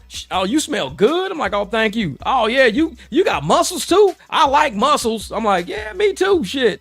I'm professional as a motherfucker. I'm not going to turn around and say, oh, you like muscles? You want to come up here and feel on me then? You want to rub me? I'm professional. I ain't going to say no weird shit like that. You know, you just joke back and forth with them like, oh, yeah, me too. Shit, I work out when I got time, you know, this and that. I got to drag 4 big ass dogs around. Oh, yeah, real? You married? Nah, I'm not really saying, you know what, I'm happily divorced. I got peace in my life. I'm good. I'm energetic, this and that. And you just kind of peep this person out. Now, if she ends up being some woman's like, oh yeah, you know, I'm going over to my baby's dad's house to go collect some child support. You know, I got 7 kids with him. I mean, imagine if I had already given her my phone number and been like, we need to hang out and all of this shit. Now I'm trapped driving this lady and 7 kids around now because she don't have a car and because I put myself out there. You want to make sure you peep motherfuckers out before you, like, no, you don't want to put yourself on a limb. You put yourself on a limb with the wrong person. You got to answer to that call now. You just, hey, you know what? Hey, take my number, girl. You fine as a motherfucker, girl. Take my number, shit. Hey, you looking good in them jeans. Take my number, shit. Hit me up tomorrow. She gonna hit your ass up tomorrow, okay? She gonna hit you up tomorrow and be like, hey, can you take me and one of my kids over to daycare? And then I gotta go pick up my other kid from my dad's house. And then I'm gonna go drop off my kid at my grandma's house and be like, wait a minute. Oh, yeah, you said I was the fine girl, this and that. Like, hold the fuck up. Wait a minute. Y'all don't got no car, but I know you a driver. You say you don't work till nighttime, so you should have some time to take me and my kids around everywhere. I'd be like, what? Hold the fuck up. What? Like, no. That's why you gotta peep people out first. Peep them out first. Make sure you don't fuck with them. Or they on your level. And once they get on your level, now you're like, okay, cool, I can deal with it. What Kelly say? Kelly said, you know, you smashing them white women in the East Valley. I don't even live in the East Valley. I don't live in the East Valley. Sorry. But see, the way I am is because I'm 52 and I'm very busy. I don't date anybody that lives in my zip code. If you live in my zip code, I can't date you because you live too close to my house. So I don't date nobody in my area. And out of state is even fucking better. Because the further away from me you are, the better it is. Because I'm 52. I got, you know, my dogs, my businesses. I got YouTube, I got a lot of shit going. I can't fuck with people every day. Girl live in my neighborhood, definitely not dating a girl in my neighborhood because if shit goes sideways, that girl lives in my neighborhood. I got to pass by that shit every day. I got to argue with that every day. I got to deal with that text. Oh, I see that old dust ass bitch you got sitting in front of your house. I passed your house today. You that dusty bitch you got. See, I don't need that.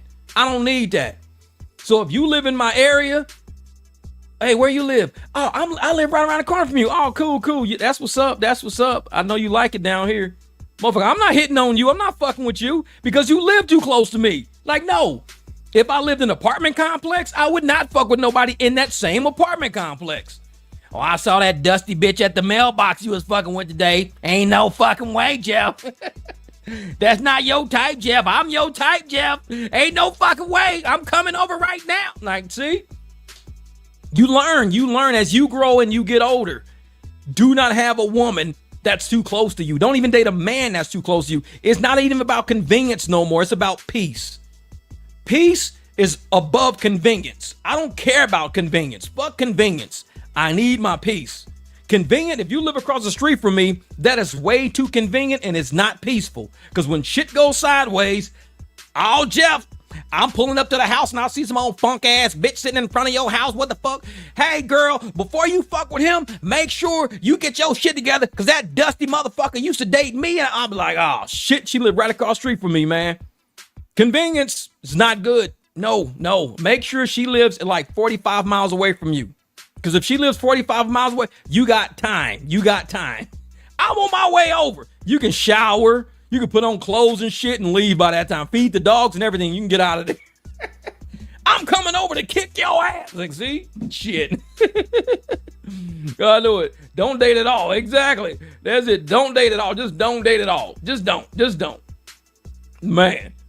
Say, so ain't no fuck way. When I placed my order, I was thinking Jeff better not be a creeper. LaTanya, far from it.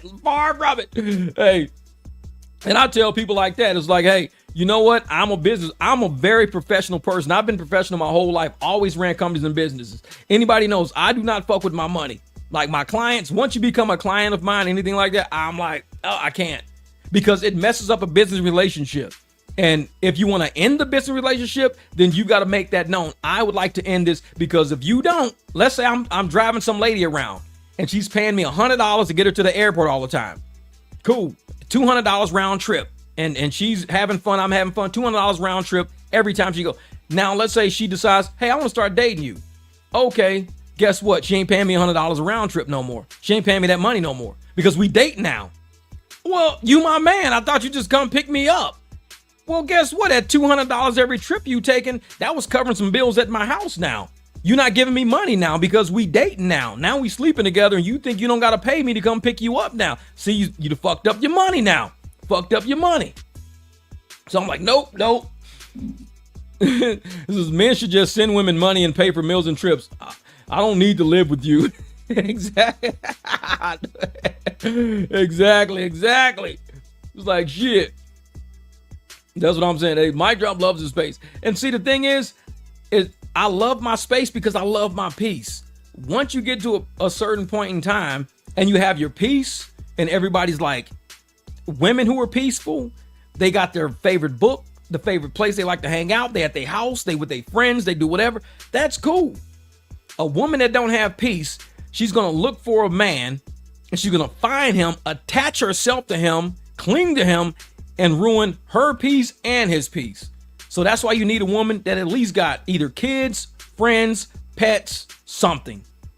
If you date a woman who has nothing, you're doomed. You're fucking doomed. You're doomed. She don't have nothing. You're going to be her everything now.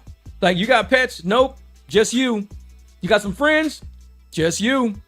You ain't got brothers or sisters? Just you. You're my everything. Bang. Fuck. Block. You're my everything. Block, motherfucker. Don't even let that shit get out. You're my work. Block. No. Ain't no fucking way, shit. Ain't no fucking way. See, topic is, do people really put effort in a date, or are we too picky? So they're going to have that conversation tomorrow. See, that's the thing. There's a couple of girls that I would like to have on a panel with me discussing dating. And one is single and one is married. And if we discuss that, I don't really like having married people on my panels because they can't be who they are. They're a couple. They're a unit. And I get it. And I don't disrespect that. They're a couple. So it's like, I don't pull married people in because you may ask questions and they may make statements. Next thing you know, her and the husband are arguing 3 months down the road. Oh, I remember we was on that fucking podcast. You said this. You said this on that podcast. You said that motherfucker whole channel about Dante. I saw you say that. You said his whole channel about Dante. His whole channel ain't about Dante. Motherfucker got 1,600 video, bitch. I'm divorcing you. No, it ain't like that. But you know, they might say some weird shit and they start fighting later down the road. I don't want that. I don't want that. So people who are in like relationships and stuff, even me, like even talking about, you know, my exes, I'm very respectful because some of their my son's mom's ex-husband, I got his phone number because we got brothers. So my son's with him sometimes, you know, I send his kids packages, shit like that. So, and you want to respect people's current life by not talking about your past life because you don't know what, like my exes, I don't know what they told their current husbands, or I don't know what they told them. And it's not my business for what they told them. That's between them. That's their marriage. That's it. They can say, oh, Jeff was an asshole. He was a villain. They can make up shit. They can just make up shit. I don't care because I'm not with them, so it don't make a difference what they said. But if I start discussing them and I start having discussions about how we split or what went on in our relationship, it might be like, well, girl, you told me this. I just saw on Jeff's podcast, he said this, this, and this, but you told me this, so you was lying. Now I just fucked up their shit inadvertently by talking about my past. When people have current shit going on, I don't mess with that. I don't touch that. I don't touch it. People want, oh man, talk about your past, Jeff. Nope, because they could be with somebody right now. If it's me in a bar, talking to you in a bar, that's one thing. I could talk to you all day in a bar. But I'm on a website. And it's like anybody could take this video and they could take it and play it for whoever out there. This is like public information. So I won't tell you certain things because might be, well, you said, Jeff, when you split because of this. Jeff saying it, y'all said it. So what is it? You lying to me or what? Because you've been lying to it. No, see, don't do that. Don't ever have a public discussion about your past. When your past has moved on, you've moved on. It's a boundary. Because you don't know what's going on in their household and you don't want to fuck with their household. All you know is what happened in the past and you've moved on and everything's good. People know y'all not together. That's all they need to know is y'all not together. That's it. And will you be back together? Probably never, but that's okay. Because once you move on, you don't open that wound back up by speaking on it publicly. And now you're going to fuck up them people's household now. Because there's no telling where these videos gonna end up. You gotta be aware. Just be aware in your existence that even though you're not in somebody's space right now, you still exist at this same point in history. So as long as you exist at this point in history, y'all are still sharing an existence right now. Even though y'all not together, you could fuck up their existence easy. If I was with a woman and she told me, oh yeah, me and Latanya split because, you know, Latanya, she cheated on me. And I'm like, wait a minute. I just watched a video on a podcast, Latanya, and dude said you cheated on him. But you told me he cheated on you. So what the fuck is going on? And he gave the whole breakdown. He had the dude you cheated with on the thing. See, and it could fuck up something because he should have never spoke on Latanya. If him and Latanya are done, he should have never spoke on her. They're done. Do not speak on your exes or why y'all split up or anything like that. It's just not good because you could fuck up their current. You still exist. They still exist. You don't want to mess with that shit. Don't mess with that. And some people, they're messy. They're very messy. They'll sit on podcasts talking about exes. Yeah, man, she was doing this and she was doing that. She was acting shit. It's messy. You see movie stars doing it, rappers doing it all the time. Yeah, man, that bitch, you know, she was this and that, blah, blah. Don't do that because you're still messing up that timeline. If you know you ain't gonna go back to that person and you don't want that person involved in your life in no way, shape, or form other than maybe the kid, you don't want to be arguing on the phone with them and no shit like that, do not talk about them publicly because they gonna end up taking that shit and now you just messed up a household screwing around with shit you shouldn't even touched. This rack will have you subject to listen to his failed dating stories. That when I saw that video of him sitting there talking about his ex's, Leo's mom, on video with Hannah. Bad idea, man. Bad idea. Never. And that was a conversation that you and Hannah could have had in private. That's not content. That's a private conversation at dinner, eating tacos and shit. Order some tacos from DoorDash. DoorDash, she'll bring you some tacos and burritos and shit. Order from her.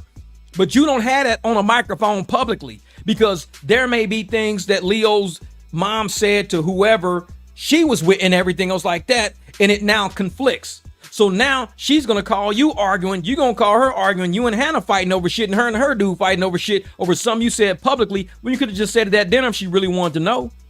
Hannah didn't really want to know. You just wanted to say some shit to make content. That's it. That's it. It's like, no, man, that's it. Don't do that shit. Don't do that. It's like, if somebody was asking me, hey, man, so what's up with you and Jersey mom, man? I'm like, Jersey's 23 years old. Yeah, but what about, how'd you and his mom end up splitting? I'm like, bro, Jersey is 23 years old. This lady got children, a marriage. What the fuck is wrong with you? Yeah, man, but tell me about it. Fuck no. It's like, I tell you, if you that damn worried about it, you call her. It's like, what's her number? Nah, I ain't giving you that, weird ass motherfucker. It's like, you don't do people like that, man. We're old enough. And we have so much peace in our lives. We went through all that shit, and everybody's happy. We can text each other, laugh, joke, send each other funny ass screenshot of some dumb shit, and just keep our day fucking moving. And it's like, that's how we do it. Exactly. All content isn't good content. And that's the thing. You can't do that to people. You can't. Like, well, one in Baltimore, one in New York, but can't have them too close. I know it for real.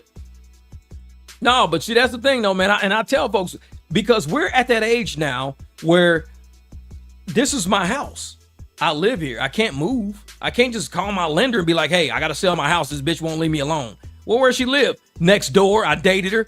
Oh shit, you dated your next door neighbor? Yeah, fucked up, huh? I got to sell my house now. You don't want to do that. She keep threatening all my girls that come over. She done flattened 2 tires, keyed my fucking car. Like, you don't want to do that. So you got to learn as you get older, as you get more mature, it's okay to not have somebody that's convenient. You could date somebody that's an hour away, 2 hours away, 3 hours away. It's cool. No, man, I got to date a girl I can see every day. I got to date a girl that's like, don't live too far. I don't want to burn gas. Bro, gas costs like $30. To get to your girl in the back is like $30. You only live like 2 hours away. $30. You drive there, you drive back. It's $30. Peace. So your peace costs you $30. But yet, she lived next door to you. You got to sell your house. You got to get your fucking car painted. You got to get brand new tires. You know, flatten all your fucking tires. And you thinking, man, $30 sound good right about now. I done spent like $9,000 in the past 2 months because this bitch is mad at me. I done spent 9 G's fixing my car. But it was convenient, wasn't it? She was right next door. It was convenient. But now you done spent 9 G's fixing all your shit she done tore up. When the girl that's, 3 hours away, she ain't fuck with you. She care less about you. Y'all split. She like, I'll move the fuck on. It's $30. It's like, man. Yeah. So any man who would want to put over my arsenal every day? Nope. Exactly. And it's like, some people just, man, you don't shit where you eat. That's funny. Exactly. You don't shit where you eat. I heard that before. That's real shit. And we've learned that as time has went on. Like, I see these college kids, and it's cool. I get it. You're excited. When you was in high school, you wanted a girlfriend at your house every day because she lived across town. But now you in college, you're like, ooh, I could date a girl in the same dorm. Bad idea, bro. I'm telling you, man, she in the same dorm. She just 4 floors down from me, bro. I love it, man. She is, my girlfriend is right downstairs. I just walked down some stairs and I'm in her room. Well, that's for right now. Now, when y'all fucking split, she only got to walk upstairs, and now she's in your room. And guess what? You got a new girl now. But she bitter about some shit she just saw on the internet because somebody was talking shit on a video about you and her at a party 4 months ago. And now she knocking on your door. Hey, I heard you say some shit on Instagram. Open the damn door. I heard you say that shit on Instagram. She's like, who the hell's at the door? Man, that's my ex. How the hell your ex knows where you live? She only like 4 floors down. So she in the same, you never said she was in the same dorm. This bitch is crazy. I'm out. It's like, open this damn door. I heard what you said on IG about me. Open it. Like, see? Motherfuckers like, leave this shit alone, man. We done been through a lot. And now we at a point of peace. Oh, shit. You can't trick me out of my peace. I need to make that t-shirt. You can't trick me out of my peace. Hey, Jeff, you want a girlfriend? You can't trick me out of my peace, and you sound like a man anyway, bitch. You want a girlfriend? You sound like a man. What the fuck's wrong with you? You want a girlfriend, Jeff? Shit. It's like, Jeff, that girl sound like a smoker. You want a girlfriend? She fine as a motherfucker, but she talk. You want a girlfriend? No, I'm cool. Fuck that shit. You sound like a smoker. It's like, yeah, when I'm dating, I don't even let people know where I live. I'm sorry, I'm just not doing it. Because sometimes you got to be like that. And it's not even a bad thing. It's like, if you want to go out and have tacos with somebody because you enjoyed the conversation, go have fucking tacos. So what? Go out, sit down, have tacos, order drinks, this and that, go home in peace. You know, see you next week. We'll go on another date next week when I got some time. Cool, no problem.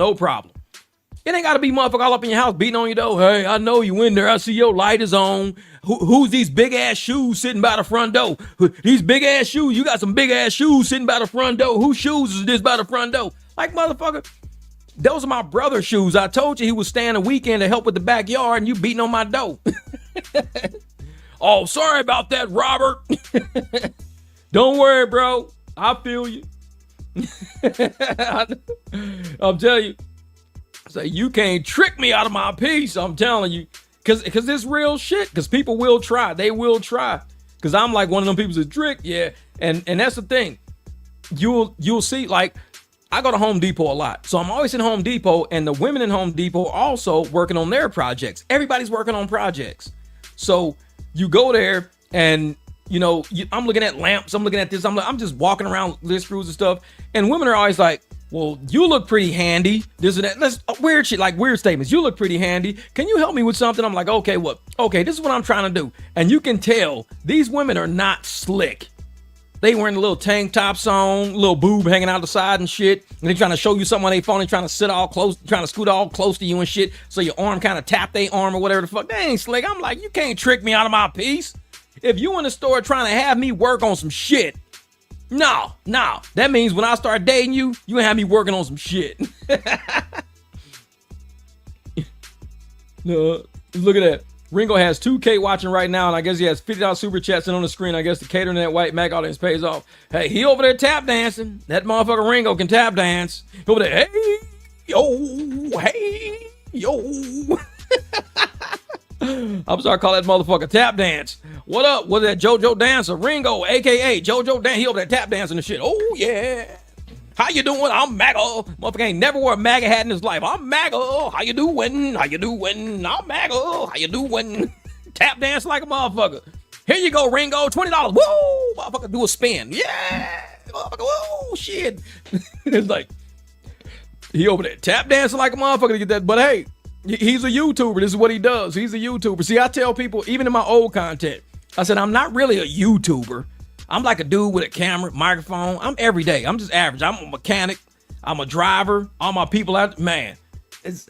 Being a YouTuber is so different because I'm out in the public every day, all day. And I don't even tell nobody who I am because the shit's weird. It's like, what do you do all day? Oh, I sit on the internet and make fun of motherfuckers. What? Yeah. I actually get like super chats, man. $5 for making fun of motherfuckers. Like, you're weird. Drop me off. That fucking weird Uber driver. Like, okay. No. Yeah.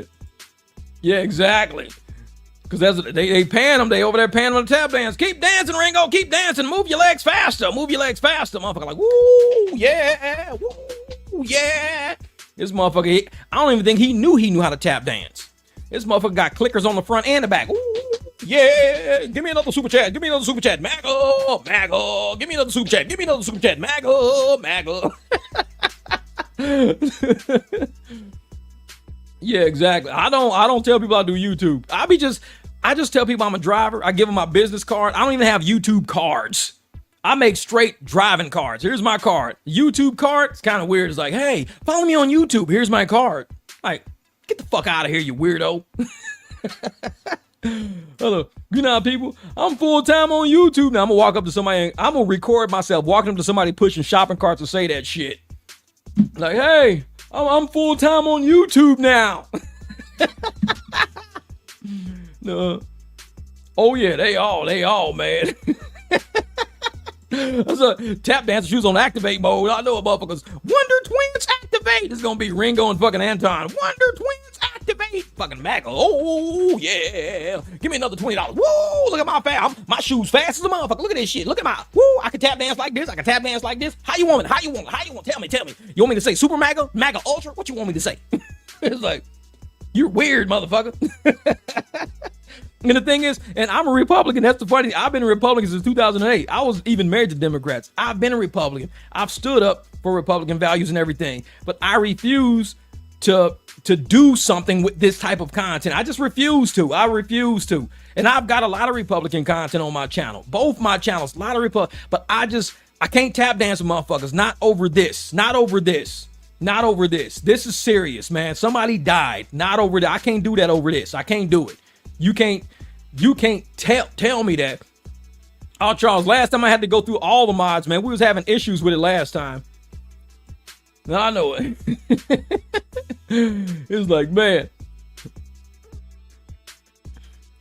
In the beginning, a year ago, Ringo was low-key jealous of Doda as she made 10K. Yeah. And see, the thing is, and this is what I'm thinking about, all the content that people are doing about Charlie that's going on their page and everything. It could backfire. It could backfire because even though it's I don't know, it's commendable that people are standing up for what he stood for. It's commendable. It becomes a grift at some point. It becomes a serious grift, especially for people who never knew the dude, don't know nothing about Turning Point, aren't Republicans, never said nothing about Republicans on their channel, never said nothing about MAGA on their channel, but all of a sudden, they're driving the shit out of this stake to the ground. It's like they not coming up for air. They not coming up for air on this MAGA shit. Not right now. And me, I tell people I'm MAGA. I've been MAGA for a long time. I don't force my religion on people or my spirituality. And I don't force my political beliefs on people. I just don't feel that it's my space to force anybody to think something. And I'm not going to turn my channel, even though people know my political position.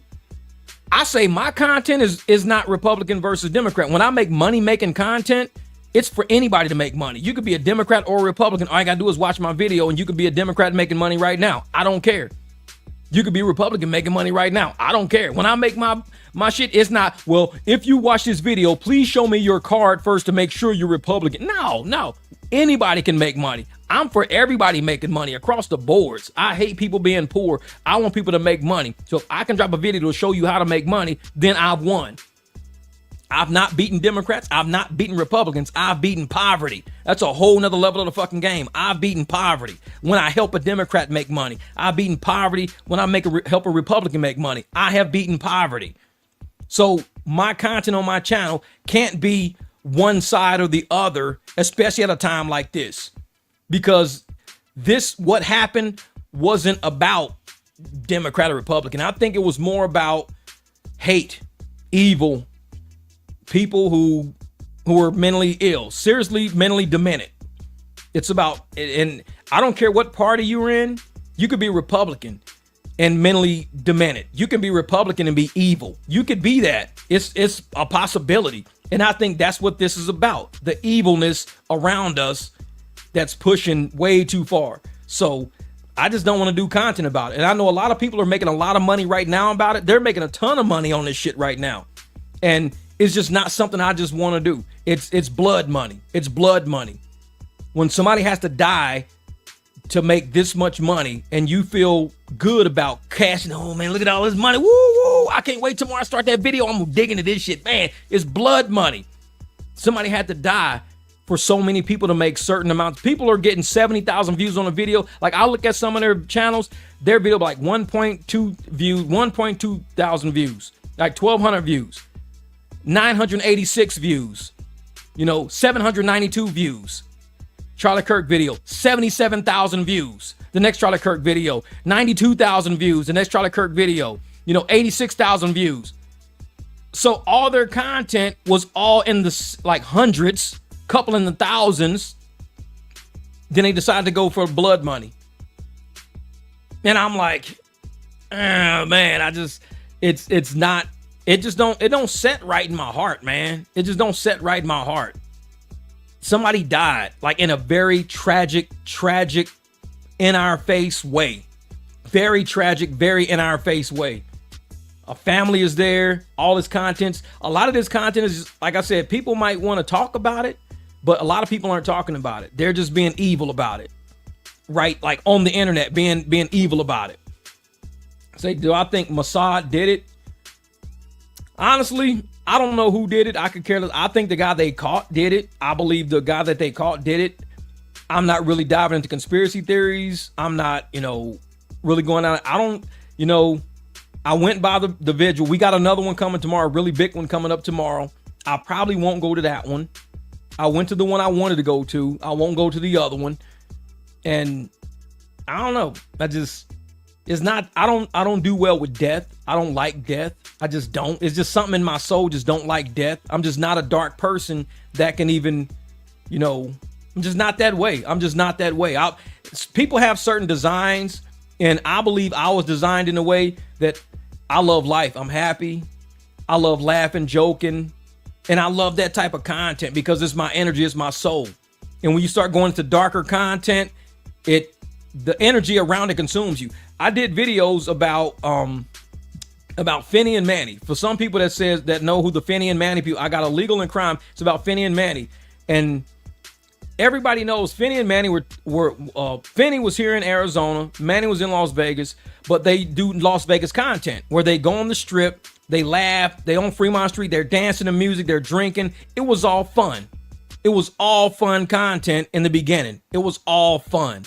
Everybody was having a good time. The people who watched the channels had a good time. All the subscribers watching had a good time. And I discussed it on my channel because I wanted people to see the point when things turn dark. So all that content was good. All of it was good up to a certain point. The moment it started getting dark, when jealousy started taking over, outside influencers came in. Outside influencers started saying, I want to pay you on your channel to attack that channel to get that channel off of YouTube. Not only to get that channel off of YouTube, but we want to demonetize that channel. We want to go after his job, go after his wife's job. They started doing that. It got dark. That got real dark. It went from content to just a darkness. And all of the followers started doing it. All the subscribers started doing it. Everybody got into this dark hole of attacking the finances of another content creator. And I know people say, well, Jeff, you go after Dante. But when I go after Dante, I say, I want him to make money. I want him to get more views. I want him to stay in the algorithm. I want him to come back and make content that's going to help him make money. Not once did I ever say, I want to destroy his channel and destroy him and make sure he don't make no money. Never once did I ever say that. But with the Finney and the Manny situation, that's what it was all about. Destroying each other to make sure neither made money, copywriting each other back and forth, calling each other's jobs and wives' jobs. And it was crazy. It was crazy. It was a real dark situation. And so when I look at how Finney and Manny played out, that they didn't care about each other going into poverty. They didn't care about each other losing money or going into the hole. It was all about making sure they hurt the other one so bad that they couldn't even afford their rent, their mortgage. That's what they wanted to do. And I'm telling people, if you just keep talking about Dante, you keep his name in the algorithm, he makes videos, guess what's going to happen? Then his name the videos he's making should start triggering more views to his channel. So it will help him get more money. Once he gets more money, he can't make poverty content no more. So he's trapped. I would say that in my videos, he's going to have so much money, he's going to be trapped to the point where he can't make poverty content. I used to say that. I want him to make money, but I want him to see him level up because we're laughing at the shit he used to do.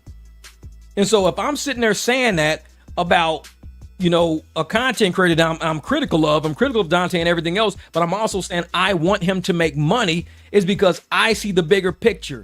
I see him making more money out of us keeping his name alive, out of other creators talking about him, as somebody said the other day, it's a whole economy around Dante.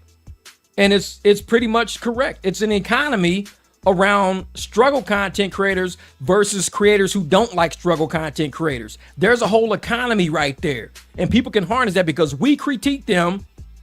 We keep them alive in the algorithm. We keep their name out there.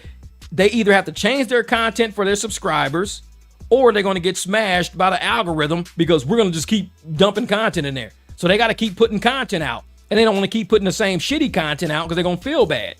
So they got to do good shit. All right, Rochelle. So, yeah, not being a con artist can help them too. Exactly. Just not being a con artist can help them too. Not being a con artist. Yeah.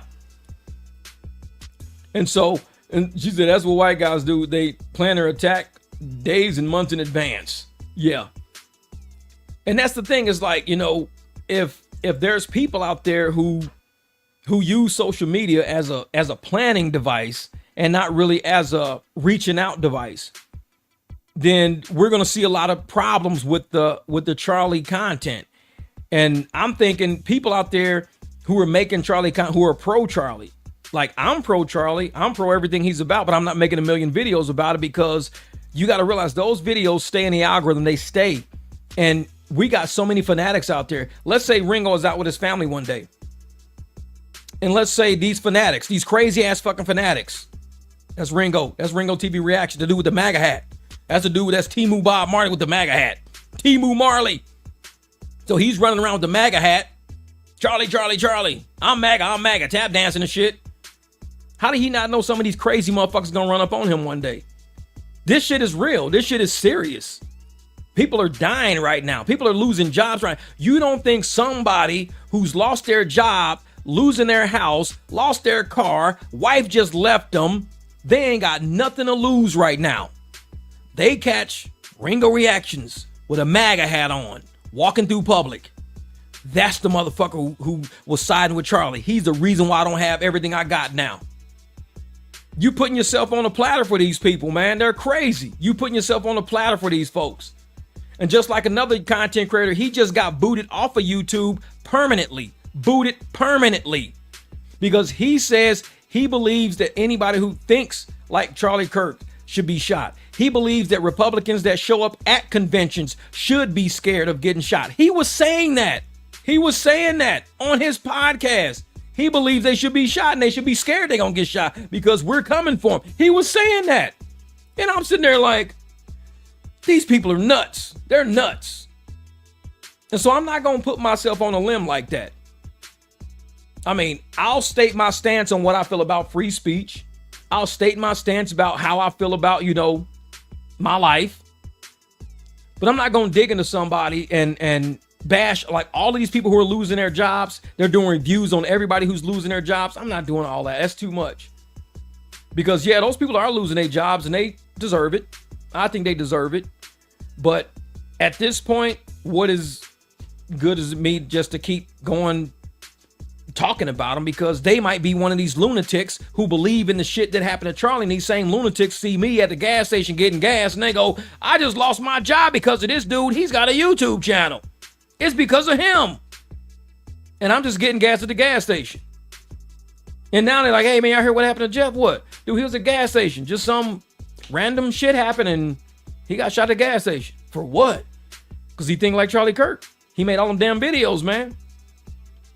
So you don't know what these people are going to do, man. You don't know what these people are going to do.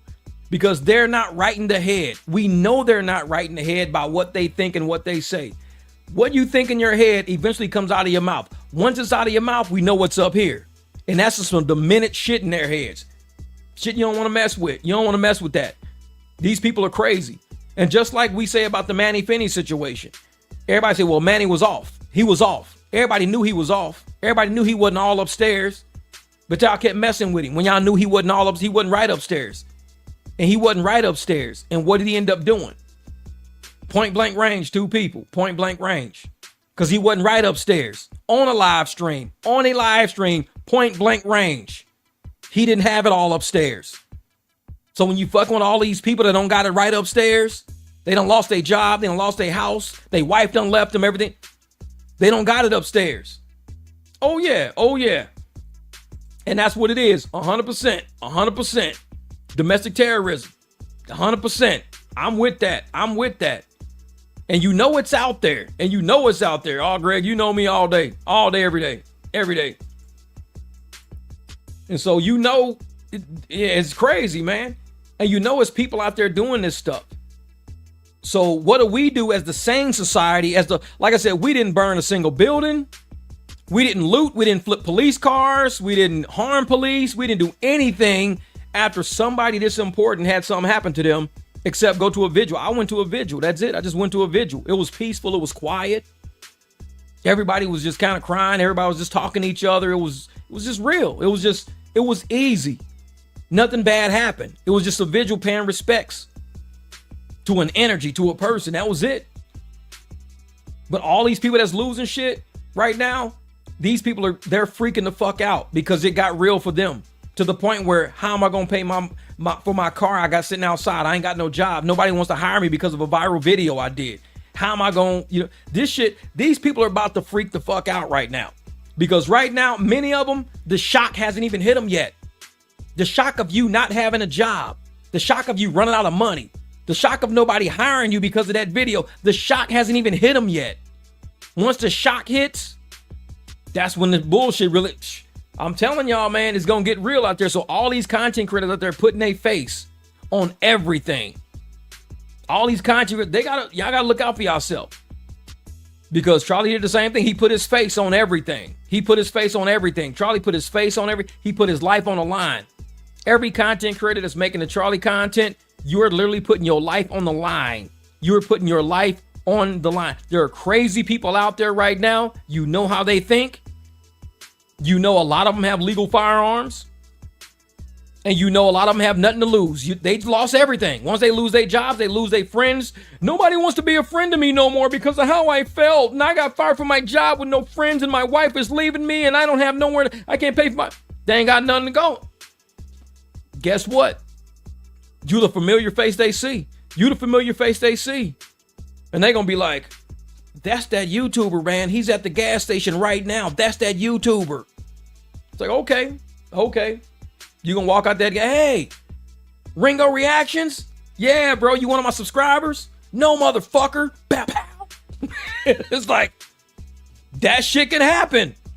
That's why I'm like, you don't want to put yourself out there like that, man. And I'm one of them people that just like, you know what? I'm around too many people in a day. I'm sitting in parking lots all the time, my big ass truck. I'm at gas stations all over town. I'm picking up people at events. I'm picking up people, at quinceañeras. I'm all over fucking town. The last thing I want to be is somebody's going, that guy right there. That's the one. Yeah, exactly. Comedians ain't even comedians no more, man. It's getting crazy out there, man. It's getting crazy.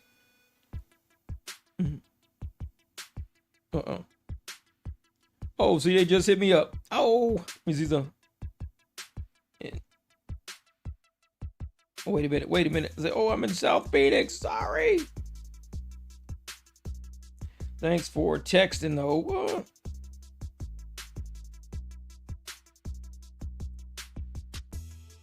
Yeah. I wish they would have hit me up earlier. Wait a minute. If you would have texted me, I could be there. Yeah, but that's the thing. And this is some people I dropped off earlier texting me back. But I'm just too far right now. I'm way too far. But and for me to get in my truck and go to where they are, it's gonna take me at least 30 minutes to get there. So it's like, oh man. Say, have a nice night. You too. Appreciate it. Yeah. But no, like I said, man, it's just these people out there. Yeah, it doesn't matter what side you're on. Any comment can get your life ended. Yeah. And see, the thing is, I don't think like me. I have a lot to lose. I have a nice house. Got a couple of businesses I'm running. I got my dogs. I got to be here for them. So I think every day on what I can do to make it home, just to be with my family. These are my dogs, man. I think every day what I got to do to stay away from people who are going to have me lose everything I got. And that's on each side. Either I can do something to them or they can do something to me. So if I just keep myself away from that energy, get myself away from that energy, then I don't got to worry about it. So that's the trick on my side of the coin. I say, stay away from those kind of people and you're going to be right. Because I drive on a straight road. I'm on a straight road. I ain't on no weird shit. I'm on a straight street. Yeah, Jeff getting deals there. Man, that's the thing. I just picked them people up and I'm like, shit. I gave him a card and everything. But I'm like, I'm clear across town, man. But I drive straight. You know what I'm saying? I'm a straight shooter with what I got. And I'm not trying to be on no weird shit.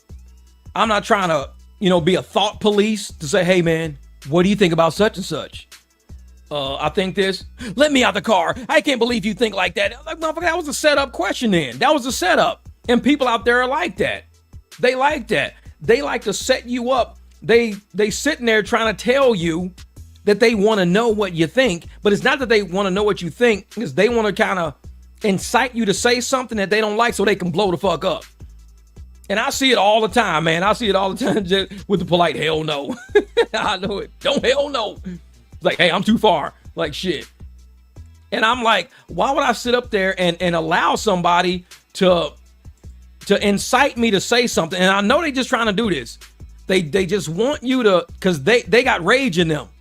And they're like, who can I get my rage out on? I need to get this rage out. If I talk to somebody that thinks like me, I'm not going to get the rage out because they're just as much rage as I got. So I need to find somebody who don't think like me so I can take my rage out on them. And they go, hey, man, who do you agree with? Yeah, man, I don't like, this and that. Or some people say, oh, I'm glad that happened to Charlie Kirk. Yeah, me too, man. Yeah, me too, man. One of the twin powers activate. Yeah, man. And they go about their business because they still ain't got that rage out yet. Oh man, hey, what do you think about the? Because you don't really want to know. You're waiting to get that rage out. What do you think about what happened? Oh man, that's fucked up. What happened to Charlie? Why do you think it's fucked up? I mean, he was this and that. He was hating. He was blah blah blah. He was they've been waiting to get that rage out. They've been waiting to hear that. I think that's fucked up. What happened to Charlie? They've been waiting on that because now that rage just comes raining down on you. Just like, oh Lord, listen, man. I ain't even into that shit. I'm out. No, man, but you're one of those types. You're one of those types, man. You should have been like him. You probably blocked. And they've been waiting on that rage to come out. These people, like I said, there's something wrong with them. They're so triggered. All I think about when I walk out of the house is which one of my cars are the dustiest? Because we got a lot of dust out here. Whichever car is the dustiest, I'm not taking that one. Because I have to wipe the dust off real quick because I don't like a dusty car. I wipe the dust off real quick. And I drive. I go somewhere, get gas, get what I got to get to my client, go sit up at the airport. Which car is not? That's what I think about. Which car? Some of these people, they walk out the house on TikTok. Yeah, all these people out here are haters and these people are evil. I mean, they walk out the house on TikTok. When I walk out the house, most likely my phone is in my pocket because I've done everything I can do. My phone is in my pocket. I'm going to end up hooking up to Spotify when I get to the car. I'm not worried about it. But some people, when they leave that house, that rage is in them. And they walk into the real world and they're looking to get that rage out on somebody. People like me who think that what happened to Charlie Kirk was wrong. It was completely wrong. 100% wrong. I don't think anybody with their opinion should be blasted like that because of an opinion. If you don't like their opinion, you don't have to listen to them. We have a right in this country to not listen to somebody speak. If I don't like what you're saying, you can't force me to sit here and listen to you. It's impossible. I could just be like, I don't agree with you, bro. Yeah, man, I think trans. I was like, you know what? I need to go get gas in my fucking car, man. I'll talk to you later, bro. But you got to stay here and listen to me. I ain't got to listen to shit you say. If I don't agree with you, I can just walk off. But I don't got to sit here and take that shit and go back and forth till we get so enraged that I now want to kill you now. It don't have to get to that point. I have a right to not listen to you. If you don't want to listen to Charlie, just don't listen. So you know what? I don't agree with Charlie. Then don't listen. Why would you go there and listen if you don't agree? If you want to go there and just debate, that's one thing. Go debate, knock yourself out. Go for it. Some people like debate, whatever. But if the debate don't go your way, you just got to call it a day. Be like, you know what? The debate didn't go my way. I got to go get gas in my car. I know my dog, it was, my dog needs a bath. I got to go drop my dog off. I mean, there's shit you have to do with your day once the debate is over. When the debate is over, it's over. You can't carry that rage with you all day. And there's so many people walking around carrying that rage inside of them. And those are the people who are truly dangerous to society. It's not the people who, free speech or not against free speech and this and that. No, it's that rage, man. It's in their blood. It's in them. And they're walking around waiting to get that shit off on somebody. And I'm just not like that. As soon as I hit the street, I'm thinking if I gotta go to Walmart, is traffic heavy this way, traffic heavy that way? Because if it's heavy this way, I'm gonna go to that Walmart. If it's heavy this way, I'm going to that Walmart. That's a conscious choice I make because I don't like traffic. So I love to find out which traffic is heavy. So I'm gonna go to the Walmart, and each one sells the same shit and about the same distance. It's just less traffic. So that's what I'm looking for. open up fucking TikTok thinking, who the fuck is saying some shit today? Because I'm gonna make a video about this, and it might get me fired from my job, but I'm gonna make the video anyway. I don't think like that. I'm like, no, I gotta go to the store. And I found some dog treats today for $8.88 that I could actually break in half. So I took 2 dog treats, broke them in half to create 4 dog treats, which stretches the bag of dog treats out. And each dog loved it. And it took them a while to eat it. And I broke that shit. That's what I look for with my day. I don't wake up looking to fuck with nobody. I don't wake up thinking that I need to upset somebody because what I got in my head, I need to push that shit on somebody else. I don't wake up thinking, what do you think about trans people? What do you think about gays? Like, I don't give a fuck about nobody. Even heterosexuals, some motherfuckers I don't like sometimes. It ain't got shit to do with the sexual No, I just don't like motherfuckers sometimes. You could be heterosexual as hell. I still might not like you because of your attitude problem. So I don't go, hey, you gay or you straight? I'm straight. Okay, I like you then. I might not like you for some shit. You might have stole my parking spot on fucking purpose and be straight as a motherfucker. I'm heterosexual. I don't give a fuck. You stole my parking spot. That shit was wrong, man. So it's like, it's not that I hate trans gays. No, I don't even ask that shit. I just get up, go about my day doing easy shit. You cut me off in traffic, chalk that shit up, whatever, man. You cut me off. Pay attention, gonna wreck your shit. That's what I say. I don't give them fingers. Fuck all that. That don't do shit. You just look weird in your car. Like, pull up, say, hey, man, you cut me off, bro. You're going to end up wrecking your fucking car if you don't pay attention. Oh, sorry about that. I ain't see you, bro. Don't wreck. Motherfucker premium going to go up. Pay that shit for the rest of your life. You warn a motherfucker. Pay attention. I'm saying this shit for you. Just being mad at you ain't going to do nothing. Motherfucker, I'm going to cuss you out. Hey, you asshole. The fuck does that do? It's just, you just getting rage out of your system.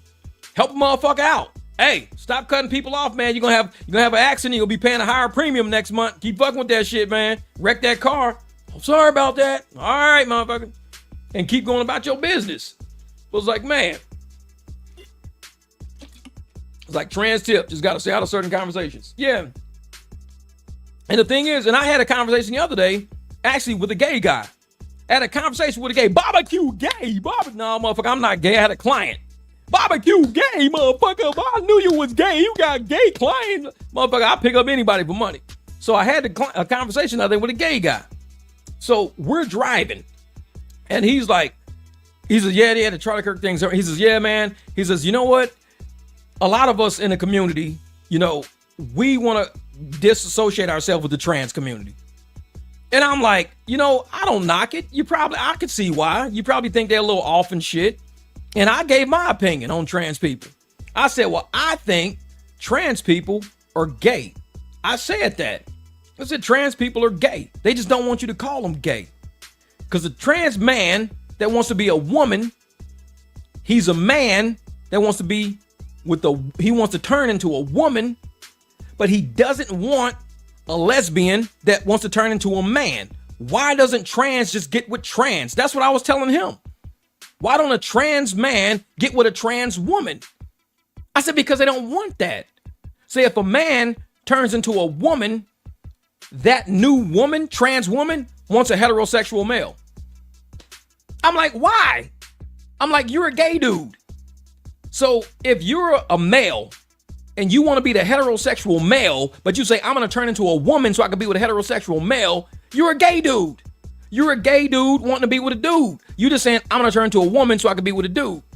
Because if you said I can turn into a woman, then how come a lady who turns into a man couldn't be somebody you chose? Because you'd be like, well, that's not a man. That's a trans man. Because I want to be with a heterosexual man, but she's a woman that turned into a man. And you're a man that turned into a woman. Why don't y'all get together? Never see that happen. Never see that shit happen. Why don't trans men get with trans women? Because they're gay. That's it. I figured the shit out. They're gay people. And they just want to be with a heterosexual person of that other sex. That's it. Now, I'm an easygoing person because I understand how the shit is. And, he was in the car cracking the fuck up laughing. He was like, yeah, I never thought about it like that. I'm like, no. I was like, have you ever seen a trans person with a trans person? So if they are, they're just friends. But you never see a trans person having a relationship with a trans person. Because they're gay. they want to be with whoever is the sex they left. They want to be with the heterosexual of that sex. They want to be with the hetero. They don't want a homosexual. They don't want a trans person. They don't want that. I'm like, it's just, and that's just the way, I mean, you can even ask a trans person. If you don't believe me, ask a trans woman, would you get with a trans man? If I could find a woman who turned into a dude, would you want to be with that dude? No, because she want a heterosexual. You're gay. That's what it is. It's like, and I have no issue with gay people. Zero. Like I said, my clients are gay. So if you are a gay man and you say, I got a husband, you're gay. Big fucking deal. What terminal do I drop you off at? Terminal 3? What, are you flying United? Oh yeah, I'm flying United. Okay, Delta Terminal 3 then. I'm gonna take you to Terminal 3. Cool. You're gay. I don't give a shit. I'm gonna get out, give you your bag, give you dapper, whatever this and that. You're gay. I'm not. Thanks for the ride. It was a nice ride. Great conversation. Cool. The fuck is the I ain't got a problem with gay people. I got a problem with people saying they're not gay when they are. Oh, I'm not gay. I'm trans. Okay, you're trans. You turned into a woman. Would you get with a woman that turned into a man? Well, that's a trans. I don't want to be with a trans. I am a trans. You can have two trans. Two trans together is a trans am. A trans and a trans make the trans am, motherfucker. I don't know trans am. I want a hetero, not a trans am. Exactly. So it's like, and he was dying. He thought that shit was funny as motherfucker. He was dying. I know. My client's gay. I know it. It's like, motherfucker, if I'm a trans and you a trans, together we a trans am, motherfucker. We hooked up. I know it. And that's the thing. That shit don't bother me. And I'm just thinking, if you're trans and let's say you're a trans woman, but you look like a woman, like you got, woman hair, you got implants that look like boobs, you wearing heels and shit, you should be okay walking up to a man going, I am a proud trans. And I know you're a heterosexual, but I would love to get to know you. If that trans man is into that, or that heterosexual man is into that shit, he should have a choice at that point to go, you know what? Actually, I wouldn't mind. You seem pretty cool. I could have a trans friend. You seem cool. Or you're like, you know what? I'm really not into that, but I appreciate the honesty. Thank you for coming up and telling me you're trans and everything. I appreciate that. Good luck tonight meeting a guy. Just keep it 100. Ain't nobody got no problem. People have a problem when they tricked. Well, oh yeah, man, I'm hanging out with this girl, man. She cool as a motherfucker. She dancing. She rubbing her ass all on me and this and that and that. Bro, that's Robert. What? She said her name was Roberta. Bro, that's Robert. He graduated with us, man. Oh, shit. That's right. You were the dude. Yeah. See, you got tricked. And that's what pisses people off, the getting tricked part. Because you sitting there thinking you dancing with Roberta, like, woo, Roberta, boy, she be rocking that shit. Look at, woo, yeah, Roberta. Oh, wait till later, girl. Me. That's Robert, bro. He was the dude with the locker next to Susan. Oh, fuck. I got tricked. He tricked me out of my piece. Motherfucker tricked me out of my piece. And that's the thing, is like, you got fucking tricked. And that's the part that I think upsets people. And trans love that shit. Because trans is like, it's a fun game. Because I want to see if I can get dressed and I can dress a certain way, if I can go out and get a heterosexual man to talk to me as if I was a real woman. And if I can do that, then I'm a real woman. No, you're not. No, you're not. Because Daniel might be drunk as a motherfucker. He's drunk. He don't know. And Daniel doesn't have good friends. Because Daniel's friends should be like, bro, that lady over there that said her name was Jasmine, that's fucking James. He used to be a bartender here, bro. That's James. We remember him. Remember them time we got all them kamikazes?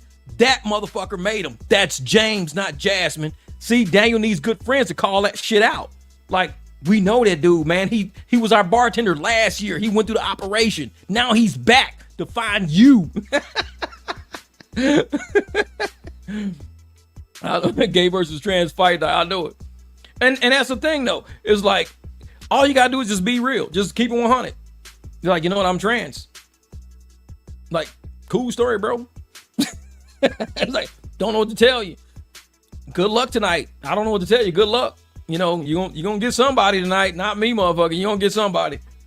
And it's like, if you're a gay guy or a gay girl, let's say a lesbian. Now, lesbian girls, I pick them up. I take them to this little bar called Boycott. So there's a bar called Boycott, and that's where all the lesbians go.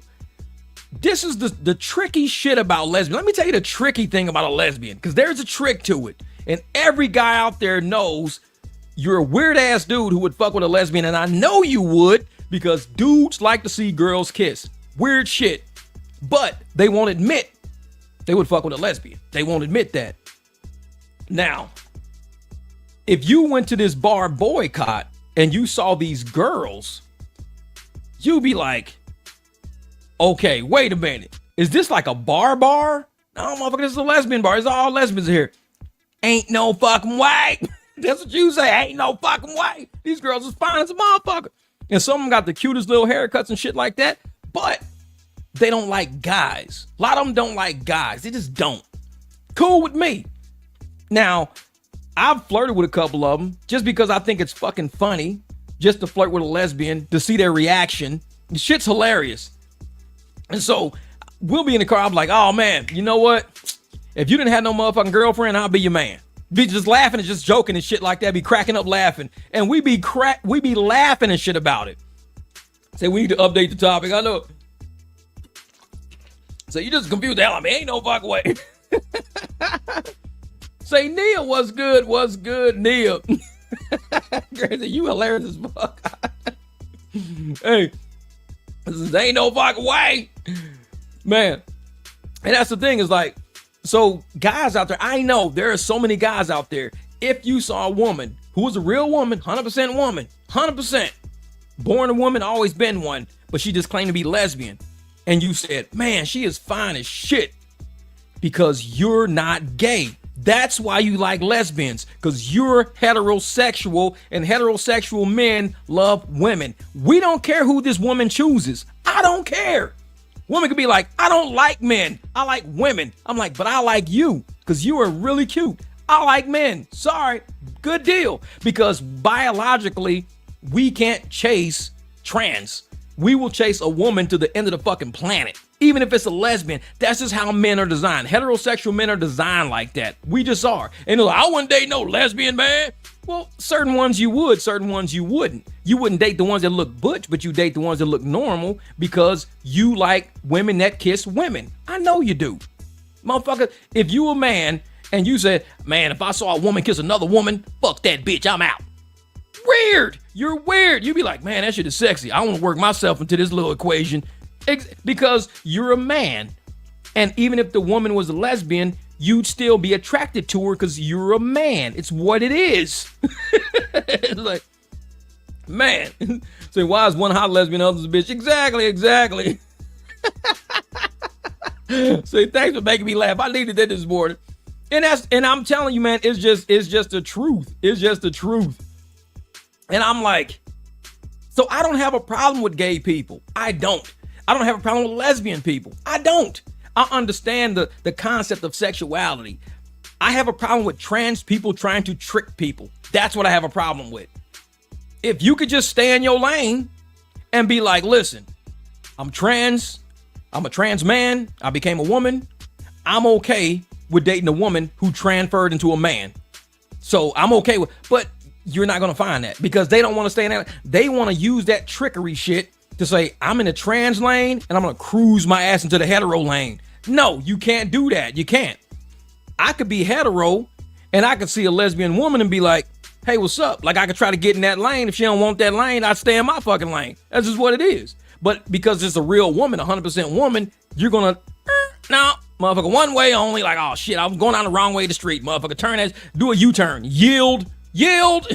Fucking big ass yield sign. Yield. Like, all right, cool. You had a whole 300 questions after the video. Like, man, do I really like lesbians? Like, motherfucker, do you like women? Like naturally born women. Do you like women? Yeah. Then there's no question. You okay with lesbians then? There's no question about it.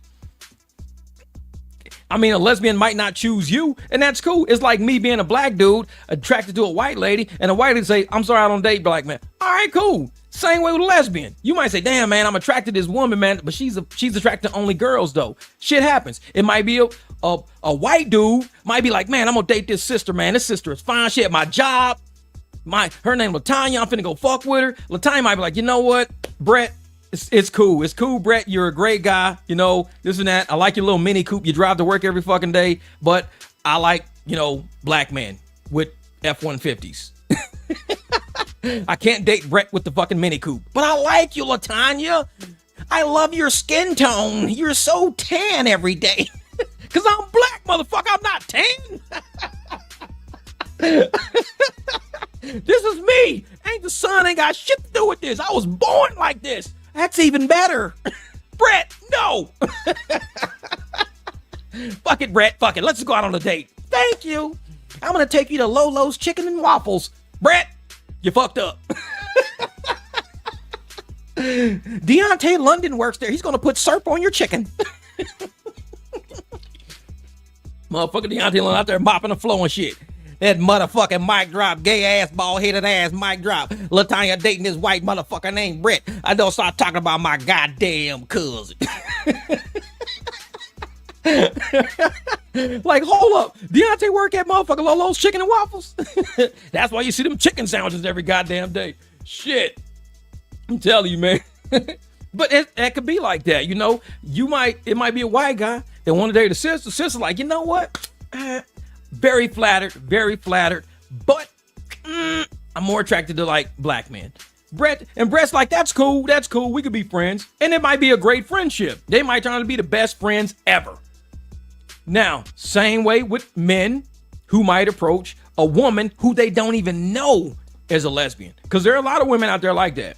A lot of women is in lesbian porn. Why I gotta be Latanya? Ain't no fucking way. Because your name keep popping up in the chat. I can't think of names that fast. I'm not Dante, motherfucker. Dante think of shit fast. He be like, yeah, today I was actually on a NASA spaceship, and after I left the NASA spaceship, I quit because they had too many potato chips on the shelf. Like, Dante, you lying like a motherfucker. Motherfucker Dante come with a lie quick as a motherfucker. Eyes be all over the place. He be like, yeah, today I was thinking about going down to NASA and getting a job at NASA, but NASA wasn't hiring, so I went and did some potato chips. Like, damn, Dante, your motherfucking eyes moving too much. You lying, goddammit. But fucked up world we live in where I'm the weird one for not being into a girl kissing a girl. Charles said, that's weird. That's fucking weird. Charles, the problem is you haven't smoked enough crack in your life. That's the problem, bro. Put down the weed, pick up the crack. No, I'm just kidding. No.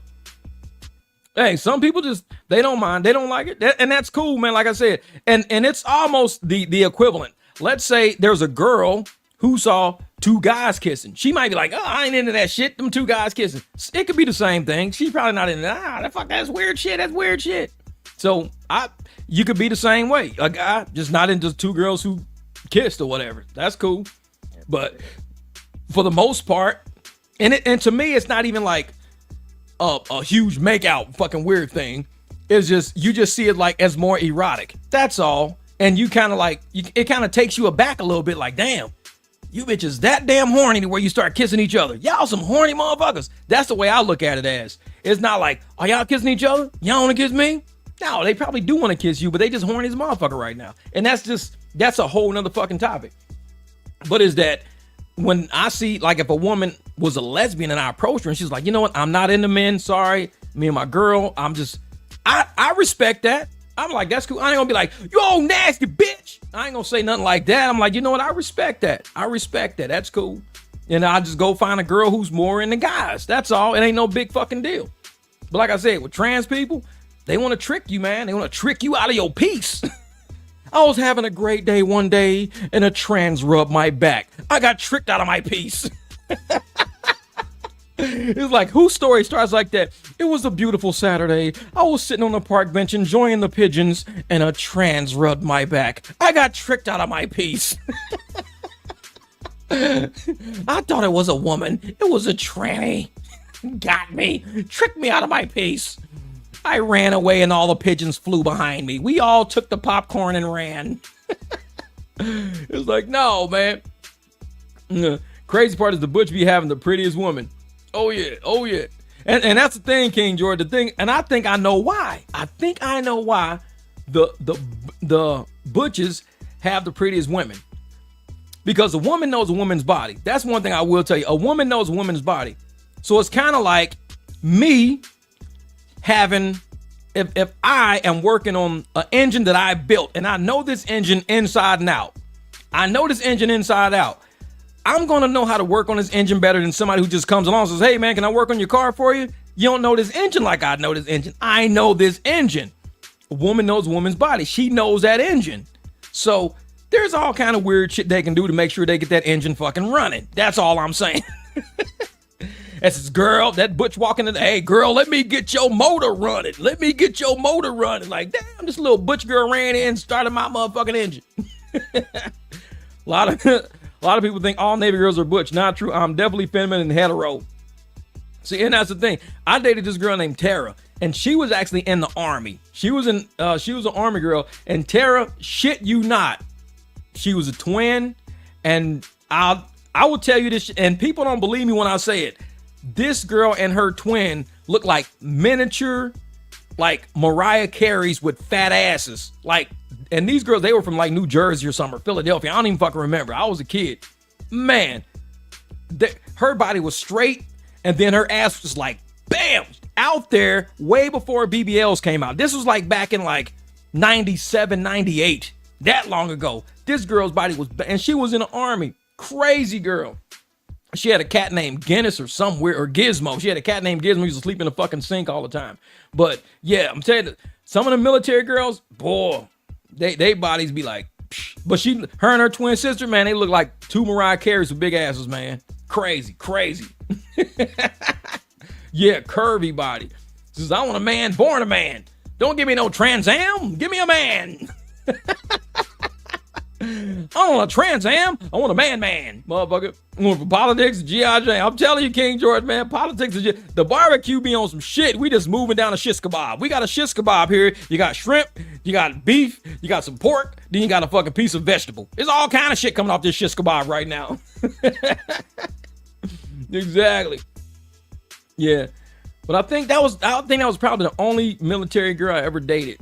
I believe that was the only military girl I ever dated. Yep. I don't even know why I split with that girl. I have no idea. It was that long ago. Long time ago. Around her service people and the service people. Yep, service people. And that's what you get a lot. Because the thing about, and I'll tell you this about service people, because both of my exes they're married to service people. So one of them became a service person. She got into the military because the man she met was in the military. So she joined the military to be with him. Then my other son's mom, I think she's just a nurse. I don't think she's military. But she could be for all I fucking know. I don't dig that deep into people's life. But military people, they understand the military life and they don't mind that moving around. They don't mind all of that and everything. So it's like military people, they get down with military people. It's just a life. Like me, if I met a woman and she was military, like, Jeff, I got to be stationed in Korea. So you got to come to Korea. I'd be like, bullshit. I got dogs. I got a life here and everything. Says, but I love you. You got to come to Korea. I got to be stationed in Korea. No, I'm not doing that shit. I'm just not doing that shit. I'm not. I mean, if I get a military girl, she better be stationed where she is and ain't never going no fucking where. Like, I'm on my way out the door. If I'm finna retire, I'm done. All right, cool. Other than that, if you just like, yeah, I'm bouncing all over the place. We got to move. No, not me. Shit. I'm cool where I'm at. Just them girls with a fat ass and fat thighs drive anyone crazy. Man, that girl, Terry, was something else, man. She was bad. And the thing about her, man, I don't even remember where I met the girl. I have no idea where I even met the girl. Probably the fucking grocery store. Who knows, man? But all I know, man, this girl, I mean, before BBLs were even a thing, nobody even know what a BBL was. These girls were born with them. Crazy shit. And had way too much fucking hair, though. This girl had hair like a motherfucker. I was like, this girl, when she would dry her hair, it would take like an hour. Easily. Just tons of fucking hair. Frizzy. I mean, she had like Mariah Carey frizzy fucking hair. Long frizzy fucking hair. Yep. So ain't no fucking way. I gotta wash my hair. Ain't no fucking way. I'm out. No, I ain't no player. Nope. I ain't no player. I just can't remember back that far. It's cool. Like, I'm not gonna sit here and try to rack my brain where I met this fucking girl. I have no idea. None. It could have been at Jack in the Box for all I fucking know. Man, that was Vegas. Back in the day, Vegas. But yeah, that was a long time ago. I mean, I was what? I don't even think I had a kid by then. No, because my son was born in 02.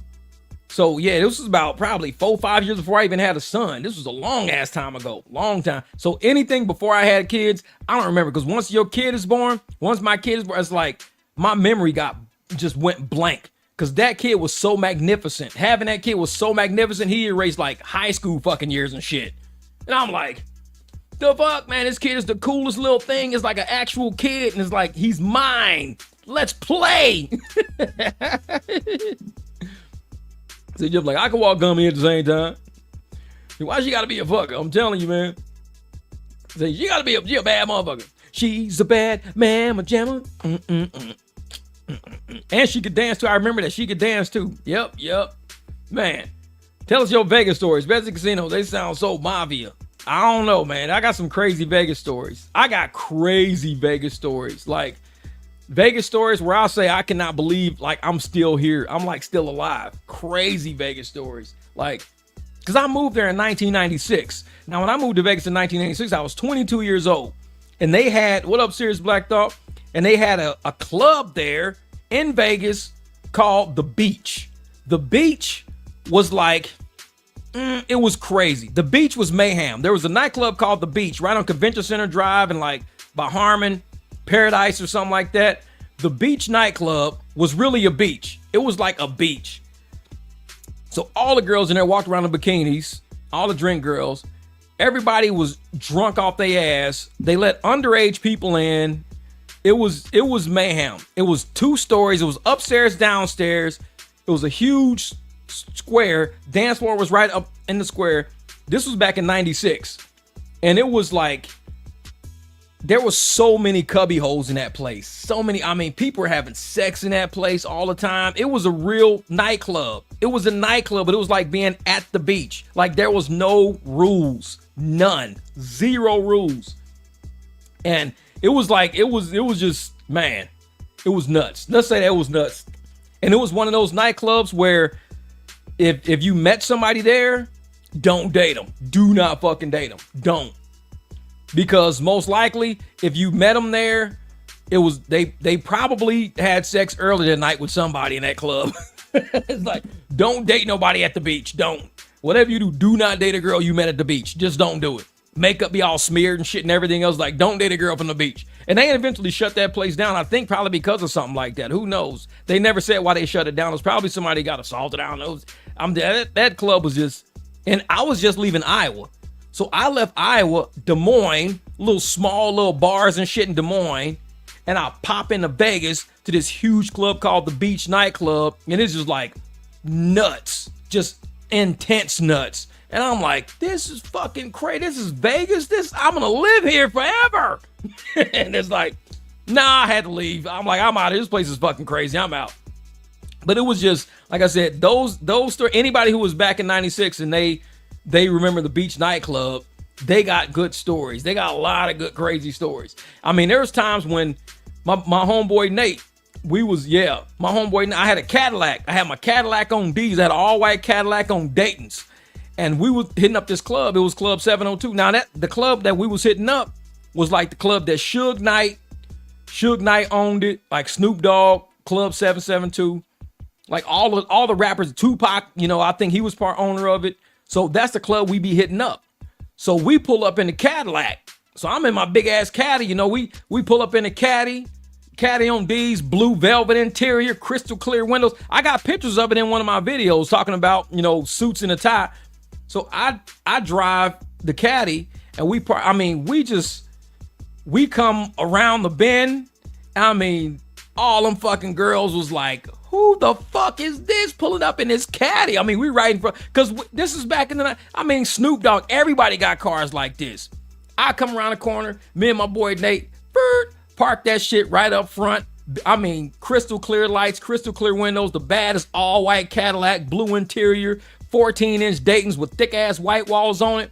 Man, I think I got a picture of that shit. We parked that motherfucking car. Man, that was a crazy night. I remember that night. That was a crazy night. I know I got cards in here somewhere. Is it even in here? Probably not. Probably not. Maybe it's in autos. Who knows? Automotive work? No. But wait, maybe it's in Escalade. Nope. Jeep? No, I don't know where it is. But with that night, man, it was a crazy night. We ended up getting high as a motherfucker. That's all I remember was high as a kite. And they served food there too. So we already got high already. So we already in a dream state. We're already like, you know, we walking and we think we rappers. We got suits on. Cause we worked in offices and shit like that. So we got suits on. Like I think I had just a regular gray suit. We got suits on. That was that night. So we walked in and we had VIP right in the top. VIP, we walked in with the suits on. 662, probably 662, 772, something like that. Who knows? So we walk in, we get VIP, we sitting there, we got all the drinks coming in, drinks. These girls from California was there. And this one girl, I mean, she looked like she sang motherfucking SWV. This girl was bad as a motherfucker, sang with like SWV. And we dated for a while after that too. But she looked like one of them singers from SWV. Long fucking black hair. Man, girl was bad. She sat down next to us and shit. She was like, is this seat taken? I was like, shit, not for you, it's not. And I'm just like shooting the shit. So we sitting there, me and this girl chatting. I remember, I'm not gonna say her name. I remember her name, but we sitting there chatting and talking and shit, this and that. And I was like, give me a minute. I said, I'll be right back.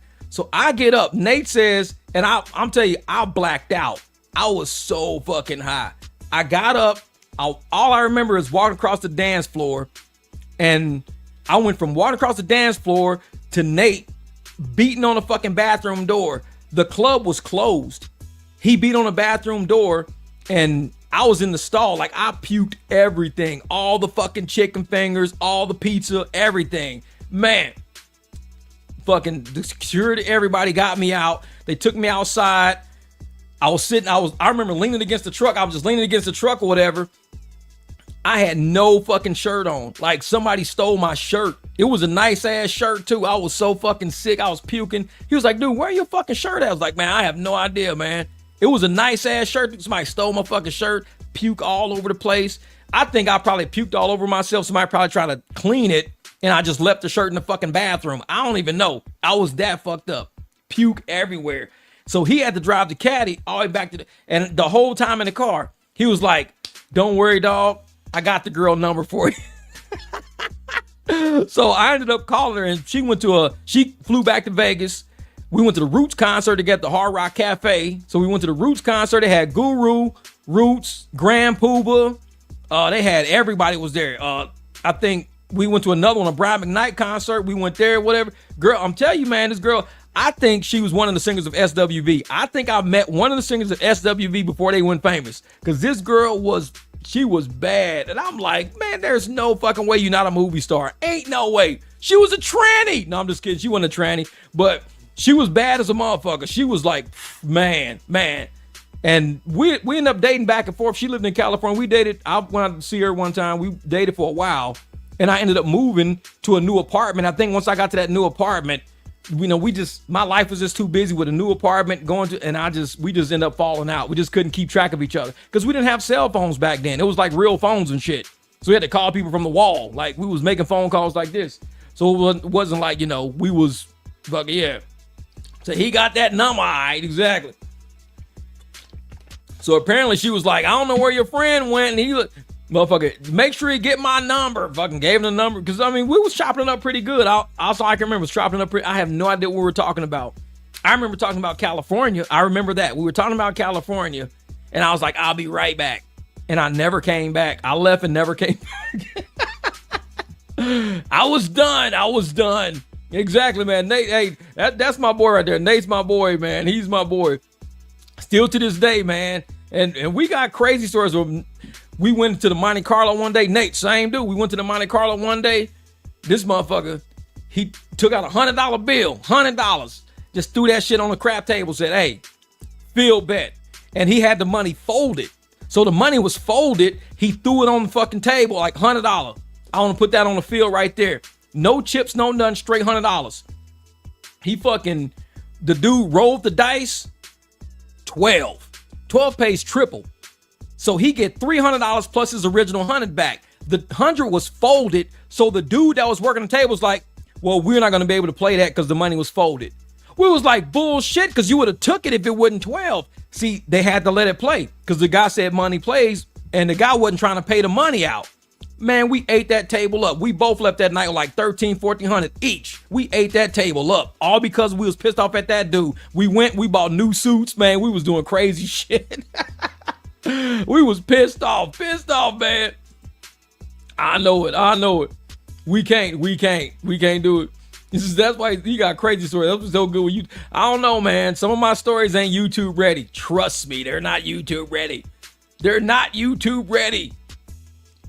And there's nights where, cause people know I used to host parties. Like a lot of people don't realize I used to host like parties all the time. I'll show y'all some of my pictures from some of the parties, but it wasn't bad parties, nothing like that. It wasn't bad parties. Where is this shit at? Some people probably already seen these pictures, but some people haven't. But I'll explain to y'all in a second what kind of parties they were. In a second. Where is it at? Oh, here we go. So here's one of the pictures here. That's me in the white suit, and there's girls in bikinis up on the stage or whatever. So I got the white suit on, and all the girls are up in the bikinis or whatever. So every weekend I would host bikini contests. And it was something that we did at the Gold Nugget on Fremont Street. We had this bar called Gold Digger. That was the name of the bar, Gold Digger. And we would actually host bikini contests upstairs at Gold Digger on the big stage or whatever. So during the day, we would have to like find out where all the girls were. Like you're meeting girls all day. You tell them what you do. Hey man, we hosting bikini parties. Come tonight. You can win like, $1,000. Who knows? 500. Who knows what the price was? So we have all these girls showing up all the fucking time. Like, is Jeff here? So I would host all the parties. Then after I did that for a while, because I did it so well, they ended up hiring me at Bear. Bear, B-A-R-E. For anybody who goes to Vegas, and you know what Bear means. Bear, B-A-R-E. They call it Bear Pool. And it was a topless pool, which means you don't have to wear a top, men or women. You don't have to wear a top. So I'm working at Bear Pool, and this was the inaugural year. That was the craziest summer of my life. Craziest summer ever. Bear Pool in Las Vegas. A topless pool at the Mirage in Las Vegas. And everybody there, a lot of the people there, because the host of the event would send out invites to certain clubs. So the clubs would come to Bear Pool because it's Bear Pool. It's a topless pool. So the clubs would come to the pool. In those clubs, usually they were like swingers, strippers, shit like that. So you got all these exhibitionists, and you got to deal with these people all day long. And people like, there would be guys just walking up to me like, bro, I know you love your job. They would say that shit to me all the time, man. I know you love your job. I'm like, you know what? I only got to do this for the summer. I got one fucking summer. That's it. I got one summer of this, and I don't have to do it no more. I could go back to corporate, but I have one summer to do this. That's it. So I was in the office, but for when the inaugural summer that we opened up Bear Pool, I got to be at the actual pool. I didn't have to work in corporate, so I could work at the pool. So it was pretty cool though. It was a good change. It was a good break or whatever. But I had to eventually go wear suits again and go back to the office and go back to the boring shit. So people was asking me all the time, so how was it working at the pool, man? How was it working? I was like, dude, y'all are fucking crazy. This pool is nuts. Y'all are sitting here doing spreadsheets and we're down there looking at boobies. No, but it was crazy.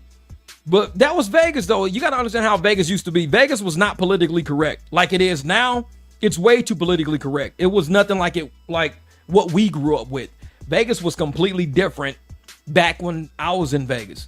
What you see now is corporate, it's policies, there's a lot of cameras, a lot of camera phones, all that shit. We didn't have all that when I was in Vegas. Like I said, I was back there in 96. I think the first time I got a phone was a Nokia phone in like 1998. It didn't have a camera. It was like a Nokia phone. and flip phones and shit like that. We didn't have a lot of technology back then. So it was a lot easier to enjoy Vegas before the tech came in. Once the tech came in, everything just went to shit. So I'm glad I got out of there, because if I had to record all the shit that we did, if that was on record, I probably wouldn't even be a podcaster right now. I'd probably be in prison. Who knows where I'd be right now? Who knows? But you'd be like, man, like a day. You go from a day of just working in the office to by the time 10 o'clock p.m. comes, you got like $2,000 cash in your hand, 2,000, and you like, dude, what are we gonna do tonight? We gonna fucking party till the sun comes up. And you really do. You spend a lot of money, but you win it all. So it's not like you wanted to keep it. I mean, we got jobs. So our jobs paid us a lot of money. So if we win anything, that's what we partying with. We get VIP, you get all the fucking shrimp fried rice, pork fried rice, chicken fried rice, keep drinks coming, get a fucking limo to somewhere. Cause it's not even your money. It's like you just got it from a table and you just blowing that shit. I bought a couple of motorcycles. I bought like 9 different motorcycles. I'm on my 9th bike in the garage. Is my 9th bike. That's my last bike. Number 9. The amazing number 9. That's it. See, I bought a phone in the bag for him for Radio Shack. I knew it. This ain't no fucking white. But that was, like I said, that was old Vegas back in the day. Like I said, a lot of crazy stories, man. A lot of crazy stories. Like shit that, you know, you just shake your head. I mean, some of the shit that happened to us in Vegas, you just shake your head and say, man, only in Las Vegas. Only in Las Vegas. It's literally impossible to happen anywhere else. Only in Las Vegas. And just, we come from that era of what happens in Vegas just stays in Vegas. Only in Vegas. The shit was crazy. It's just like, you know what? Call that shit a day. Call it a day, man. Call it a day. But I got buddies, just like this. I got friends in Vegas that have like 14 kids. Yeah. Like they really have that many kids. Like 14 like kids that are biologically theirs. These are not step kids. These are their kids. 14 children. And I got 2. When I leave Vegas and I'm like, dude, I got 2 kids. That shit is impressive. It's like, what did you do? I just worked the whole fucking time. I worked the whole time. I was corporate. I worked all the time. Man. Vegas used to be my second home between Owen, our next door neighbors. Yeah. And that's the thing. I worked the whole time. So for me to leave Vegas with 2 kids and no possibles, 2 and no possibles, man, it was impressive. Because I got quite a few friends that have 10 kids or more. 10 kids or more. And I'm just like, Vegas is crazy, man. Because people come to Vegas and just lose all their inhibitions. Just lose their fucking mind. The lights, the drugs, the alcohol, the parties, the walking past the line to get through VIPs is everything. The money, just crazy gambling. They just lose their minds. And I just had enough of it. I was like, you know what? I'm gonna get the fuck up out of here. You know what? This is my, I think it was 15 years, 16 years. And I was at a point where I was like, there's nothing else here that I really want to do other than just like work. That's it. So I could work anywhere and I don't want to work corporate no more. So I'm do something different, man. Do something different. Been to Vegas twice, once to sing in a competition with my university, TSU. What's TSU? Texas State University. What's TSU? Tennessee State. What's TSU? I don't know what TSU is. But yeah, it's like Vegas, man, is just, I don't know. And now that I look at it today, I look at videos of how Vegas is today. This shit is sad, man. It's sad. I mean, they got casinos with nobody playing in it. The hotel rooms, they ain't even at capacity where they used to be when we used to work there. That shit's crazy, man. Vegas just went downhill. And I think it's because camera phones and policies and rules and shit. I mean, Vegas used, like I said, it was what happens here stays here. That was the mantra of Vegas. What happens here what happens in Vegas stays in Vegas. That was the mantra for a reason. Because it was just like the craziest place you've ever been. It's like going into Disneyland and having a cotton candy machine that just won't stop spitting out cotton candy. And you be like, yeah, look at all these fucking cotton candy, man. Just all these flavors of cotton candy coming out. And you don't even got to pay for the shit. Just cotton candy just shooting out the machine. And you just eating that shit. Texas Southern, yeah. And so now you go to Vegas and the cotton candy machine don't work no more. And it's like, you want some cotton candy? Yeah. Well, that'll be $20. And then you can't record nothing. Nothing is like fun because everybody's got their camera out trying to catch people doing shit. Yeah, cameras kill everything, man, because everybody's got their cameras out trying to catch people doing the craziest thing. Oh, guess what I saw in Vegas, bro?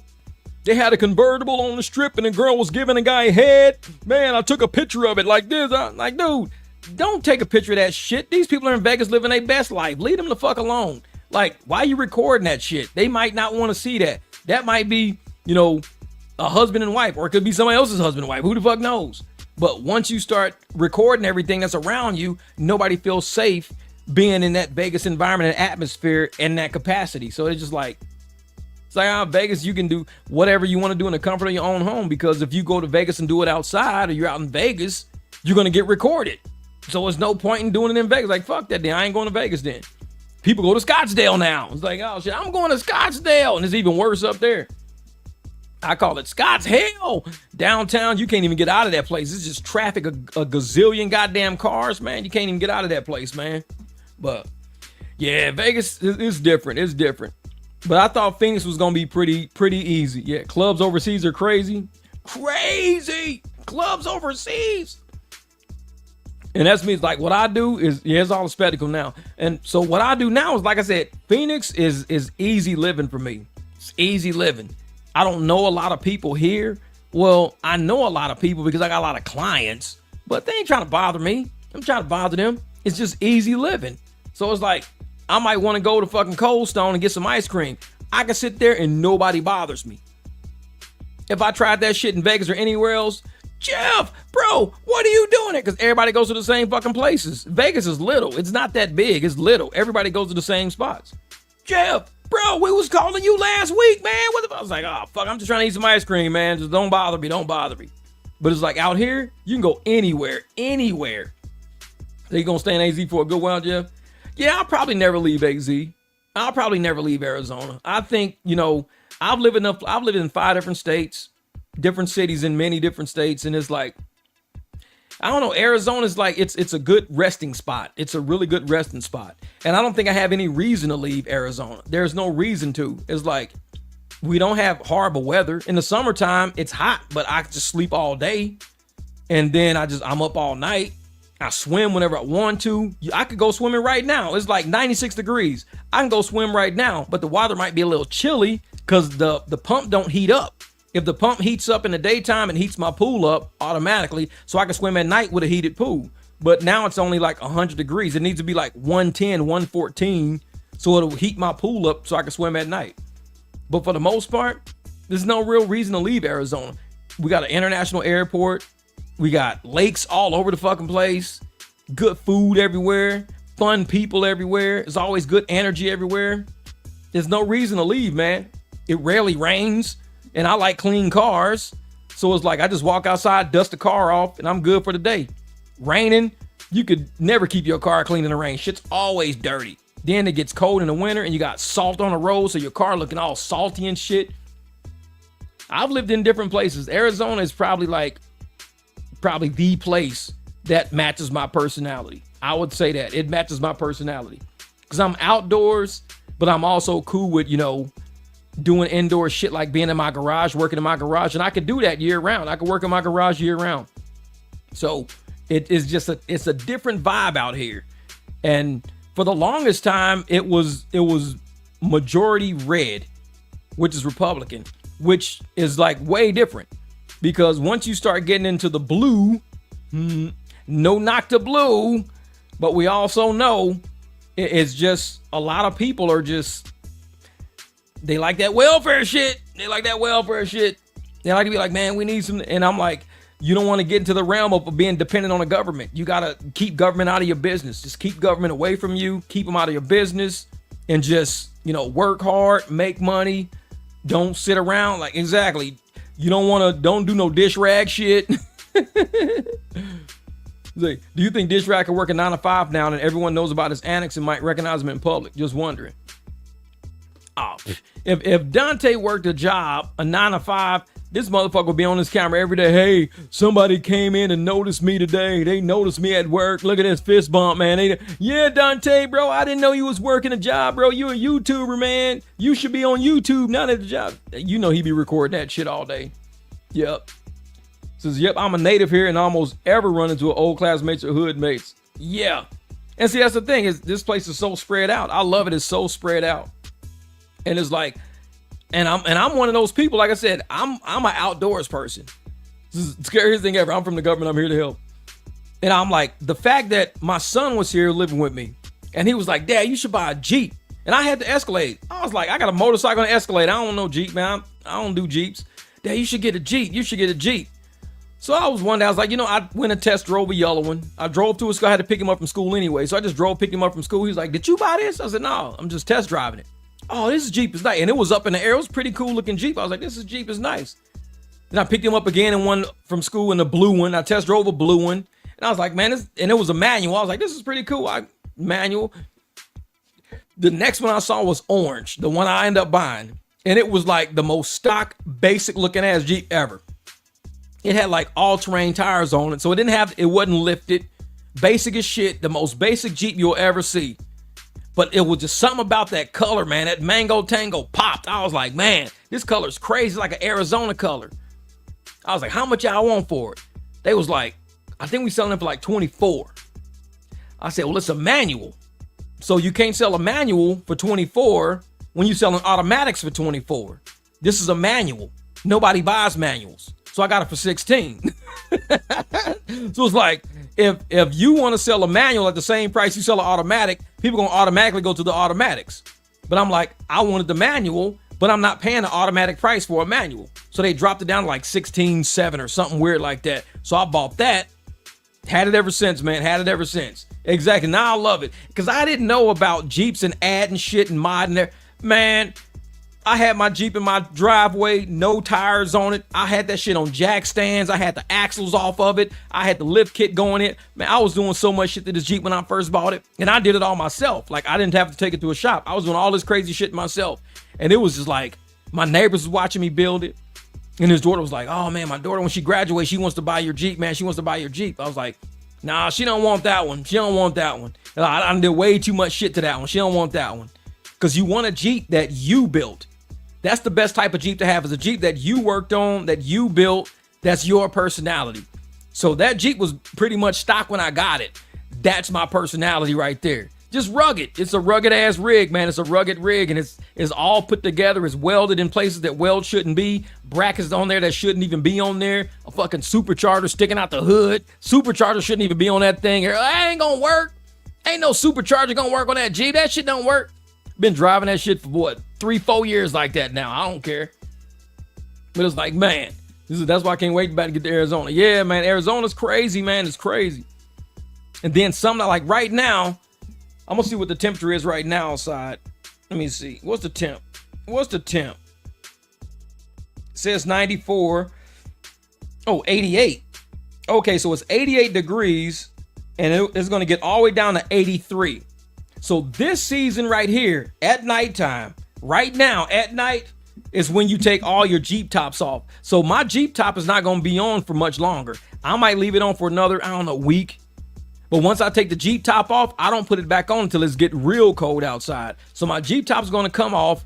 I'll be riding topless for the next 2-3 months. And then I'll put the Jeep top back on. Oh, yeah. And see, right now is the time, man. Right now, it's only 3 months of the year. That's it. 3 months of the year. That's it, man. And if you can deal with the heat for 3 months, you got 9 months of this. It's great. It's Jeep weather, motorcycle weather. I'll jack the bike up yesterday. I was going to take that out, but I was like, no, I'm not messing with that bike. It was just, I had to get the refrigerator in, had to get all the shit in the house. I was going to take the bike. I said, I ain't messing with that shit. I ended up getting the Jeep, though. The Jeep, yeah. Latanya, I'm telling y'all, man, one of these nights, I know Kelly's up there. I know all you guys, we should all meet up somewhere at a location. Just meet up at a location and just fucking, just ride. Say, hey, let's go ride. Where are we going? Go get some chicken fingers, put some syrup on it, mop the floors a couple of times. I'm just kidding. I know it. Just riding topless. That's what they call it, riding topless. You take the top off, you riding topless through the streets. and just cruise around Phoenix, just blasting the radio, nowhere to go. It's cruising, making videos, cussing people out in traffic. Hey, you dusty motherfucker. Man. Oh, yeah. See, seeing Charlie billboards all over the country. Crazy how big someone gets when they die, unfortunately. Oh, yeah. Oh, yeah. It's crazy, man. Oh, James says, hey, you got married here in 2010, 5 years, and now you coming back. Oh, yeah, man. Hey, Arizona's different right now. A lot of highways. When you left, the highways wasn't a major system. These highways now are nuts right now. Man, super major systems. Super major systems. Oh, it'll get, in Arizona, it'll get probably down to about, the lowest I've seen it is probably about 32. Not, I mean, if you see ice in the road in the morning, it's because it was like a wind chill overnight or something, but it really don't get that cold here. I've never seen it in like the teens. I don't see it in the teens, nothing like that. Like, no. But it'll get into the 30s, low 30s, definitely low 30s.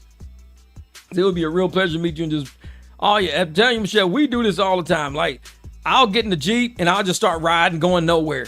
End up clear down the highway somewhere, some little small ass like Mexican place, eat some tacos and shit and drive all the way back.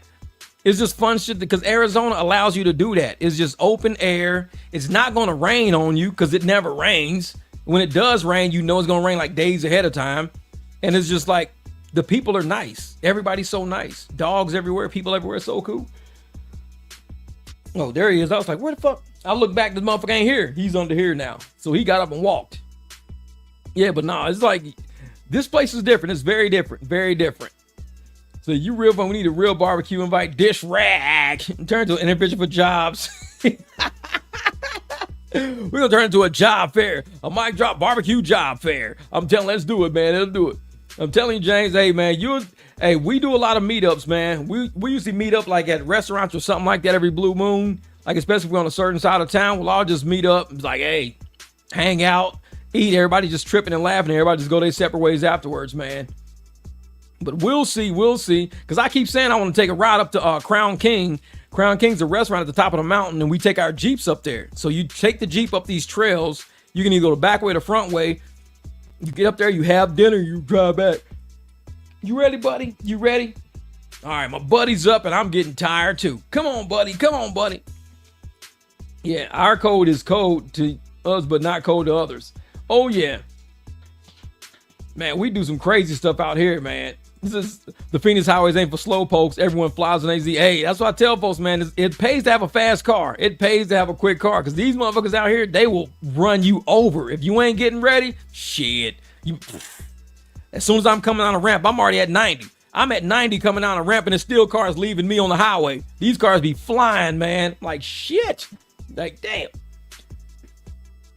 Hey, buddy, what you doing? Oh, I thought he was coming up here.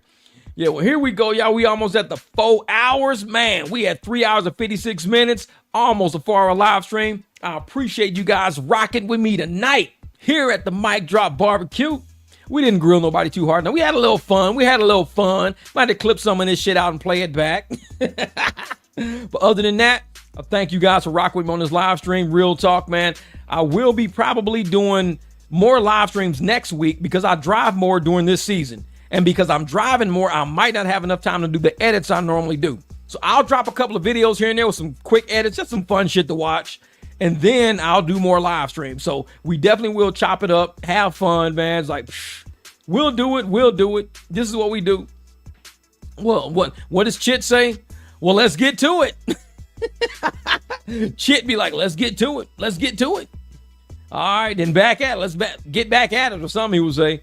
Let's meet up at the barbecue, y'all. Let's do it. All right, Michelle. Hey, you get out there, y'all. All right, Miss Heidi, Latanya, James, man, all you people out there, my buddy Greg, that's what's up. Christopher, Sandy, that's what I'm talking about. You guys, hopefully y'all have a great weekend. I'm about to go in here, grab me something to eat, and I got to hit the road, man. I'll be driving till at least 3 o'clock in the morning. So I'll try to get up tomorrow, drop a video if I can. But because I was on live stream all night tonight, I ain't gonna have no content. Maybe I'll talk to some people and that'll be my content. I'll ask them, how do you feel about gays? They're gonna say, barbecue gay. Motherfucking ass. Like, all right, get the fuck out of my car. All right, y'all. Well, I appreciate you guys coming to the barbecue tomorrow. Let's get it in. Let's get it in. I got to get up in a few hours anyway because I got to take somebody to the airport. Shit. Forgot about that. Hey, thank you, Greg, for the super chat, brother. I appreciate it, my man. Thank you, brother. I appreciate that, man, because like I said, it helps, especially with all the shit I'm doing to the new studio. Hopefully, man, YouTube helps pay for that because that's going to be some fun shit. All right, Greg, thank you, brother. Thank you. All right, honey, we will check with y'all later. We at the 3 hour, 59 minutes, not even 4 hours. That's called a great live stream. Y'all get out there, have fun, make money.